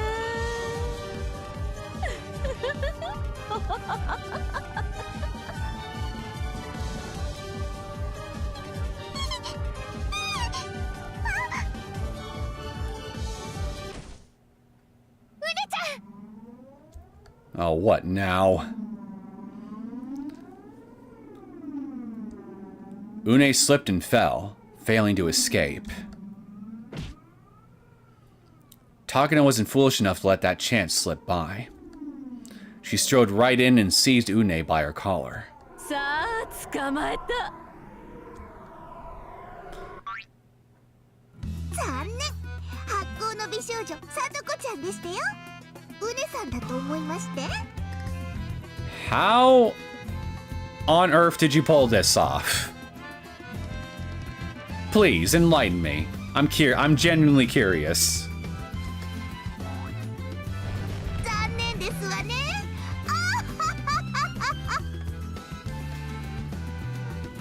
I will say, Sako does look rather cute in Une's outfit. While she had kept her composure with a gun pointed at her, Takano's mind went blank for a moment after that. After Rika shared Une's secret with them, they prepared the ultimate trap to protect her. They had Sadako, who was close to her height, change into her clothes and take her place. Okay, then how do you explain the hair or the eyes? And getting rid of the snaggletooth? Of course, the slip and fall was all a calculated move to draw Takano's eyes toward her. The shock of seeing her otherworldly power smash through the wall wasn't enough to overcome the thrill of trying to catch her in a trap.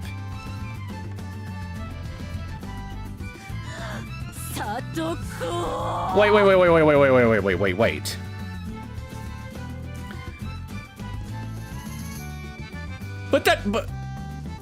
But again, that doesn't explain how...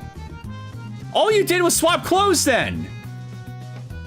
That doesn't explain her tone of voice, her face, her eyes, her hair color, getting rid of the snaggletooth. Just...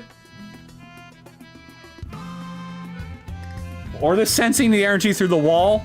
Yeah, I mean, clearly she's got supernatural senses too, and yet she somehow confused Une's supernatural abilities with, I don't know, something from Sadako? How? This doesn't make any sense!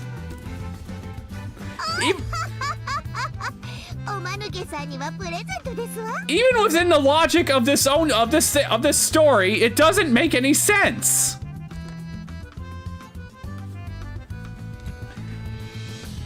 Sadako took advantage of Takano's stupor to place something onto her head. It was a pair of white, fluffy bunnies. Bunny ears? How did I know? Well, it wasn't an actual full bunny, but bunny ears, so close enough. 今よ、羽生。行きますですよ。ピタ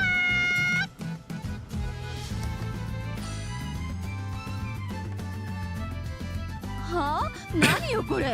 ウサギの耳？ You know, Takano, if you could just keep those bunny ears on you through the remainder of this story, that would be great. I would really appreciate it if you did. Please, do a guy a favor. I'd been through a lot in the past hour.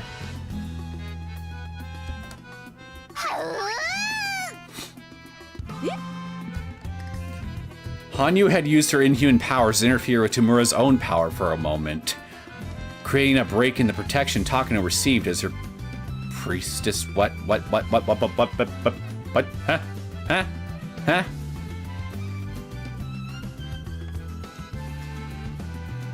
And you didn't interfere with her powers at any point prior to this. Why?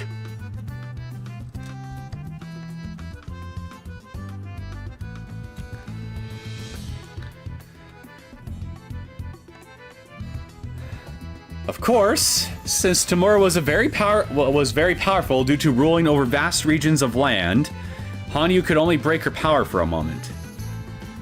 If Une is an alien, why can't she go into ghost form like Hanyu or the other That's another good point! That's another good point, Espen. Why not? And Reina is the strongest being when she spots something acute take-homeable. Yeah, that's probably what they're doing here, but even so, I still call bullshit. Everything about the past hour has been complete and utter total bullshit. However, That moment was plenty.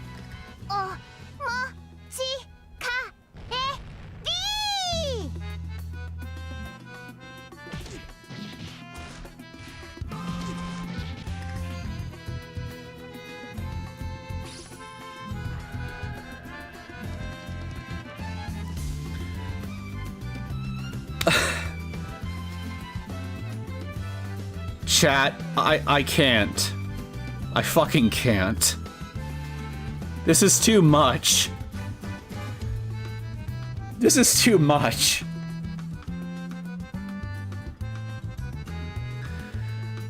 Reina's heavy blow was concentrated on Takano's face, in case she swept her feet in the opposite direction.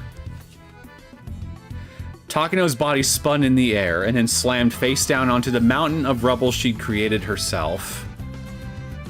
If she had Tamura Hime no Mikoto's protection, then Reina's attack would have been a little more than a toying of a house cat. But in that one moment, she had reverted to the ordinary Takano, which meant it was a finishing blow. Takano suffered a concussion and passed out. どういうわけですか? レナさんって本当に人間? At this point, I question if anybody in this series is human, because we've got 3 alien plant hybrid girls from 3 belonging to 3 different species running around now. I mean, why not a 4th? Or maybe a 5th one? Maybe there's 6 or 20 of them running around that we don't know about. Who's to say that any actual human in this universe is well and truly human and doesn't have some kind of alien parasite in them that they don't know about? Why not at this point? And who knows? Maybe they're somehow immune to being sensed by Hanyu and her people and all that stuff as well, and she would be just as in the dark as they are. 驚いたね。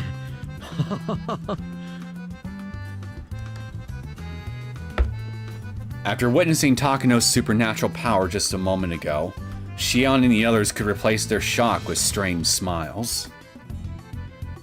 Of course, because they just witnessed a club member instantly beat her in her superhuman strength. おじさんだけ何もしてないとか言わないようにね。状況とメンバー全員の特性を考えてのおじさんの作戦勝ちなんだからね。Mion, shut up. I don't care. おやおね、いたんですか？気づきませんでした。まさかあの怪物のような高野さんをこんなにもあっさりとね。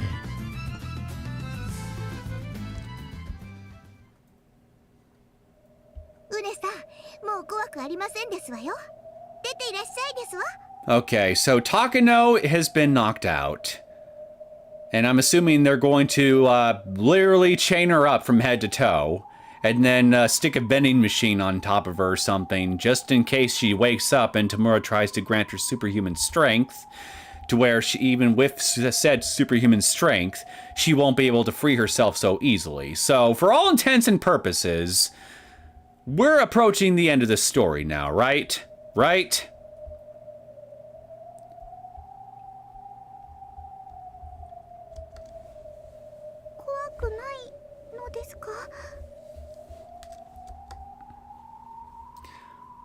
Une timidly emerged from the shadows where she hid wearing Sadako's clothes. Hey, Sadako. Considering she's not human, I gotta ask. Is her anatomy similar to that of a human's? Normally we wouldn't have been able to fool Tamura Hime no Mikoto's eyes with just a change of clothes. Takano was certainly able to see Une, even through a wall, with her divine power, and yet somehow she ended up snatching Sadako instead. Yet when Takano broke through the wall and saw her with her own eyes, her human perception took priority, and she mistook Une for Sadako because of her clothes. Apparently, Takano must be colorblind or something, because she somehow was not able to distinguish Une from Sadako, with Sadako's hair, her eye color, and literally everything else about her besides her clothes. Then again, you probably wouldn't even need to necessarily be colorblind. You could tell just by looking at the face, even, along with the hair accessory.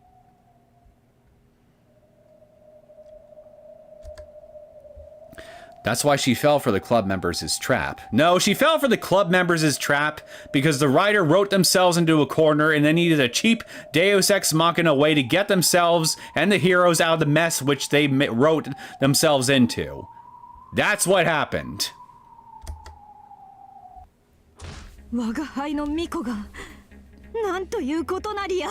Because they could not think of a logical and reasonable and makes sense sort of way that the humans could have overcome this issue under present circumstances that would have made complete and total and logical sense. Let alone be satisfying.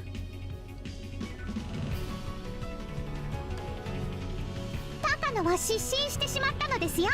もう力は貸せないのです。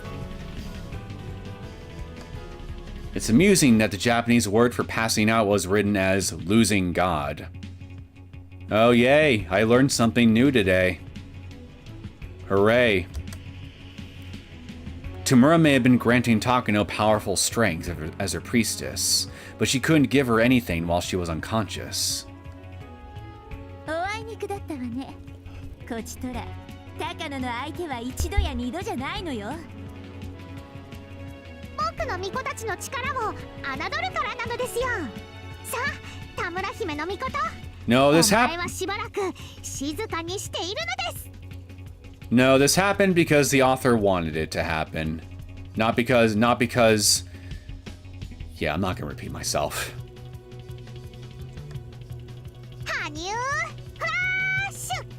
Who playtested and approved this? Somebody that probably doesn't deserve their job. Either that or somebody even higher up the proverbial food chain than them is probably undeserving of their job. Somebody's at fault. I don't know who exactly, but somebody is. All I know is that the writer is involved, and they probably need to have their head examined. Or at the very least take a writing class or something. Because again, this is the kind of story that they're clearly trying to write a story and a plot line and present ideas that the author clearly thinks sounds good to them in their head, but to everybody else that actually stops to think about what is actually being written and said and done, etc., for more than a few seconds, can realize, hey, wait a minute, there are some really seriously bad implications with all this stuff that you're trying to present to me as a good thing that should be done. And thus, by extension, paint Tamura as a designated villain.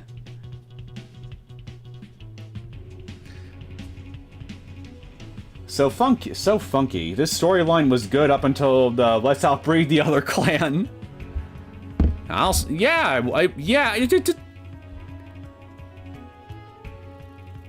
I don't even think the word disappointment is even the right word to use in regards to how I feel about this, to be honest. I feel like it doesn't even come close.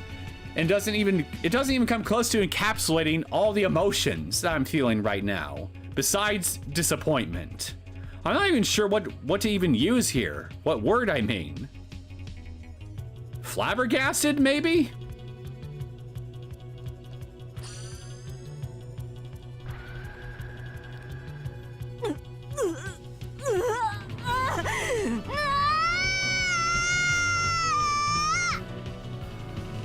Is she crying? Is she throwing a fit right now?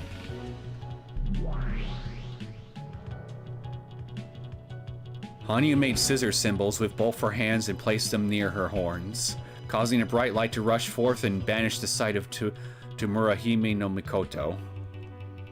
Apparently erasing the image of Tamura didn't mean defeating her, though. But I'm still grateful we won't have to see that annoying face for a while. Tamura let out a scream in a pose like a defeated Sentai villain before disappearing. Huh? What the fuck? How? Go away, go away. What? Why isn't it? What? Hey! OBS! The stream's not ending! Put the damn game footage back on! What the hell?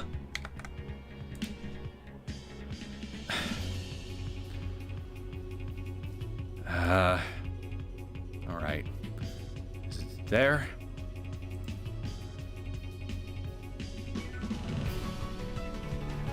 Okay, it's on. Good. What the hell? I was pushing the freaking right button, so it should have gone back to the proper screen. I didn't even touch the stream. I didn't even touch the hotkey for the stream end thing. That was weird.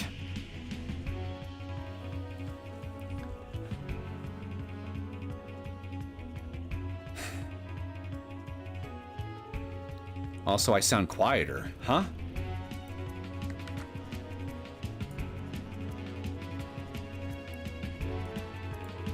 Let me see something.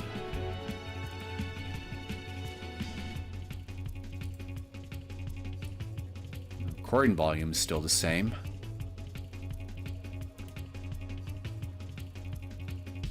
Settings-wise, everything looks exactly as I set it up before.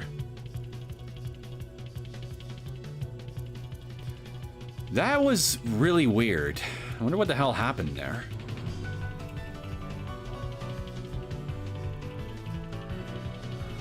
Alright, now hopefully nothing else happens. Now, where was I? Yeah.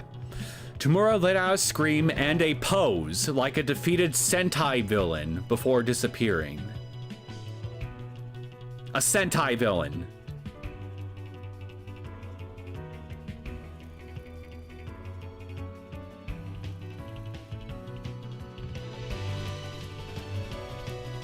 I have no words. I have no words. 今のうちに高野さんを踏んじまってしまいましょう。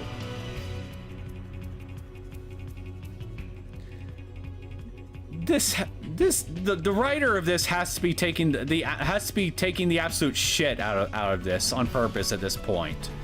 They gotta be taking the piss out of everything. This has to be intentional. There's no way that this is something that we should be taking seriously, right? This whole entire everything starting from Outbreak, leading all the way to this exact moment right here. This was all just one giant take the piss moment on the author's part. There is no way in hell that this is actually a genuinely serious attempt on their part to create another meaningful conclusion, yet another meaningful conclusion to Higurashi when they cry. This has to be a giant troll. A giant joke.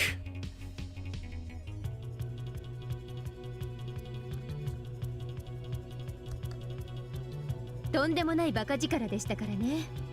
鎖でも巻いておかなきゃです。But okay, even if it is a joke, I mean, why go to all this trouble to set such a very serious story and event right from the very get-go and Outbreak, especially given its tone all the way leading up to this final hour, and then just go completely off the fucking rails like this?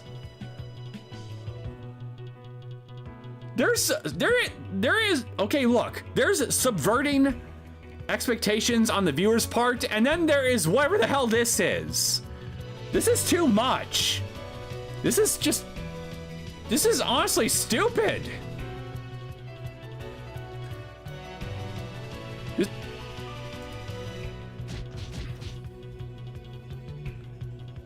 I felt sorry for her. Takano was just a frail woman without Tamura's power, but her bonds were ridiculously secure. Like, okay, seriously, is it me? Is there something actually wrong with me? Am I taking this too seriously or something? I'm actually being serious right now. Is there something wrong with me? And how I'm reacting to all this?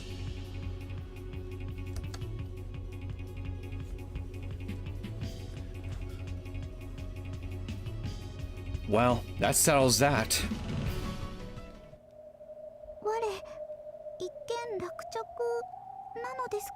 This is a funky fragment, and nope.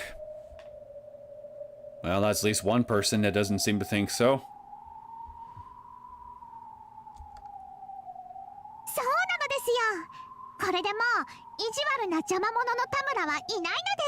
That mean old nuisance, Tamura.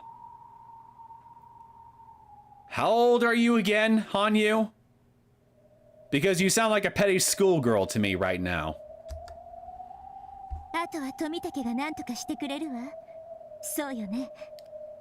And not in an intentionally comedic, funny sort of anime haha kind of tropey sort of way, but in a more unironic sort of way.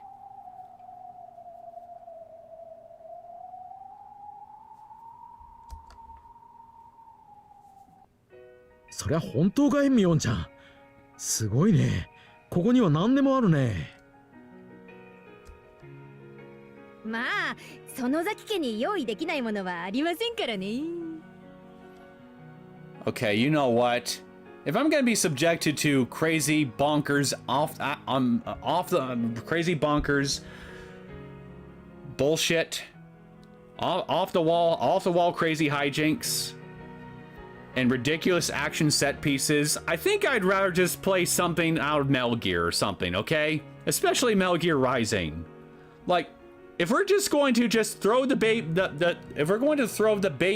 serious baby with the bath out, I'm getting okay. Well, give me a second to collect myself.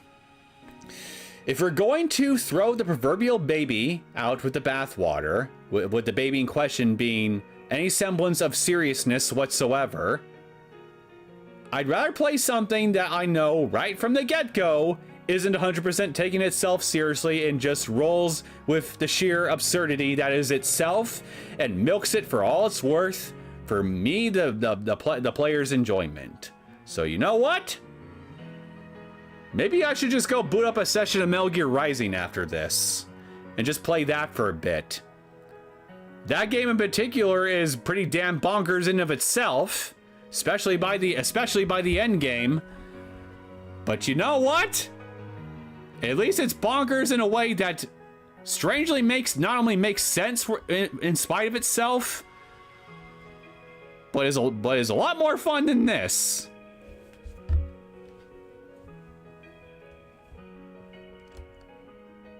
What happened? ここに強力な無線機があるらしい。どうも富武さんが使えば外部と連絡が取れるみたいだ。It was a Sonozaki's illegally modified radio. According to Tomitake, it could send signals out without being affected by the radio interference. 東京にコンタクトが取れるかどうか試してみるよ。うねちゃんがひょっとしたら救世主になるかもしれないんだからね。One person's savior is another person's harbinger of doom.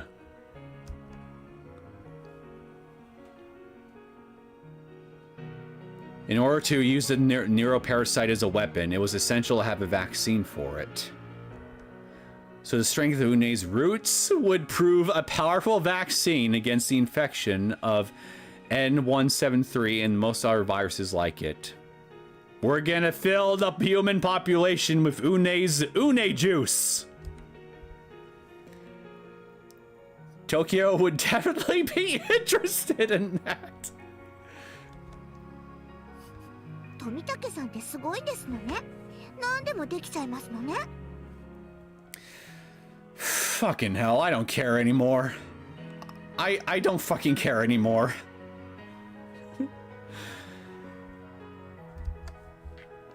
いやーちょっと趣味でかじったことがあってね。Une juice. I want some of that. You can have it. If you end up mutating into some kind of Lovecraftian abomination or something after the fact, that's on you, buddy. I'm perfectly content with just plain old regular human juice. これで私たちの大冒険はおしまいかな。 If you don't mind my saying so, of course, but in my defense, they kind of added some unexpected interspecies arrogate elements to this story by the end, so I blame this story arc. だといいな。俺もう疲れてヘトヘトだぜ。もう出られる？この街を。 Yeah, apparently you're gonna be you and whatever is between your legs is gonna be very, very, very fucking busy for the foreseeable future. Can't do that in this town. Oh no. Our heroes here have big plans in store for you, apparently. あんたの協力がないと連中は何もできないんだから。大分はマシなものになるとは思うわよ。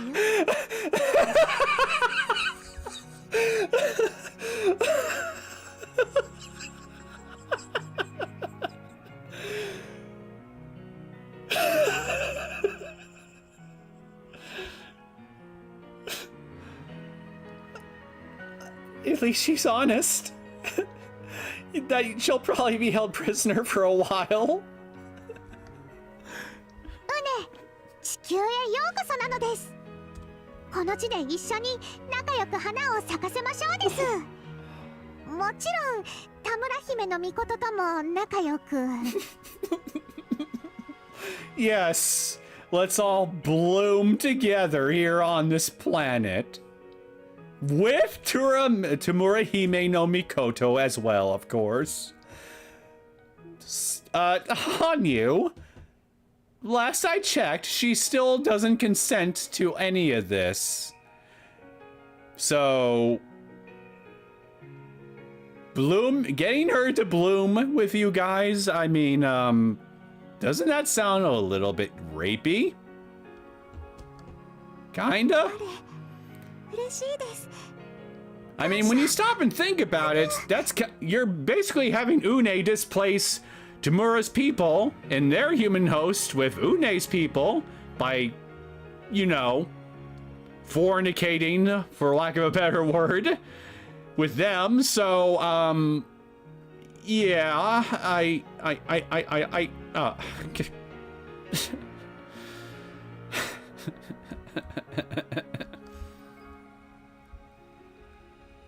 At least Yuri isn't around Une for this part. Yeah, he'd probably get a real kick out of this, wouldn't he? Actually, no. Irie would unironically be the hero that we would need right now, because he would be so enamored by Une that he would just take her home with him and keep her all to himself to act as his maid, regardless of what happens to the rest of the human race. Irie, unironically, is the hero we need right now. Where's the doctor? Somebody get the doctor!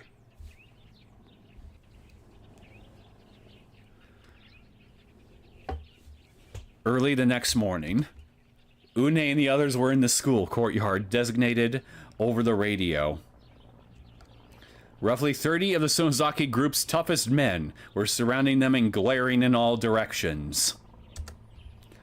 A helicopter was approaching. Une was the only one being extracted. 達者でね。これで助けてもらった恩が返せたよ。あなたの体の秘密でみんなが救われるといいね。I hope you managed to save everyone with your body's secret. なりましたのです。 Thank you for taking care of me.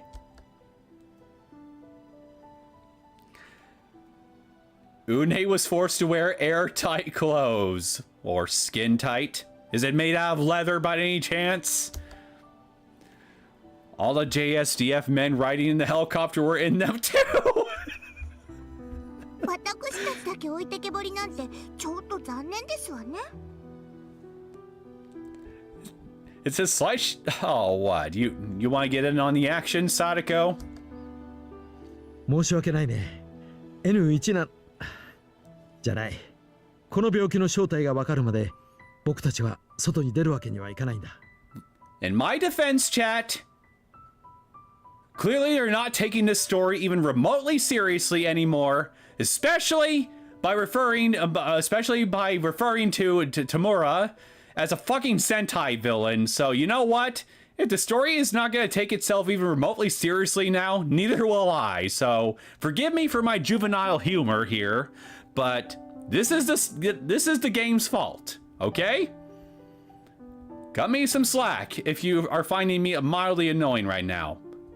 I think I got pretty damn good reason here to be a bit juvenile, all things considered. うねちゃんは一見落着でも、俺たちはまだまだサバイバルが続きそうだぜ。まあ、ここにいる限りは安全です。おかしな病気もどんどん静まっていくと思いますし。Yeah, the horny people that are running amok here, their friskiness will go down eventually. After a while, they'll literally tire themselves out after running themselves ragged. So just sit tight, and if any and if any manage to come our way, get it, come our way, hold on to your butts. イカれた連中は頭数を減らしています。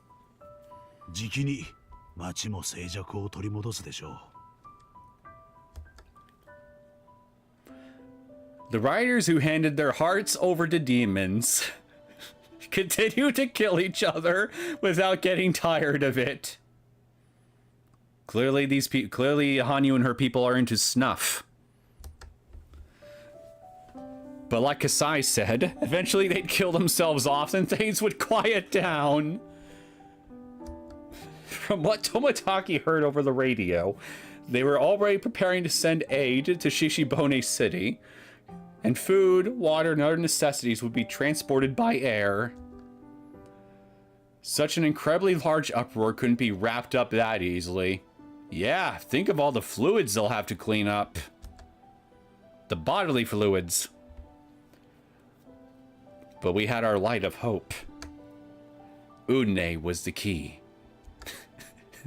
ありがとう。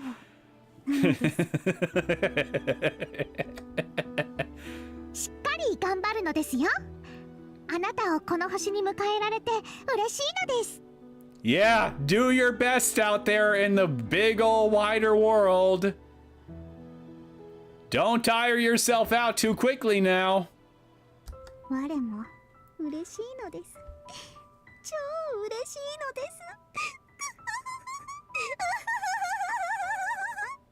I don't like that laugh. It seems kind of sinister.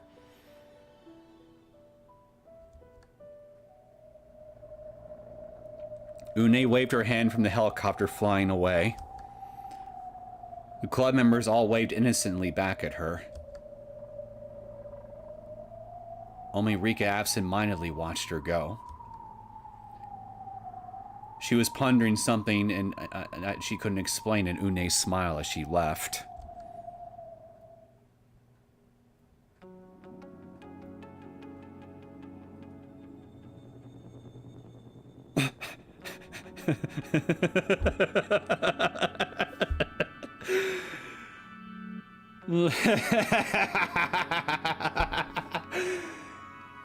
Hey, you all wanted this. Each and every one of you eagerly with big, wide cheek, ear-to-ear grins on your faces wanted this. So come what may, everything that's gonna happen now, it's all on you. Each and every one of you. Especially you, Hanyu. You get no sympathy from me. As usual, somehow this is all Hanyu's fault. Well, not all her fault, but mostly her fault.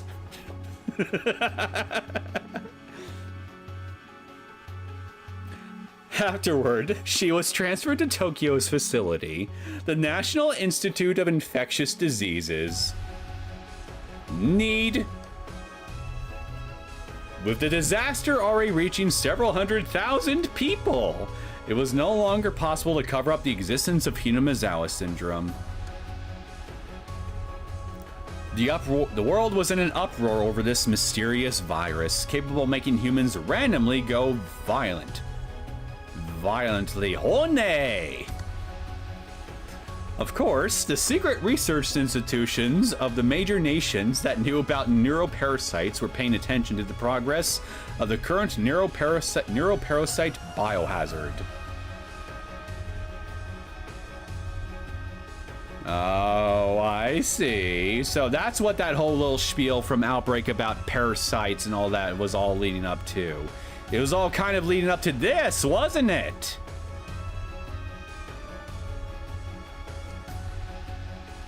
They dispatched many researchers to help, because there was no guarantee it would remain solely Japan's problem once it reached that point.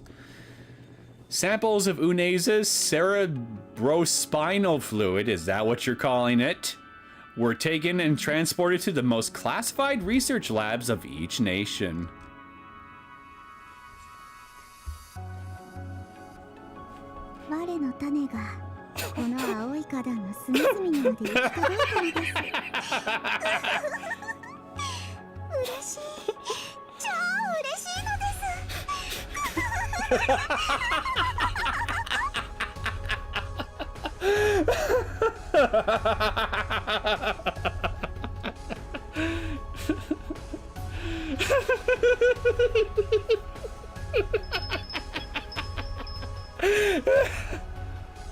愚かなる角の民の長よ。あの恐ろしき不浄なる民を世界に解き放つことの罪深さにおののくなりや。Well, she's not wrong. This is your fault. Behold the weight of your sin, ladies. This is all on you. Tamura tried to stop you, but you wouldn't let her. もう手遅れなのですよ。高野と田村の悪い目論みはもうおしまいなのです。あわわ田村姫の御事、言いたいことがあるなら言ったら？あんたは一体何がしたかったの？高野はあんたの巫女だった。高野はあんたの命令に従って何かをしようとしていた。それは何なの？聞くまでもないことなのです。うねに意地悪して、その上ひなみざわ症候群をまき散らして世界を大混乱にさせることだったのですよ。Will somebody please give the dog a chew toy and to shut her up, please? そこが意味わかんないのよ。羽生たちひなみざわ症候群は不浄の民なんでしょ？それをどうして田村が高野にばらまかせるわけよ。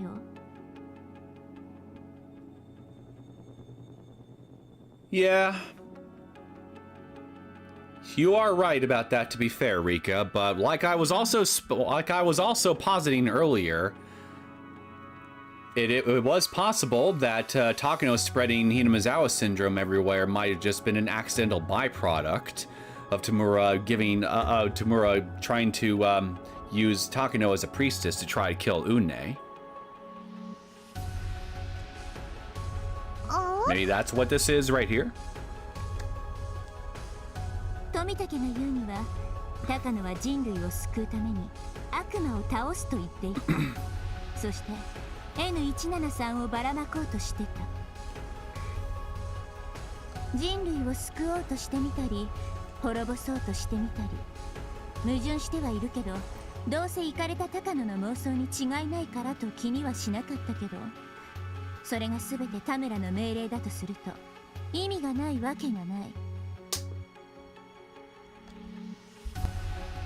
愚かなる角の民の巫女ごときに、それも人の子風情に話したところでわからぬなりや。はあ、愚かしいこと。 So it was intentional on your part then? 私を見くびらないでちょうだい。こいつと違って私の頭の中身はシュークリームじゃないのよ。リカ、僕には何のことかさっぱりわからないのですよ。 Of course you don't. You don't have a brain in that skull of yours. All you have is cream puffs.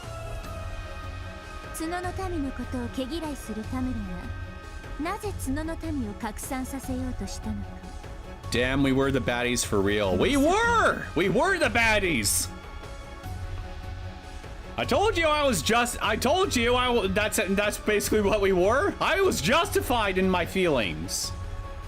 Because unlike these two right here on the right, I'm actually capable of self-introspection.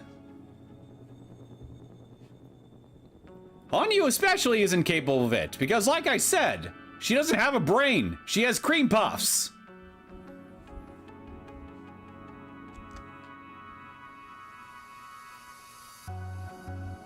The Horned people and Une's people had equally strong roots. On top of that, Tamura called Une a devil. And she told Takano that she would save humanity. あんたはウネを拡散させないために高野に N173 をばらまかせた。 Okay, I mean, I guess that would work. Because I guess that would work in a pure pragmatic sense here, because Hanyu's people and Une's people are allegedly of equal strength, so they basically wouldn't really be able to cancel each other out, so to speak. Unlike with Tamura and her people, because Tamura and her people are weaker than both Hanyu and Une. But that still raises some questions as to how exactly this would be beneficial to Tamura, considering she would only end up basically creating the exact same problem through Hanyu and her people spreading around all around her, rather than Une and her people. そうよね。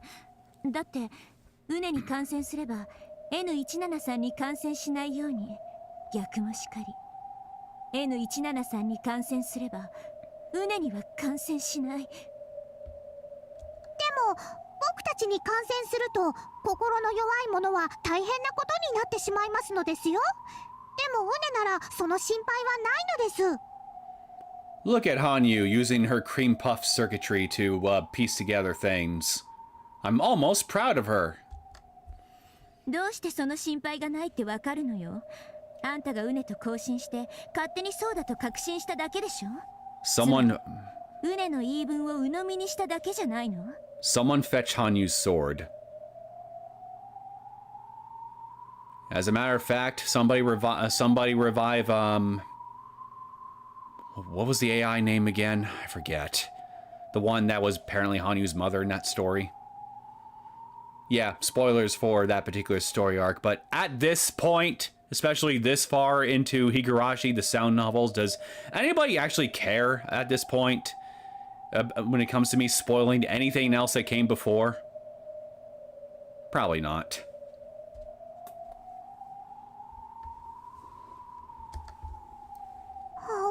Anyway, yeah, somebody wake her up and have her scold Hanyu for her stupidity. Who better to scold Hanyu than her own mommy? なるほど。長の愚かさまでは巫女に感染せなんだと見えるものなりや。つまりあんたは背を腹には変えられない決断をしたわけだわ。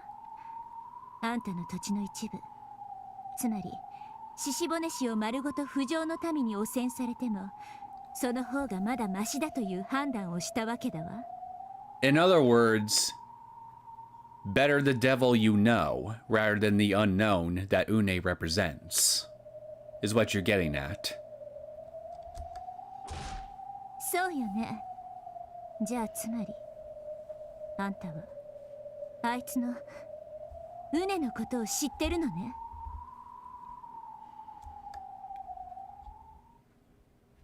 あれは母なる大地に大いなる災いを呼ぶ呪われし種の一族なりや。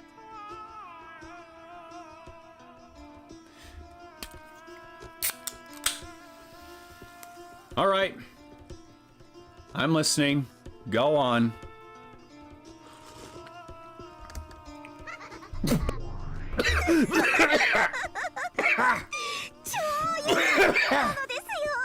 Son of a bitch. Drink went down the wrong pipe.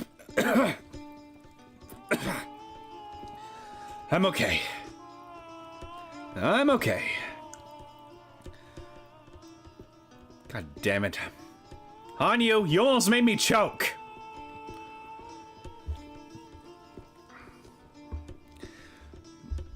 Ugh, fuck. In the tips at the end of Chapter 8, Hanyu's sword was forged with one branch symbolizing humans, one symbolizing demons, and middle symbolizing the godly unified with the strength to take out the demon lord. Une juice for everyone. I wasn't drinking une juice. Shut up. You shut up.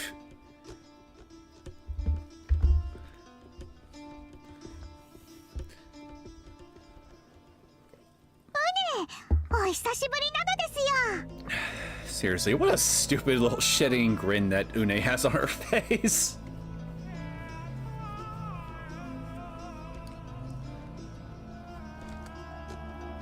Orokaなりし羽生よ。そやつの本性を知り、己が罪に恐れおののき立てまつれ。Don't lie to me. I'm not. Who says I'm lying? You're the liar here. I'm innocent. I'm not drinking une juice.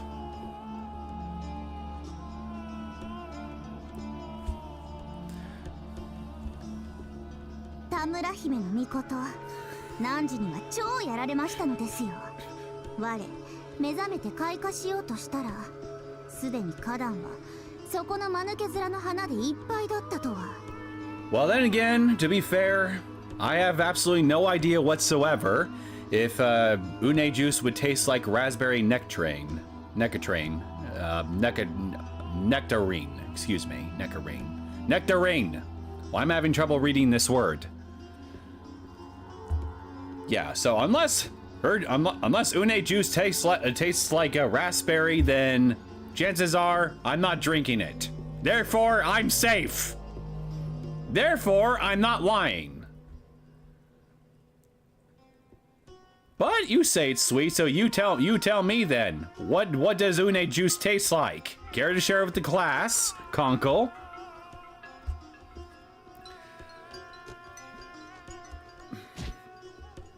そうでしょうね。そこのシュークリーム頭は何の役にも立たない雑草だけど、あんたでも倒せないくらいにその根は強い。Rika, you just contradicted yourself in the same sentence. You just called Hanyu a cream puff for brains, which I do agree with, to be fair, as a useless weed, and then right in the next portion of your sentence, you highlight how her roots were strong enough to where Une couldn't beat them. Therefore, she is not useless, now is she? You just try to spit out an oxymoron of a sentence and expected me to just swallow it up. How dare you? Stop treating me like I have the brain of a 4-year-old. あんたは早速感染を爆発させようとしたけれど、高野が事前に N173 をばらまいていたので、それができなかったわけだわ。It tastes like grass. Sweet grass. Well, Konkle, I had no idea that you were a horse. You like to graze, don't you, boy? 我超途方に暮れていたのです。そこへのこのこと我の話を信じてくれそうな間抜けな民の長が現れたのです。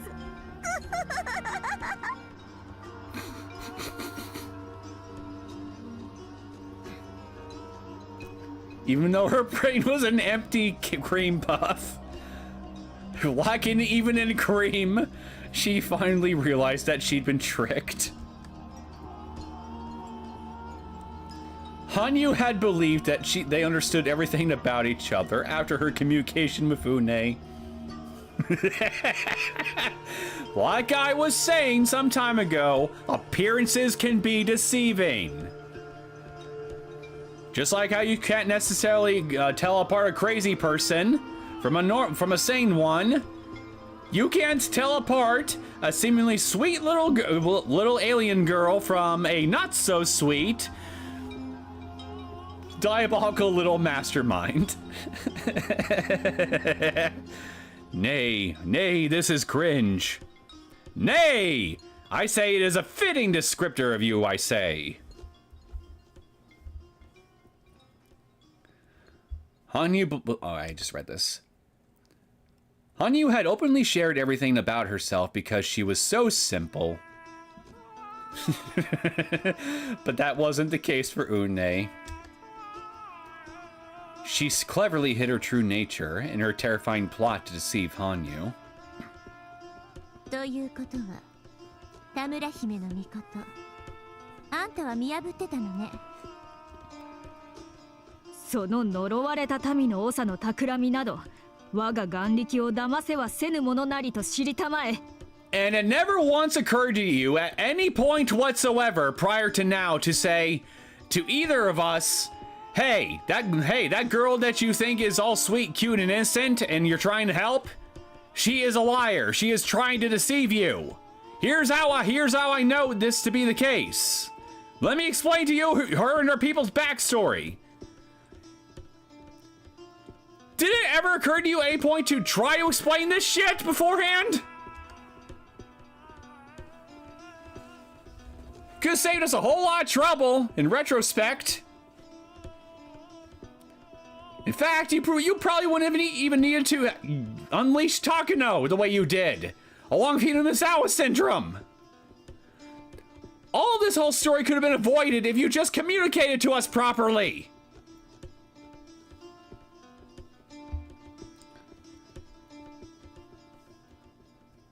This is so dumb. Tamura had known what Une was after.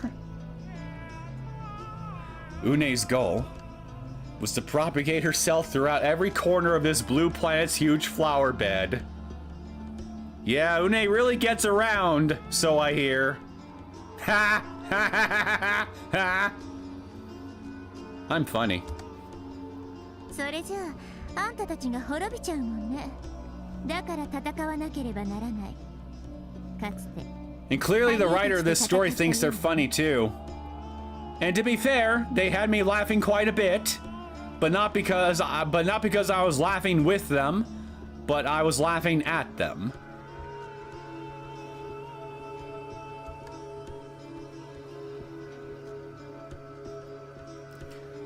Hanyu said Tamura was once mean to her, but that probably wasn't her just being mean.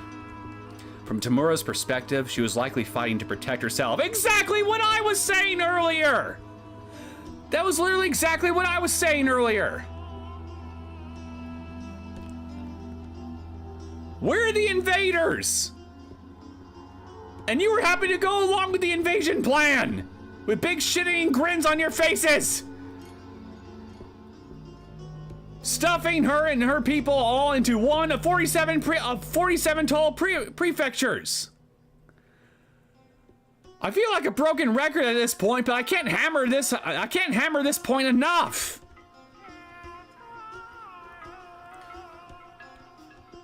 Fortunately, they learned Hanyu's people couldn't live outside of Hinamizawa, so they managed to maintain 1,000 years of peace by avoiding each other. Yeah, well, we already know that's bullshit. Going by all the other story arcs that we've seen, all the way up to this point, particularly the console arcs. People from Hinamizawa can survive outside the village, I mean. Again, I can't get over this fucking stupid face.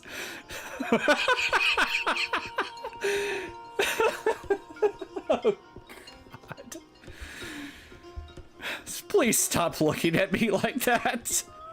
I'm already at the end of my ropes here, okay? However, if a new people that weren't bound to such a small area came here, I can still see her teeth in my peripheral vision. God damn it. なるほど。あんたにとっては確かに悪魔というわけだわ。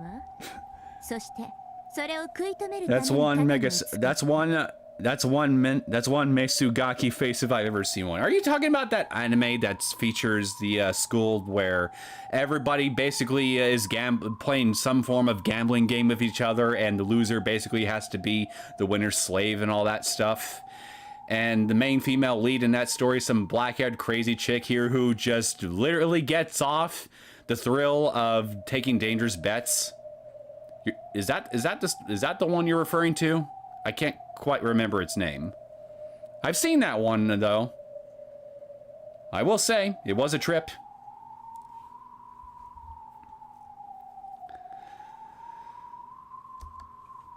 But 人類を滅ぼす悪魔は言い過ぎね。あんたを滅ぼす悪魔かもしれないけど、人間たちは自分の頭に誰が寄生してるかなんて知りもしないし関心もないわ。Oh, nah, not that. But yeah, the faces there are insane. Oh my God, yes they were. It was like easily one of the most memorable aspects of that whole thing.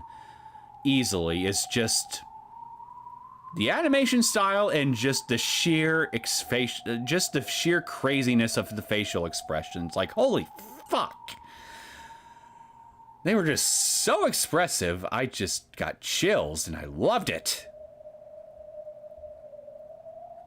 I wish I could pull off facial expressions even a tenth that frightening.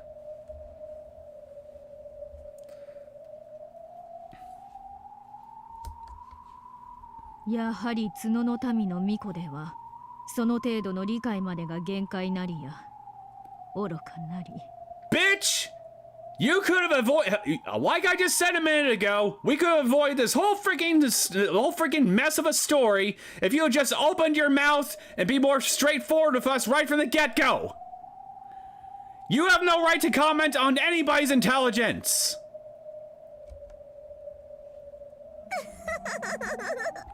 もう超手遅れなのですよ。愚かなる民たちよ。この星は我らが超食い尽くすのです。 She's right. You're idiots. All of you. You're all idiots. さあ目覚めなさい。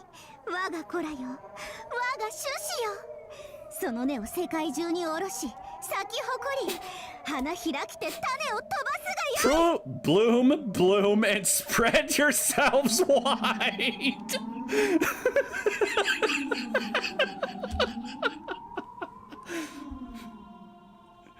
Une spread her arms. You sure they're her arms? Like she was spreading a pair of wings. And issued her orders to all of her children scattered throughout the whole world. The children of men couldn't quarantine Une's seeds with their mere concept of disease prevention. Yeah, there's no condom on Earth that can stop this particular STD from spreading. The humans researching her across the world were already infected. America, Georgia State, Atlanta. America's Centers for Disease Control and Prevention was the fortress on the front lines protecting humanity from viral infections and also the highest world authority on the subject. Chat, I'm infected. Une's got her juices in me. Yet in a secret ward, the Neuroparasite Research Division, they were researching her children. They were researching it with the greatest precautions and the most modern equipment. But the techniques of mere mortals were unable to stop the spread of the children of a god. Yeah, they put everything written in the Kama Sutra to shame with their techniques and knowledge.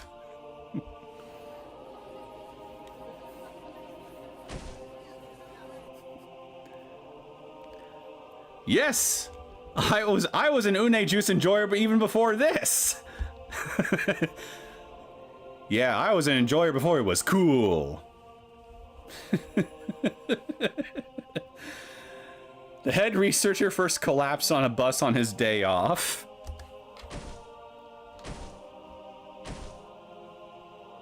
People rushed to his aid one after another and collapsed as well until the driver also lost consciousness. Unfortunately, the bus was already stopped. Yet that wasn't a silver lining. No, it's more like a white lining, isn't it?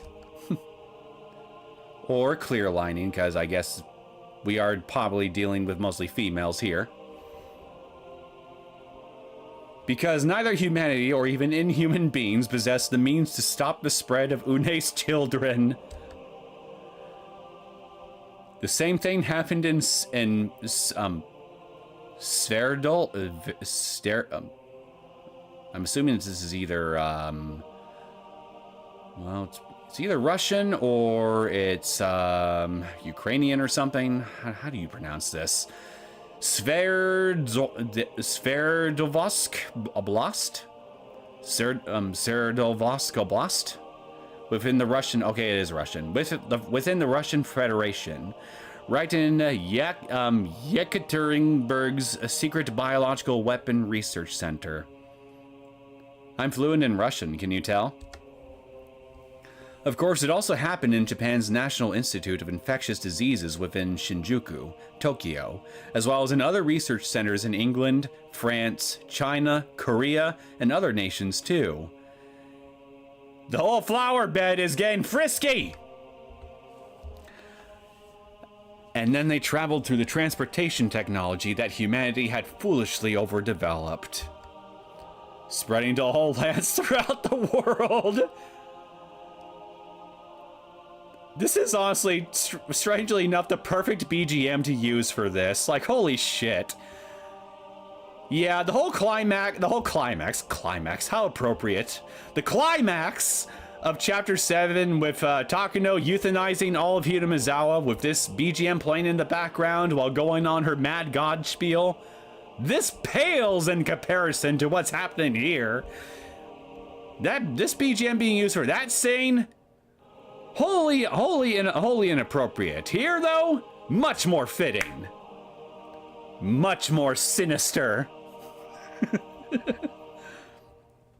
Why are they dropping? I thought they didn't have side effects, unlike Hanyu's L5 violent tendencies.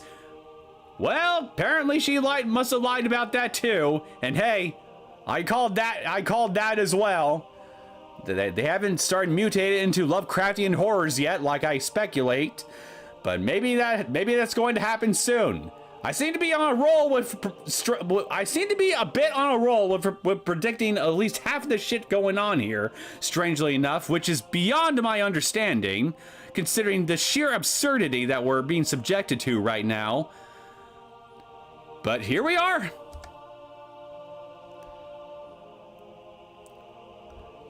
However, humanity lacked the means to notice it at all. There is an orgy occurring all around us, and we don't even notice it. We're like your average male protagonist in a romance anime or something. Cranked up to 11. Roughly 2 weeks after the initial spread of infection, when Une's children had spread throughout every corner of the globe, the first symptoms developed. The infected, though at this point the infected and all humanity were synonymous, We are all one with Une now. Then learned for the very first time that they were all infected with something unknown to them.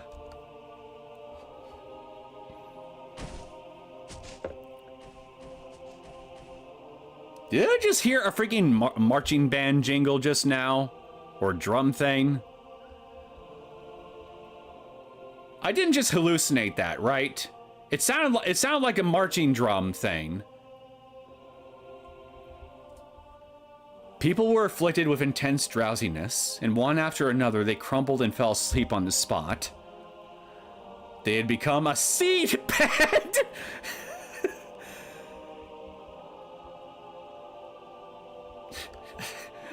That's certainly one. I guess that's certainly one way to one other way to refer to a jizz dumpster, an une jizz dumpster in this case. Once they finished consuming all the nutrients of their host, they broke out through the host's body, spread more seeds, and consumed all of humanity. What, they turned into aliens now from the Alien franchise? Because Une's people had no intention of coexisting with humanity at all. Shocker! Who could have seen that coming? Once they had consumed their flower bed, they would travel through space once more in search of the next. An accursed people indeed. They're like locusts! 7 weeks after the initial infection, humanity's population was reduced to 20% of its former size. Now that is an extinction level event right there. Wow. Of course, even that 20% was being culled as well. Then they would once more return to space in search of an organism with a brain to host them. Afterward, only the hosts of the horned people who couldn't be infected by that accursed people would remain on Earth. Which meant that only those people in this region who Takano had infected with N173 had not turned their hearts over to a demon managed to survive. So in other words, retroactively speaking, Takano was proven right. She was indeed trying to save humanity. And we stopped her. We, the heroes, had stopped her. With the biggest shit-eating grins on our faces. As we willingly and eagerly decide to go along with Une's plan. Without even putting so much as a hint of serious thought into it beforehand. Are we the baddies?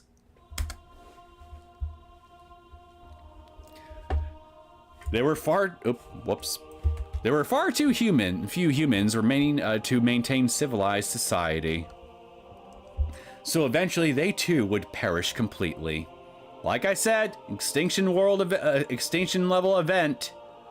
When you manage to somehow reduce humanity to 20% of its current size.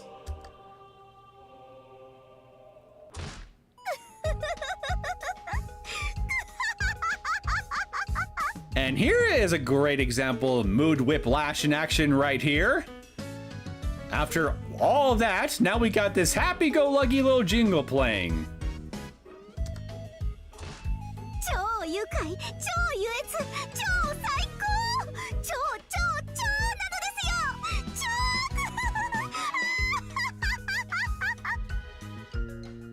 Again, some of you who may be watching this either now or maybe even through the VOD after I'm done with this might be pretty damn annoyed with me right now with how completely unseriously I'm taking this whole thing at this point. But look at this and tell me with a straight face if you can honestly blame me. Because clearly nobody's taking this shit seriously anymore. Not the characters in universe.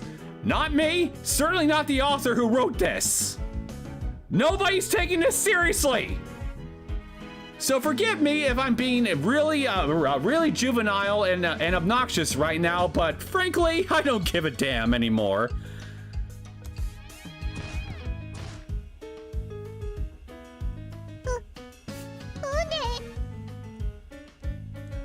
Behold your new god, Hanyu. The god that you helped ascend to a higher plane of existence across this big blue space rock we live on. It's all your fault.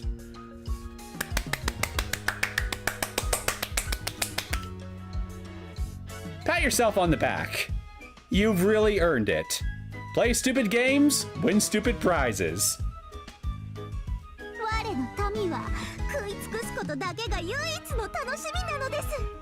だって星をすべて食いつぶすの超楽しいです。 And you just do this shit just for shits and giggles, of course. Of course. Why 我の民が追い not? 尽くした以上、もう誰も我の邪魔などできないのです。この星の弱々しい花どもなど、我の前には熱々のコーヒーに落とした氷砂糖よりも超儚い。 You and your people have coffee? Well, holy shit! Apparently coffee is also universal and not contained to only to human civilization. Hot damn. やってくれるじゃない。弱々しい素振りを見せて私たちをうまく使うなんて上等じゃない。 You've sure done it now? Don't you mean you have sure done it now? This is your fault. 田村姫の御事は騙せなかった。あいつは賢い。 I'll drink une juice to that. Drink the god juice. Become one of our new god, our new savior. 我が輩を侮るなかれ。これでもこの大和の国を滑る民の長と知りたまえ。 Oh, please. If anything, you overestimated her. Tamura's not clever. She's stupid, just like the whole rest of you. Once again, she could have been a lot more clear and opened her mouth a lot sooner, and we could have avoided a whole lot of trouble. But no, she had to hurl insult and pointless criticisms rather than try to properly communicate the danger. Because reasons. Because we wouldn't have a story without poor communication issues. And really, that's the crux of everything that's wrong with this whole thing, isn't it? This story would not be possible if people could actually have a proper conversation with each other for once. なれど、そこの角頭とその巫女、お前らは超ちょろい。神が愚かなら巫女も愚か。二人まとめて超愚かなのです。Again, how is she wrong? She's completely right. 神も無能で巫女も無能。何の役にも立たず、何の力も持たず、何の神通力も持たぬ役立たずの神なのです。超間抜け。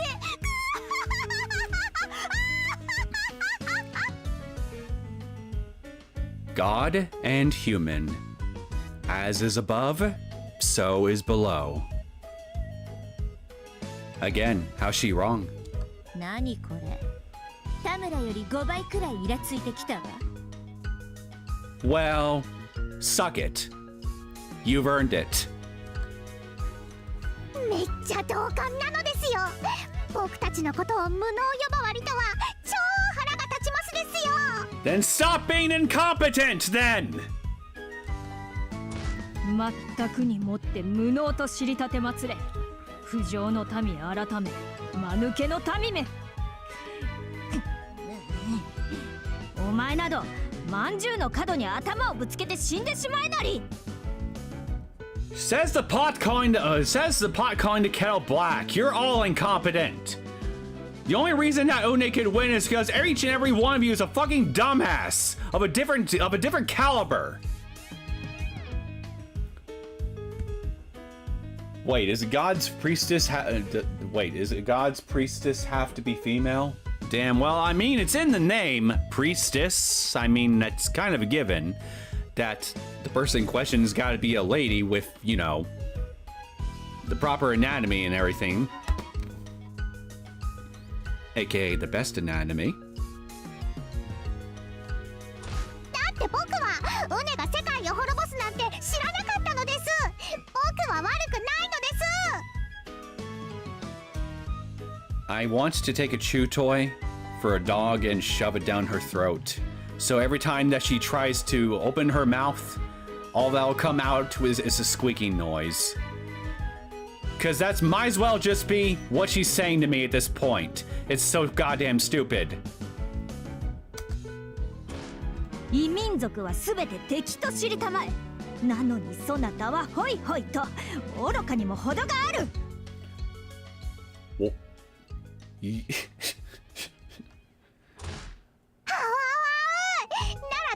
それを教えてくれればよかったのです。だから田村が悪いのです。 Well, to be fair to both of these two right here on screen right now, I guess two broken clocks can be right twice a day. To be fair. 黙りたまえ。不浄の民と聞く口など持ち合わせておらぬなり。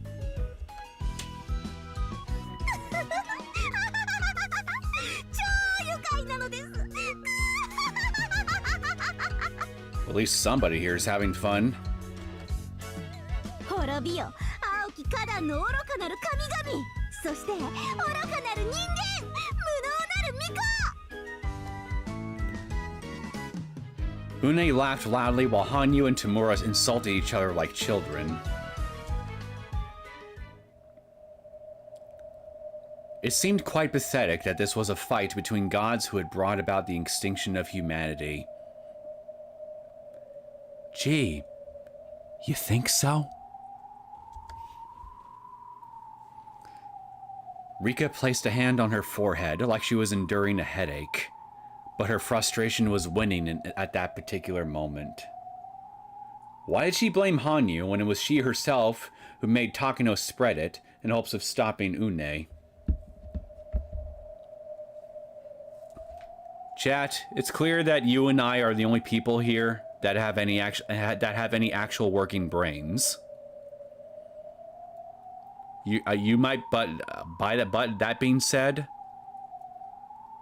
I think we're probably expecting way too much of them at this point. And maybe also the guy who wrote this story too. Maybe. Most likely. 私はね、自分のこと人間だとか思ってないし、別に世界が滅ぶとかどうでもいいの。ただどうしても許せないことはただ一つ。この幾百の死の山々を越えてきたフルで理科に向かって無能呼ばわりしてくれたことよ。Well, guess what, sweetheart? I look at what you've done here, and I ask you, when she calls you incompetent, even after everything that you've overcome prior to this point, how exactly is she wrong?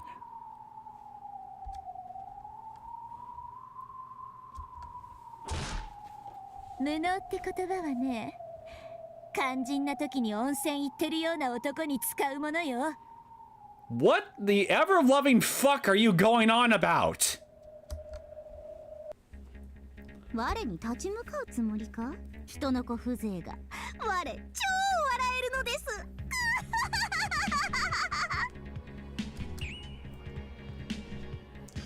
Rika pulled something out of nowhere that glinted with a silver light. なんだそれは。What are you gonna do? Toss a spoon at her or something? 知らないの？包丁よ。調理器具よ。料理といけすかないやつを切り刻むのに最適な道具よ。Well, I mean, a spoon is a utensil, yes, and so is a knife. So on that aspect, at least, I wasn't exactly wrong. So there. But that being said, I mean, hey, all right. I guess if we can actually stab her to death, why not? I guess that would take care of the problem if we can just do that, now would it?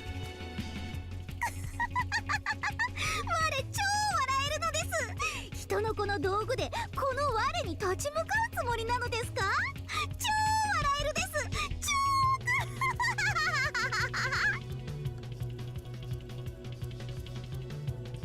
From the perspective of humans, those inhuman beings were like a moon on the water's surface. She could swing a weapon all she wanted in the world of man, but it wouldn't even disturb the water's surface, let alone harm the moon floating in the sky. However, for them to manifest in the world of man, they required a priestess. To put it in human terms, they required a queen carrier as a host. Well, I guess both could be true. That there could be a green queen carrier. Where's Shrek? If she defeated Une's queen carrier, was that correct to say? Or was it better to say Une herself? Then she could at least deal a decisive blow to her. Actually, wait, that's right. It's priestesses that they need. Shrek can't be a priestess. Where's Fiona? しかしながら我の体は汝の手の超届かぬところなのです。獅子骨師を出ることさえできぬ汝には指一本触れられはしないのです。 Oh no. Welp, IG, this explains a bit of things. Does it? I feel like at this point, it's gonna be a Herculean effort in of itself just to go over this entire story and everything about this entire ending section and be able to explain in vivid and thorough detail absolutely everything that is wrong with both it and what it does to both this arc and the prior Outbreak arc beforehand.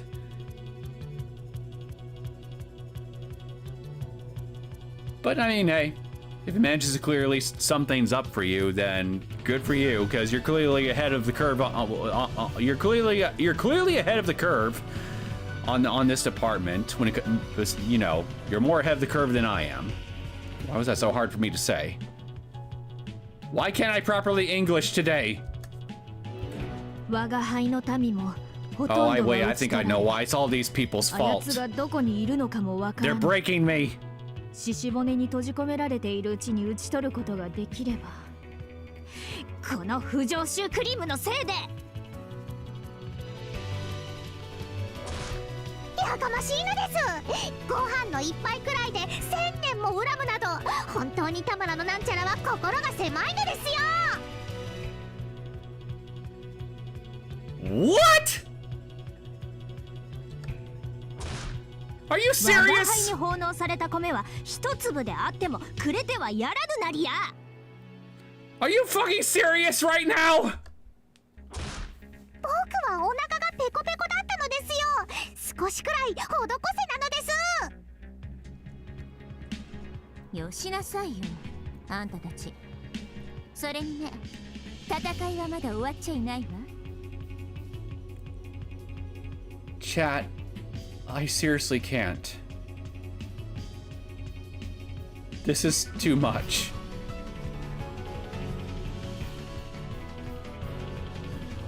Oh my god.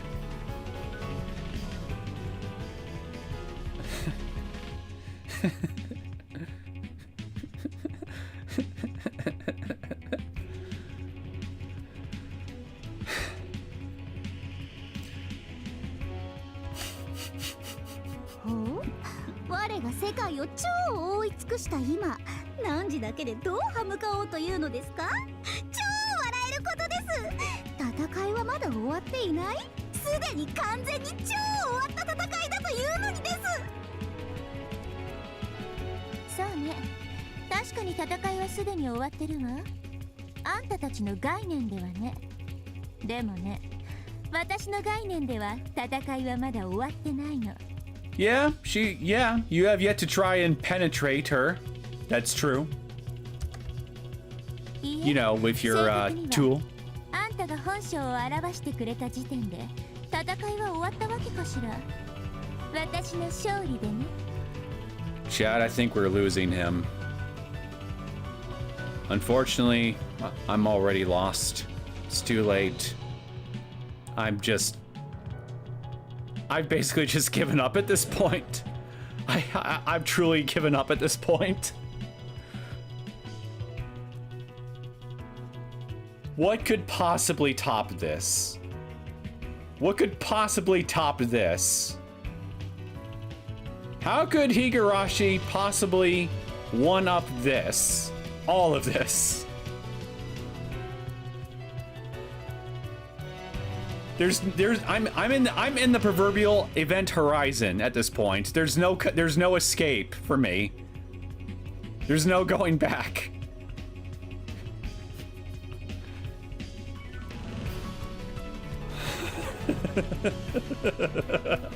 Oh? そなたの巫女はわけのわからぬことを申すなりや。この状況からどうやって世界を救うと申すなりや。我こそ聞きたい、超聞きたい。僕こそ聞きたいのです。もう手遅れなのですよ。世界は滅んでしまうのですよ。どうやってここから世界を救うのですか？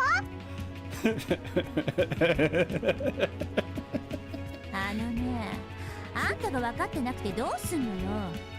あんた、こいつの使い方忘れたの？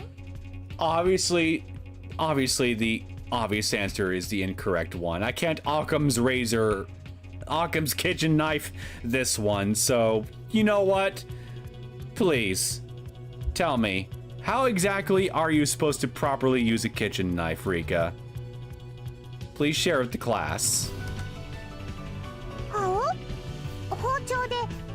Our special needs class, as it were, considering that Hanyu here isn't the only person whose head is filled with nothing but empty cream puffs. 仮にも神ならば、ウネの頭部を中すると申したまえ。あんたらは二人揃ってクリーム抜きシュークリーム頭ね。 So do you, Missy! 今教えてあげるわ。ほう、それは超何の真似なのです？ Oh, this ought to be good. The special needs kid is going to teach us how to properly use a kitchen knife. あんたの敗因は私に本体の正体と居場所を特定させたことよ。ウ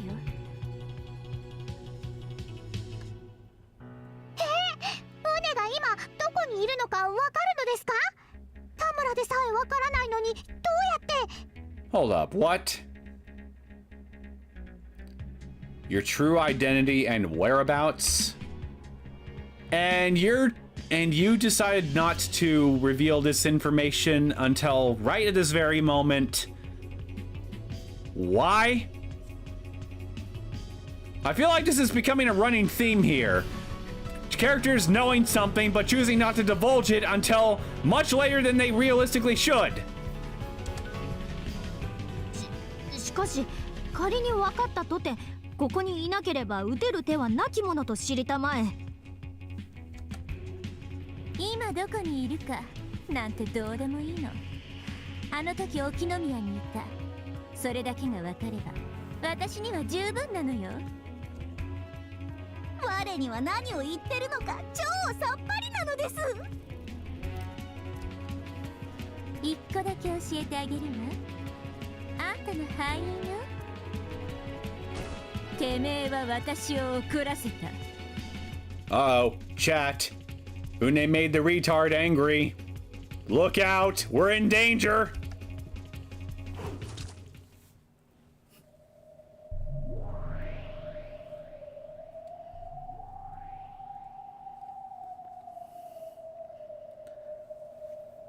Let's go back.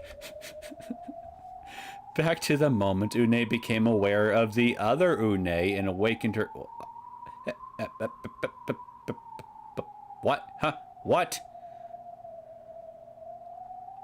Other Une? What? Huh?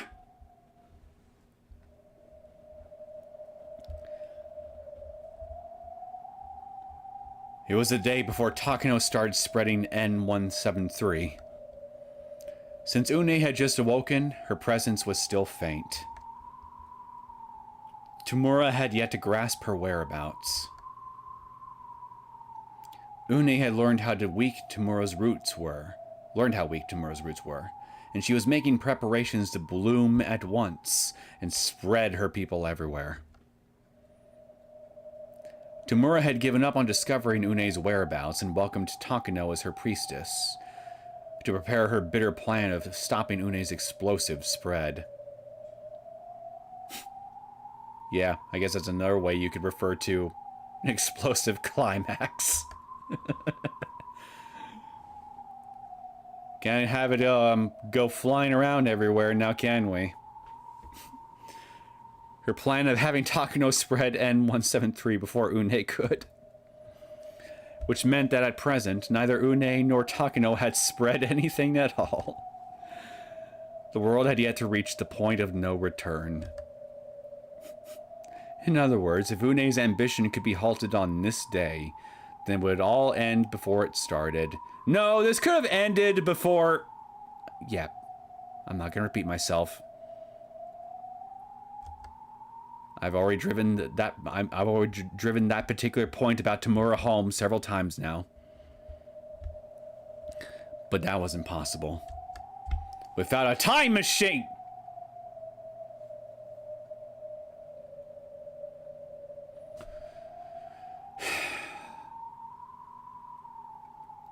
Are we turning this into an H.G. Wells story now?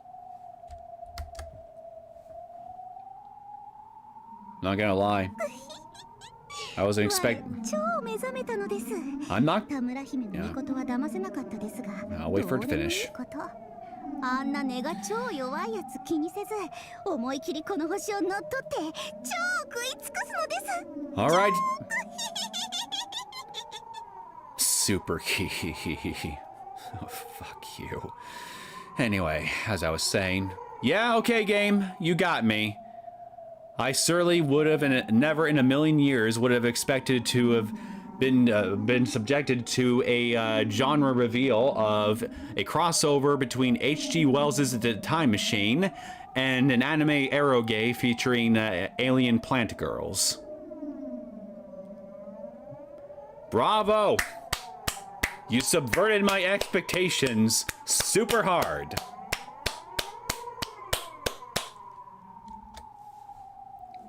Une's ambition of conquering the world with her people was born here in the small town of Okinomiya in rural Japan.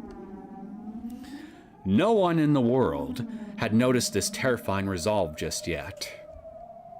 However,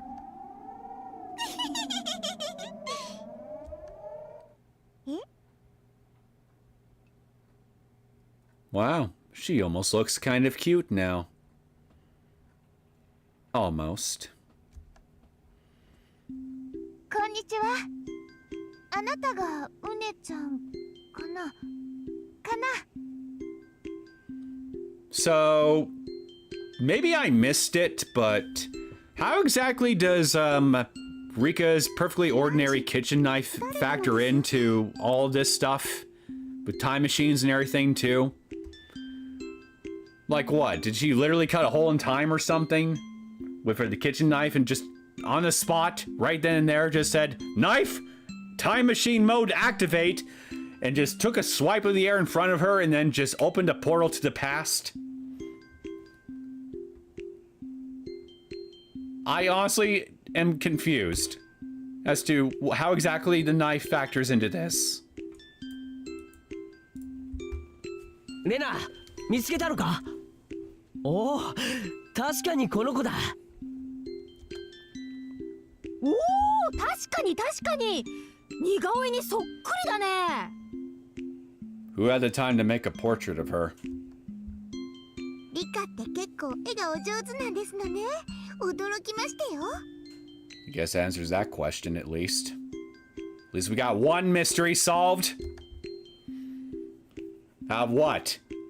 500 and counting? Knife? Reina's knife is more like a cleaver. Yeah, well, Rika had a kitchen knife with her. The older girl with a ponytail held up a sketchbook of a portrait that looked exactly like me. Please let it be ugly. The drawing. I want a cheap laugh. I was suddenly surrounded and didn't understand why. やっと見つけたわよ、ウネ。どちら様でしょう。初対面は数週間後になるけどね。でも私はつい先日会ったばかりよ。ま、私の言うつい先日ってのは数ヶ月くらいのことだけれどね。Wait, is this what she meant by the other Une? だから随分とあんた探しに手こずらせてもらったわ、ウネ。Was this what she meant by the other Une? As she was actually just referring to Une from the past rather than referring to a wholly separate, different Une that existed fully independently of the Une that we'd known up until now? Because if that's what's going on here, that makes sense to me.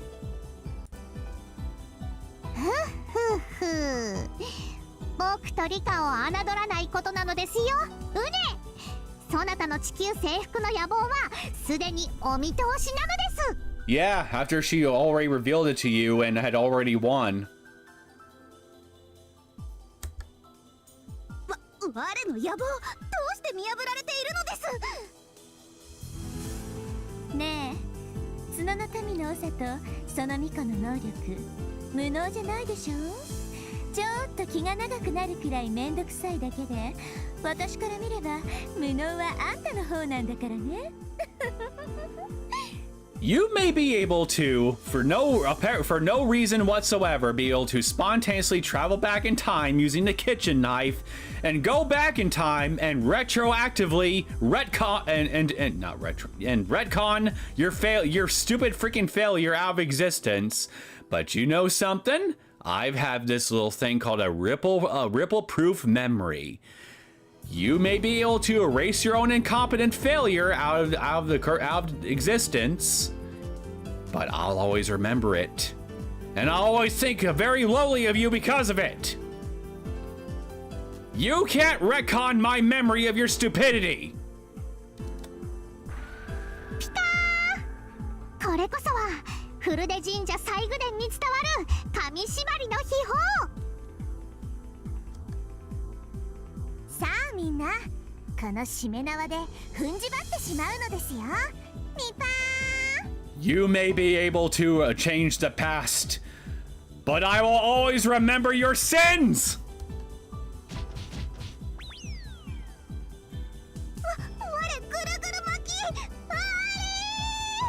You didn't even have the goddamn courtesy to give me a proper panty shot after everything that you've subjected me to for the past couple hours now. Fuck you. おお、我が輩にも見つけられなかったウネをこれほどあっさりと。礼を言うなりや、人の子よ。出ましたのですね、田村姫の御事。ちなみにあんたも有罪だからね。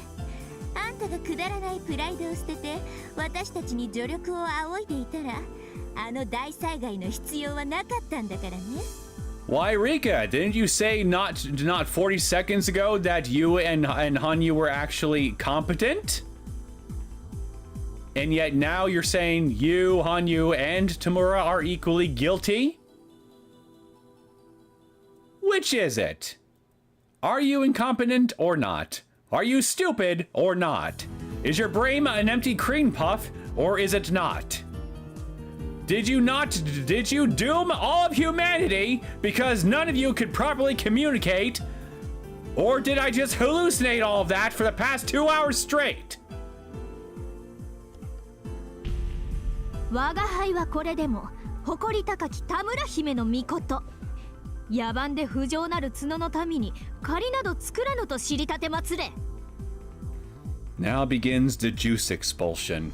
Oh, if only. という If わけ only. で有罪ね。ピカ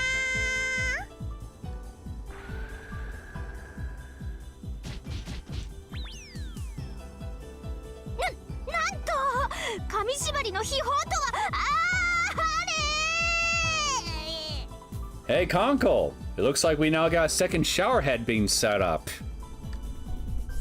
さあこれで今回の騒ぎの首謀者をすべて逮捕できたのですよ。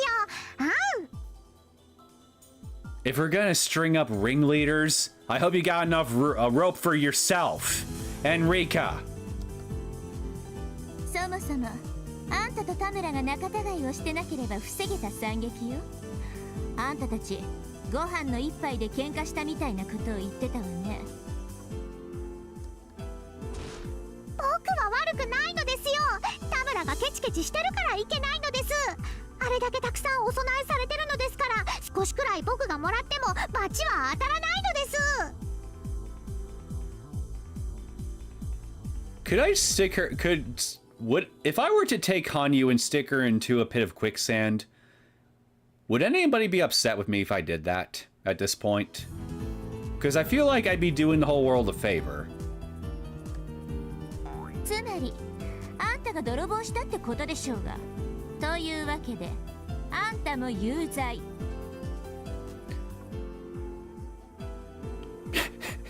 In other words, yeah, Tamura's hatred of you was justified from day one! Which therefore made us the baddies! ピカーン。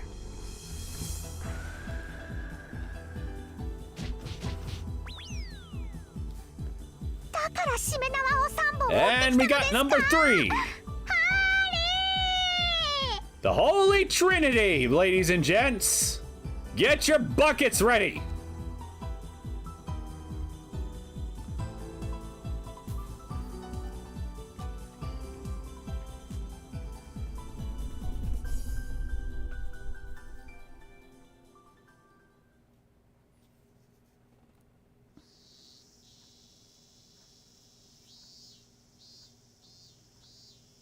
You know, I wish I thought of it right as the CG image was still on screen. あんたたち神様なんでしょ。 But I probably should have just used that for the thumbnail instead, because what could possibly have been more eye-catching than that? It'd be perfect algorithm material right there. God damn it.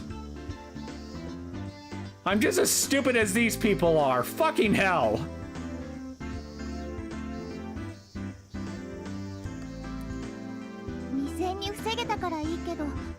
Wait a minute. Wait, no, wait, no. I can salvage this.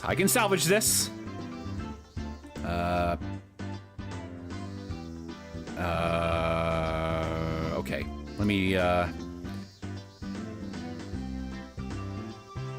can I minimize this?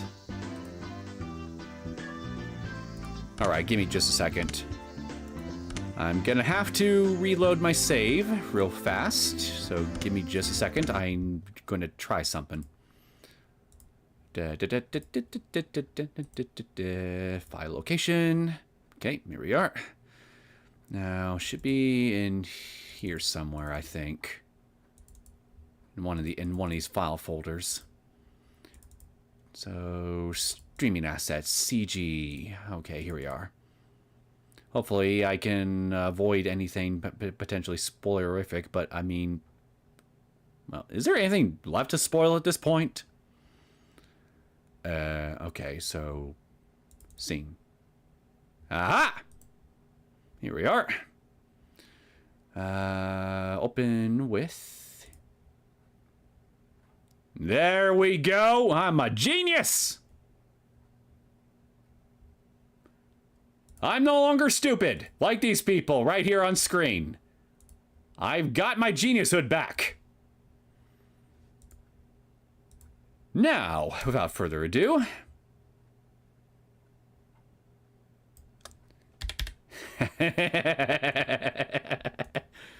Perfect. Beautiful. Delicious.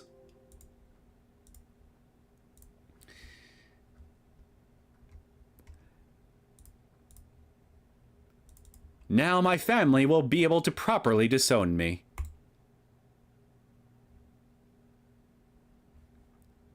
I feel so proud of myself.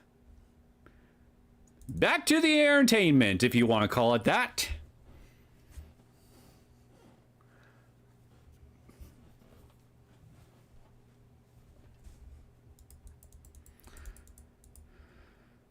I wonder how close we actually are to the end, though.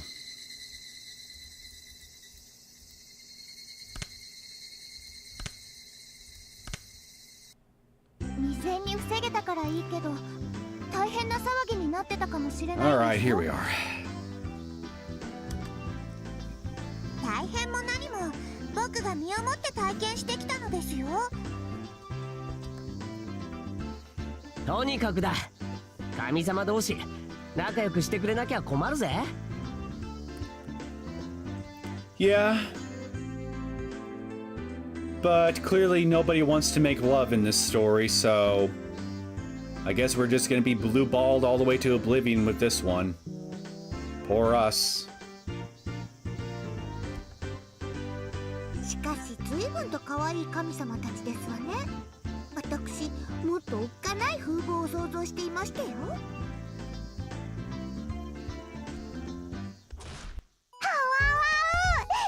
こそはお社様なのですよ。この扱いはあんまりなのです。 A foolish god deserves a foolish punishment.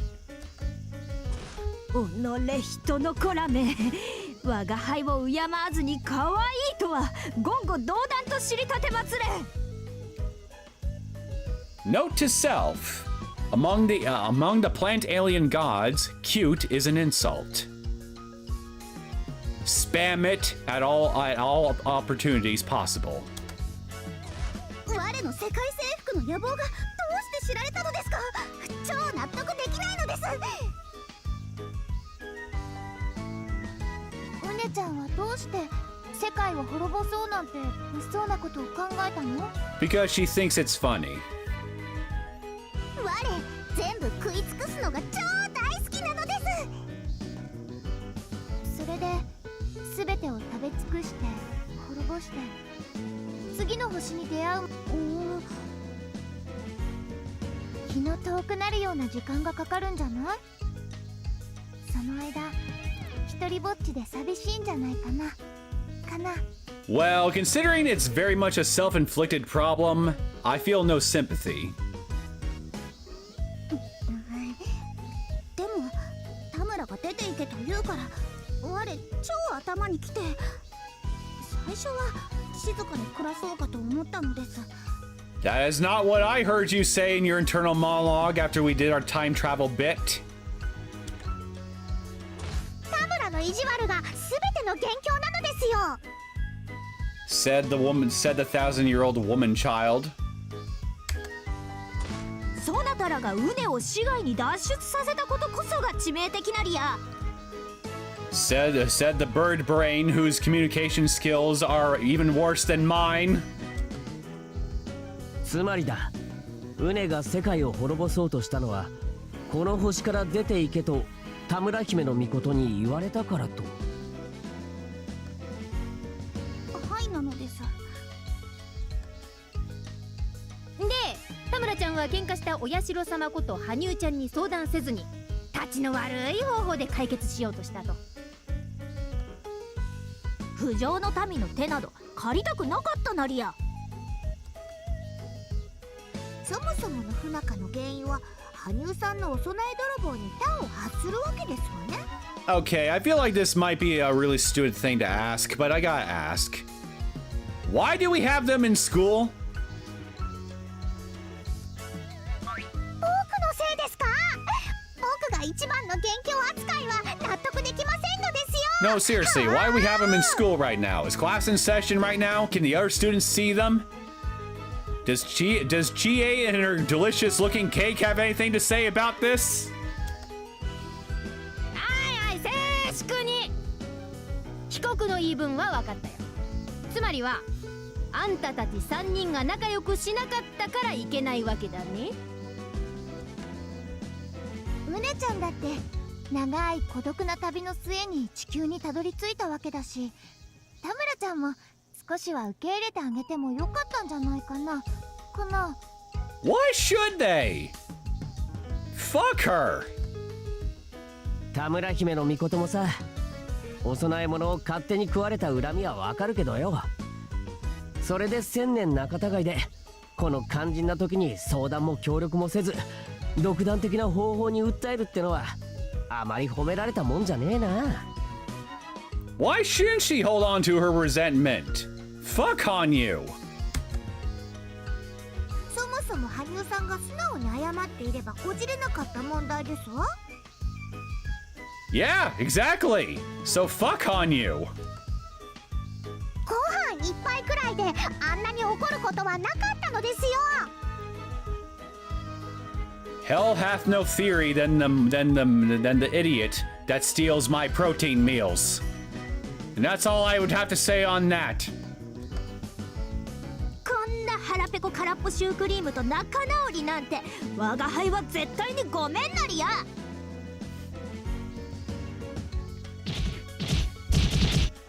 我だって少しだけ花壇を分けて欲しかっただけなのです。なのに田村が意地悪を。I don't believe you. ほらほら見ましたですか。やはり全ての元凶は田村なのです。うねこそが全てを滅ぼす悪魔なりや。うねこそが全ての元凶。 Chat, I feel like I'm stuck in a preschool room right now. Get me out of here! そもそも田村が異民族嫌いになった発端は羽生が勝手に盗み食いをしたせいのように思いますのです。羽生が盗み食いをしなかったら田村も異民族を嫌いにならず我を受け入れてくれたかもしれないのです。まったくにもってその通りなりやと知りたてまつれ。このシュークリーム頭こそが元凶なりや。 Okay, in all due fairness, Tamura does look a little bit cute with a cat smile. I'll give you that. 僕が元凶扱いなんて納得いかないのですよ。 When does it fucking end? I want to know that myself at this point. Like, holy shit! I thought we would have been done by now. I could have been. I thought I might have been potentially doing something else on stream at this point. I was actually thinking about doing a short Metal Gear Rising session just for shits and giggles and to do a stress test on the latency settings. But no, it just keeps going. でーい、静粛にというわけで判決。 Fucking hell, seriously. You're just dragging this shit out. 仲良くできなかった罪で部活ゲーム刑に処す。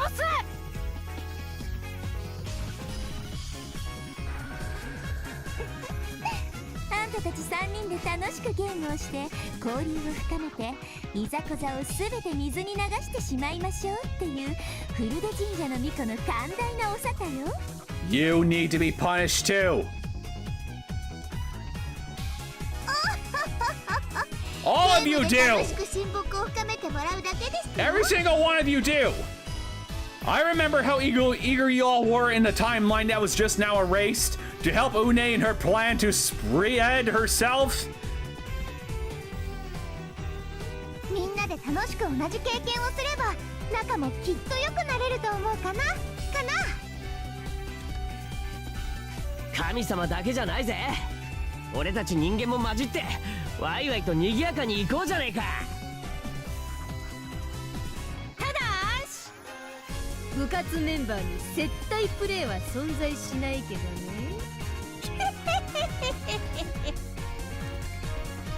神様の喧嘩に人間を巻き込んでくださったお礼をたっぷりお返しして差し上げましたよ。 You have gratitude, I have nothing but resentment. 神様の争いだけで私たちが参戦できないのは面白くないからね。人間を舐めちゃいけないってことをこの機会にたっぷり勉強してってもらおうと思ってね。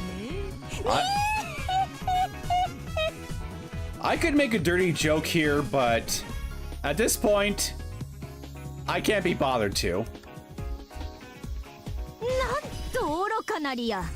我ら神々が人のこの遊戯ごときで遅れを取ると思ったなりや。I have lost tons of brain cells during this stream. I feel like I've lost the entire left section of my brain during this stream. My right side has gone limp.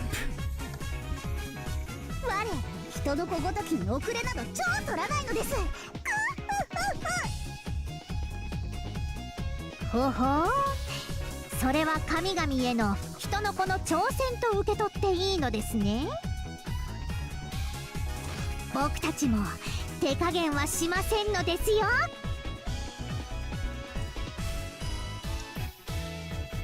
Tamurahime no Mikoto was a steady player. Her style focused on defense more than offense, so she should have been a tough opponent. In other words, she's a submissive rather than a dom in bed. Got it. She just takes it. Or worst case scenario, she's what you refer to as a cold fish. Une was likely to toy with us magnificently using her sly tricks and fluid adaptability. So she is the mistress of BDSM. Got it. Then Hanyu had her indecipherable dumb luck. She literally orgasms to victory. Got it. Actually, no. She literally she stumbles her way to victory to climax to. Never fucking mind. I don't even know what I don't even know what I'm trying to say anymore.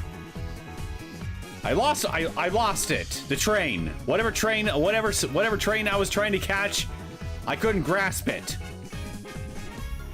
Fuck you, Hanyu. She was the greatest opponent in a game involving chance. They were still gods.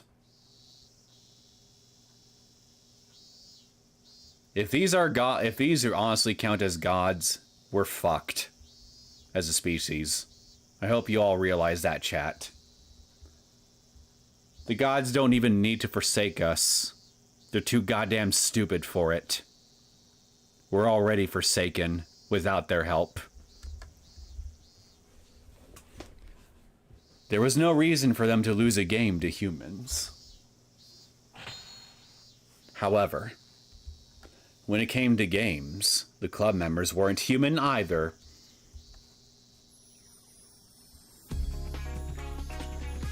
Oh my god! Finally! Ugh. We're done. Oh, the dopamine I'm feeling right now. It's better than sex, I tell you.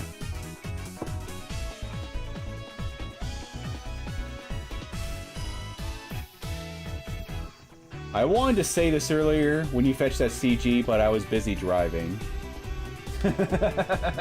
Okay. What'd you want to say?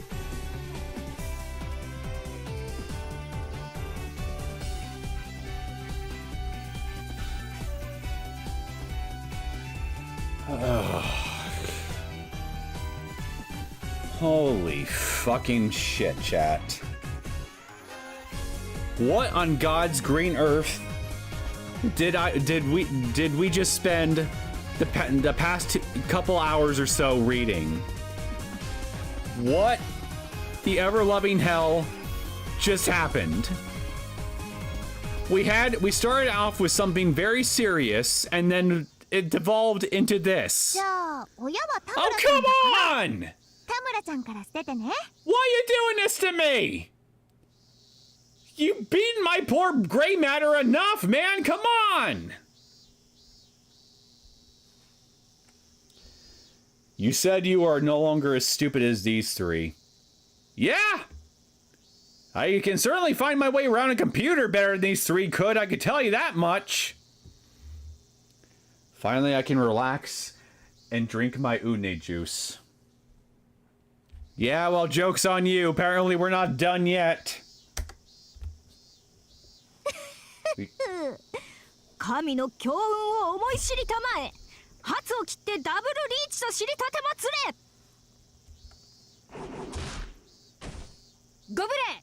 蓮舫、竜位相、数安公短期、4倍役満、12万8000。Please have mercy on me. Just end. 私もローン。蓮舫、チートイツ、赤赤ドラドラ、ただの役満、3万2000点。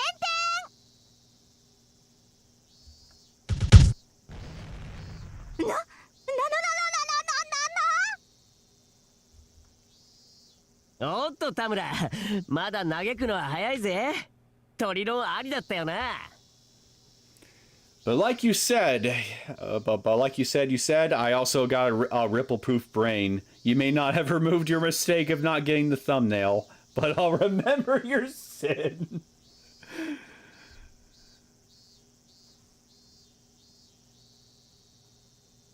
God damn it! I can't even argue with you with that. I can't argue with you with that. I guess that by that logic, I am still as stupid as they are. Shit. I would ask for God to help me, but the only gods in the room are these three, and like I just said, I don't need their help with being forsaken or pretty much anything else, because they're too goddamn stupid to be useful, as you'd expect a god to be. So I'm pretty much fucked, no matter what.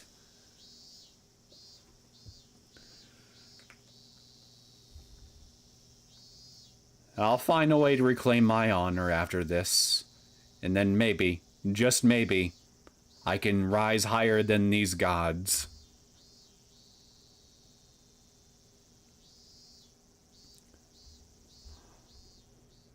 Where's Ushi in this game of Mahjong? I had a feeling it was Mahjong.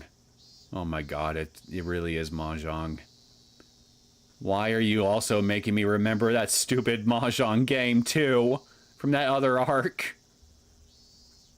I'm not even a fan. I don't even understand how the game is played. こっちもロンだぜ。蓮舫大数詞通位相数安公短期6倍役満直撃19万2000だ。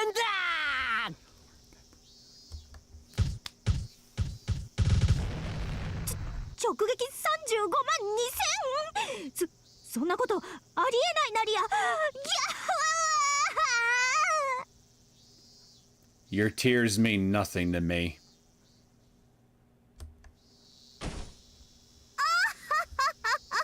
卓の展望をすべて集めても足りませんでしたよ。さあ、罰ゲームの衣装はこれだ。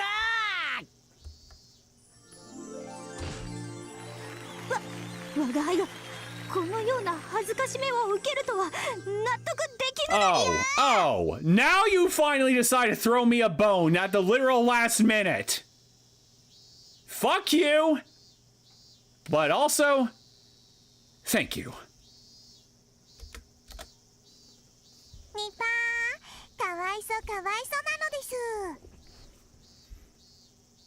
I mean, hey, it's not a bra and panties, but it's close enough. I'll take it. スクール水着姿で偉そうにされても滑稽にしか見えませんでしたよ。みぱー、その姿でご主人様にご奉仕ご奉仕なのですよ。Blah, blah, blah. Any relation to Bo by any chance? じゃーん、これで上がり。私もこれで上がりでしたよ。我もあと1枚で超上がりなのです。おっと残念。ラス1の宣言してない。 Wait, they're playing Uno now? Somebody get me a hand. I'll clean these assholes.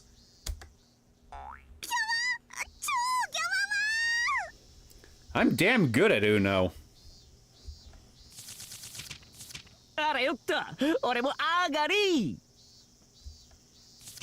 僕もこれで上がりなのですよ。みぱんで、これで私が上がって、ビリッケツはうねちゃんに決定。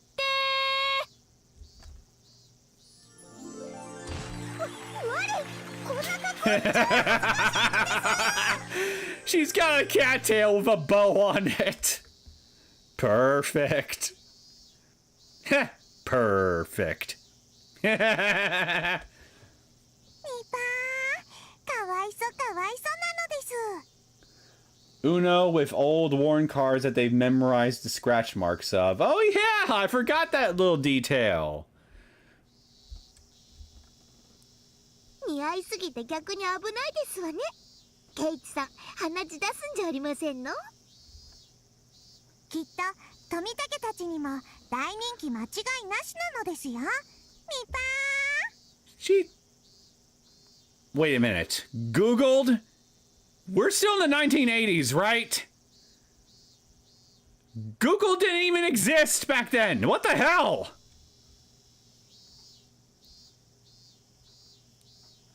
Or are you telling me that you traveled forward in time for the express purpose of finding a search engine to help you find find embarrassing outfits, only to come right back to this point in time with that information and then make said outfit? But now that I think about it, that raises another question. How do you know what a search engine is? If search engines didn't even exist yet in the 1980s. At least the portion of the 1980s when this game takes place at any rate. Drinks Une juice aggressively. What, your tears? Because that's the only thing I'm seeing leaking right now. 僕は二人のようにはやられないのですよ。はあ。ではゲームを開始するね。それでは狼さん、顔を上げてください。 She better have the most risque outfit or I'm going to be pissed. はい、カミングアウトします。おじさんは占い師です。羽生ちゃんは狼です。はあ。では全会一致で初日の生贄は Maybe in those timelines she survived to 2000s. No, she did not. Say for the whatever final ending of your choice, whether it be Chapter 8 or Neosekken Mote or anything like that, or what was the one we just did not too long ago? That was about Rika going to that other world. Whatever, that one, that third one. But yeah, there's never been any point, as far as I'm aware, where she survived to the 2000s unless she defeated Takano and, by extension, Tokyo. 決定だぜ。吊るされるのは羽生だ。Please be a literal hanging. ゲームにさえ参加できない。 You don't get the dignity to play a game.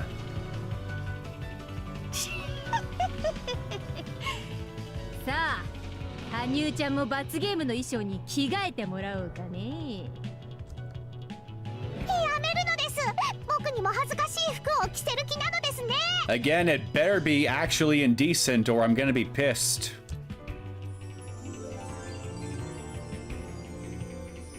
薄い本みたいに、薄い本みたいに。 Well, it is indecent, to be fair.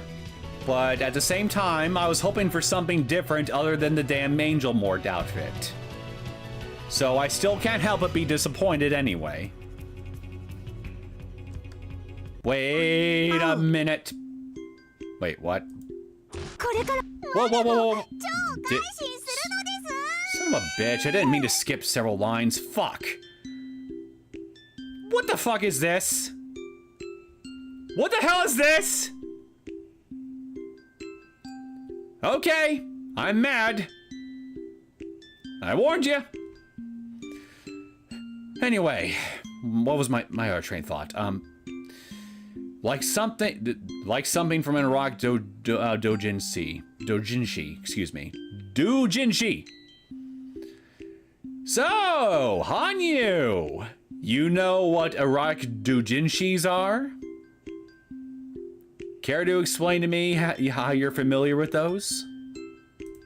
I'm quite curious now that you brought them up. Well, then again, I suppose even an old lady such as yourself here could, you know, get frisky from time to time now, couldn't you? I promise the three of us gods will get along now, so spare us already. I'm super repenting too. No. No, you've not had enough. Not a single one of you. Although I would like it if you do it on... Although I'm perfectly fine if you doing it off screen, so I can finally be released from this hell.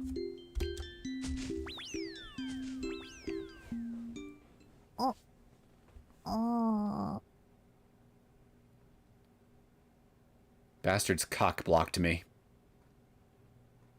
I guess the writer of this thing couldn't resist giving me one last final fuck you. Well, fuck you too. You dick.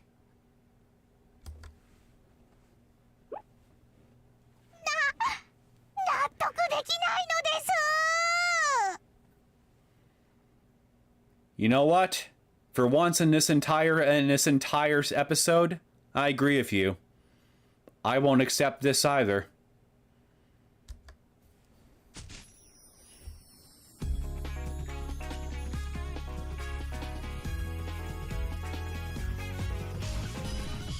Are we now done for real?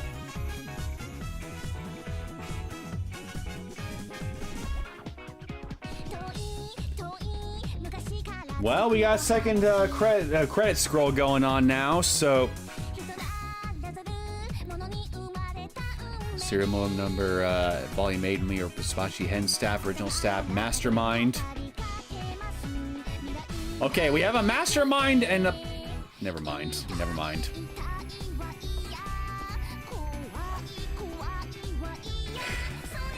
I need to look up the credits of this later so I can figure out who wrote this scenario.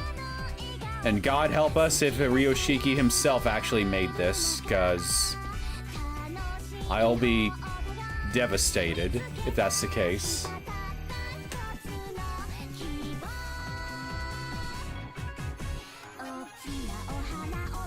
Her face is just killing me. Uh-oh. Chat, Conkle's dying. Somebody send an ambulance.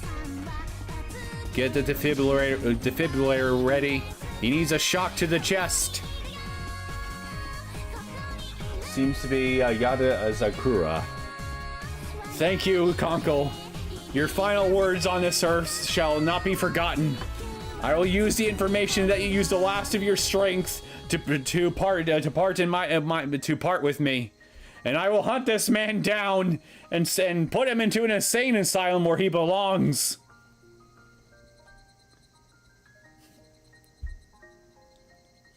Chat, Conkle has died. May he rest in peace. I pray.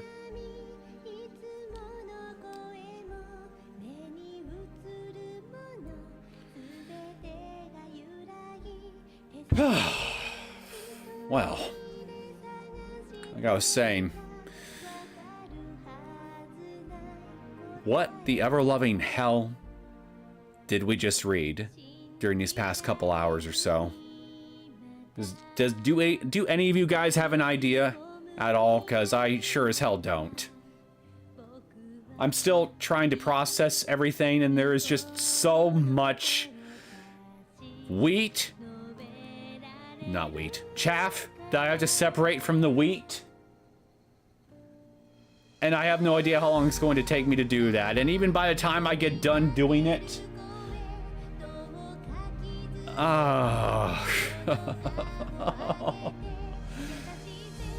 What happened, man? They had a legitimate this Yarazakura fellow. He had a legitimately interesting premise. Starting out an outbreak. I will give him credit for that, and then it just ends with all of this. Like, what the hell happened? Did he just start taking some hard cocaine or something during production? Towards the end? Or was this some freaking giant prank that he pulled? I'm legitimately confused how this could have happened. Like...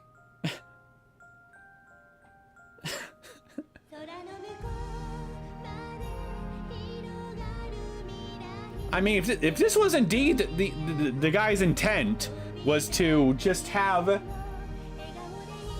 a very unexpected genre shift and story shift and all kinds of other shifts, well, I mean, congratulations. Yeah, you subverted my expectations, but at what cost? Not only to the integrity of this story, but everything that came before it. At what cost? What's this? After party? New bonus ad. The music room is now available. Tileman and... Okay, well, okay, so... Yeah, no, I'm not... New bonus scenario added? Higurashi chapter has been added. Please go to the tile menu, then start to be... There's more?! Oh, hey! We got a new background on the title.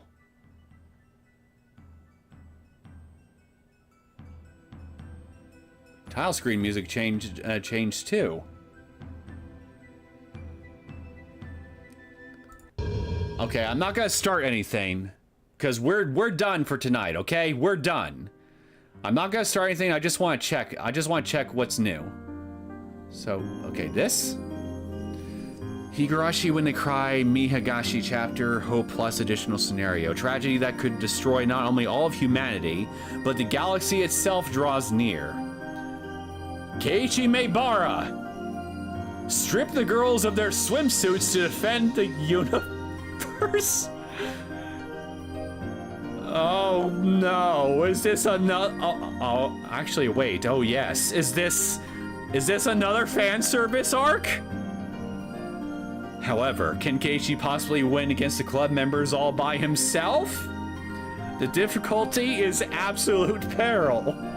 It's just impossible to imagine any way Keiichi could avoid meeting with an awful fate. Of all the... What the... What the actual hell? You took what I thought was going to be a very serious story, a very serious final conclusion to the sound novels that I've been covering for years at this point, turn it into a literal, complete joke, and then to rub salt on the wound, you unlock an additional final little story for me, and it's another unserious thing. Like, again, I don't mind fan service at all. I love that shit, okay? I think if this stream by itself didn't make that clear, then God knows how much other stuff I did beforehand probably should have also clued you guys in, but...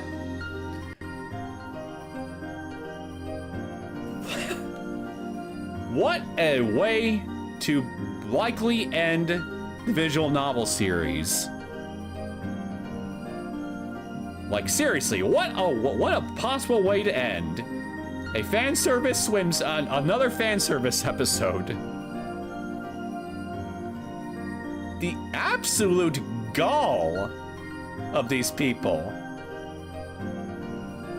I can't even be offended. I'm actually genuinely impressed at this point with the balls of these people, with what they've done here, with what they're still doing now.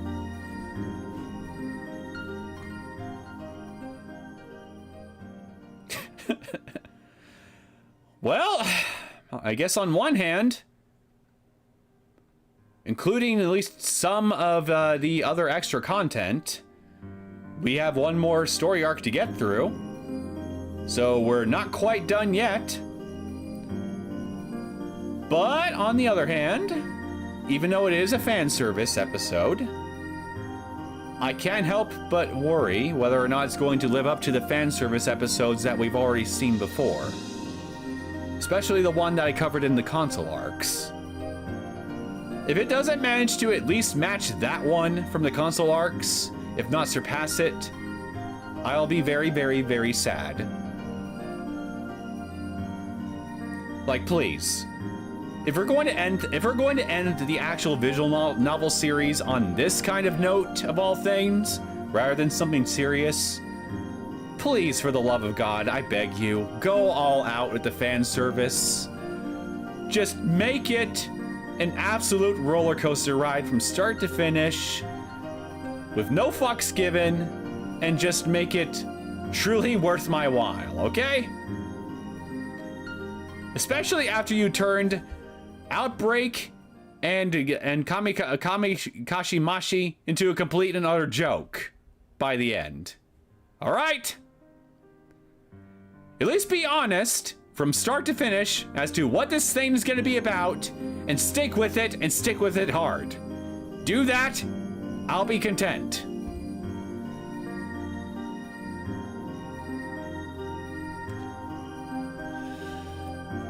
Oh. All right.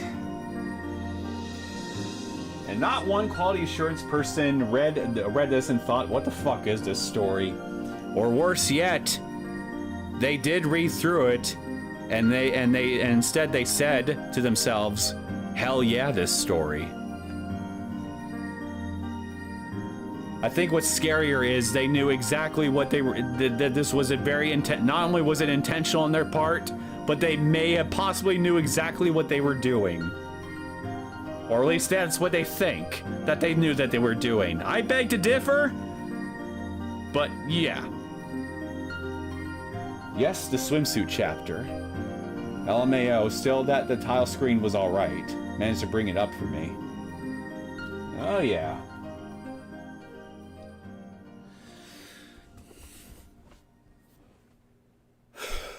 Wow.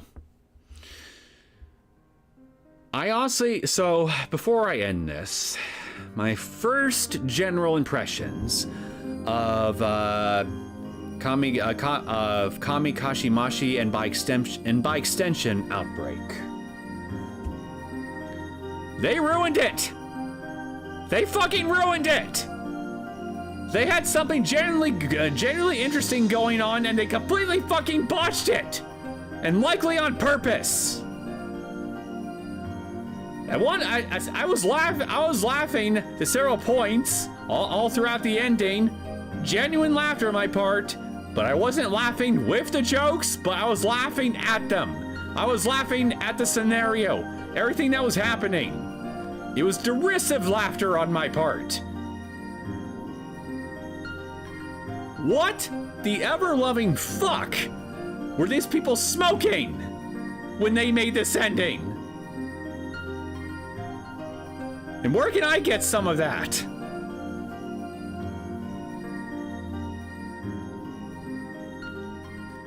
What else can I possibly say other than that? Seriously. They turn it into a complete joke, so everything that was even remotely serious that came before, it doesn't matter. None of it fucking matters now. It never did. Because they turned it into a joke. Apparently, the root of all evil in this story was Hanyu being a fucking glutton and stealing tomorrow's food. What can I possibly say about that?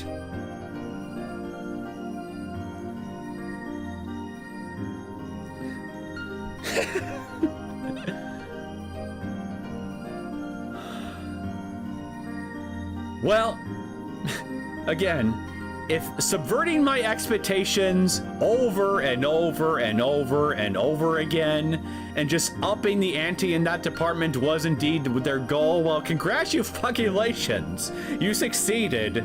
But once again, I ask you, at what cost? Not just to the story that you made here, but by extension, the implications it raises for the rest of the series. Assuming, of course, I'm supposed to... Well, that's the thing. They turned it into a joke, so maybe that could be this one thing saving grace. Is that if the whole story itself is a complete and utter joke by the end, maybe it really doesn't matter at all. In any way, shape, or form for the rest of the series. Even though I thought the same thing about the freaking arc that showed an alternate version of Hanyu's backstory, how she was revealed to be an alien and all that, and yet that particular plot point ended up being reused several times in other arcs too. So clearly, stuff from that arc ended up mattering in the grand scheme of things later on in the series. So who's to say that whatever bullshit that this story just concocted up in its twisted fever dream won't end up being important later too? Whether it be with Go or God knows what else. I don't know at this point, and that frightens me. Because if this story in any way actually matters, then it will completely and utterly kill my ability to take Higurashi as a story seriously going forward. In any capacity. Because they would just basically do to it what Corpse Party has, Sachiko's hysterical birthday bash ended up doing to Corpse Party. With Dead Patient being the final nail in the coffin. The final stake in the heart.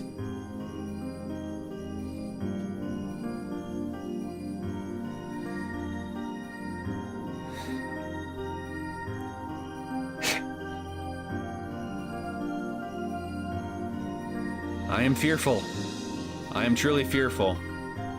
Hopefully my fears won't come to fruition. Because, well, actually no, the gods won't help me. Like I said, the gods are dumb and stupid. I am forsaken. We are all forsaken. We are in hell, chat. Or, well, at least for now. But apparently there is a path to purgatory right in front of us here, with this this new chapter right here. A purgatory which will hopefully lead us to the pearly gates, where all kinds of fun stuff is waiting for us.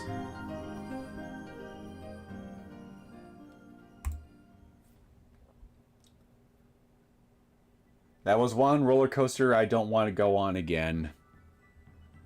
Well, I'll tell you one thing. I certainly don't want to go on it again anytime soon. That was... Yeah, I'm not going to repeat I think I've said everything that needs to be said about it at this point. Oh, God. Actually, wait, I should probably just put it in here so it doesn't start a freaking movie playback thing and startle me. And probably you guys, too. All right. So, I'm going to bring today's stream to a close now. And tomorrow, if everything works out for me in regards to any other stuff I may need to do, I'm not working tomorrow, but you never know what other obligations I might need to worry about. But assuming everything works out okay for me tomorrow as well, I'm going to do a stream for Noel the Mortal Fate next time. So, if there's anyone here who's been checking that series out here and is eager to look forward to that next installment, you'll have that to look forward to tomorrow, most possibly. But other than that, I'm going to be heading to bed soon, or soon-ish, because I'd like to unwind to do something that's not whatever the hell I was just subjected to. Something that won't tax my gray matter as much. Anyway, Conkle, Eastman, and anybody and everybody else who tuned into today's stream, I hope you all had a great time today. believe it or not, I did, even though I was shocked and appalled and feeling all kinds of other emotions too during the past couple of hours. Especially when looking back at everything that started out an outbreak and how this somehow led to this. Yeah, again, I think I've said everything that needs to be said here about this at this point.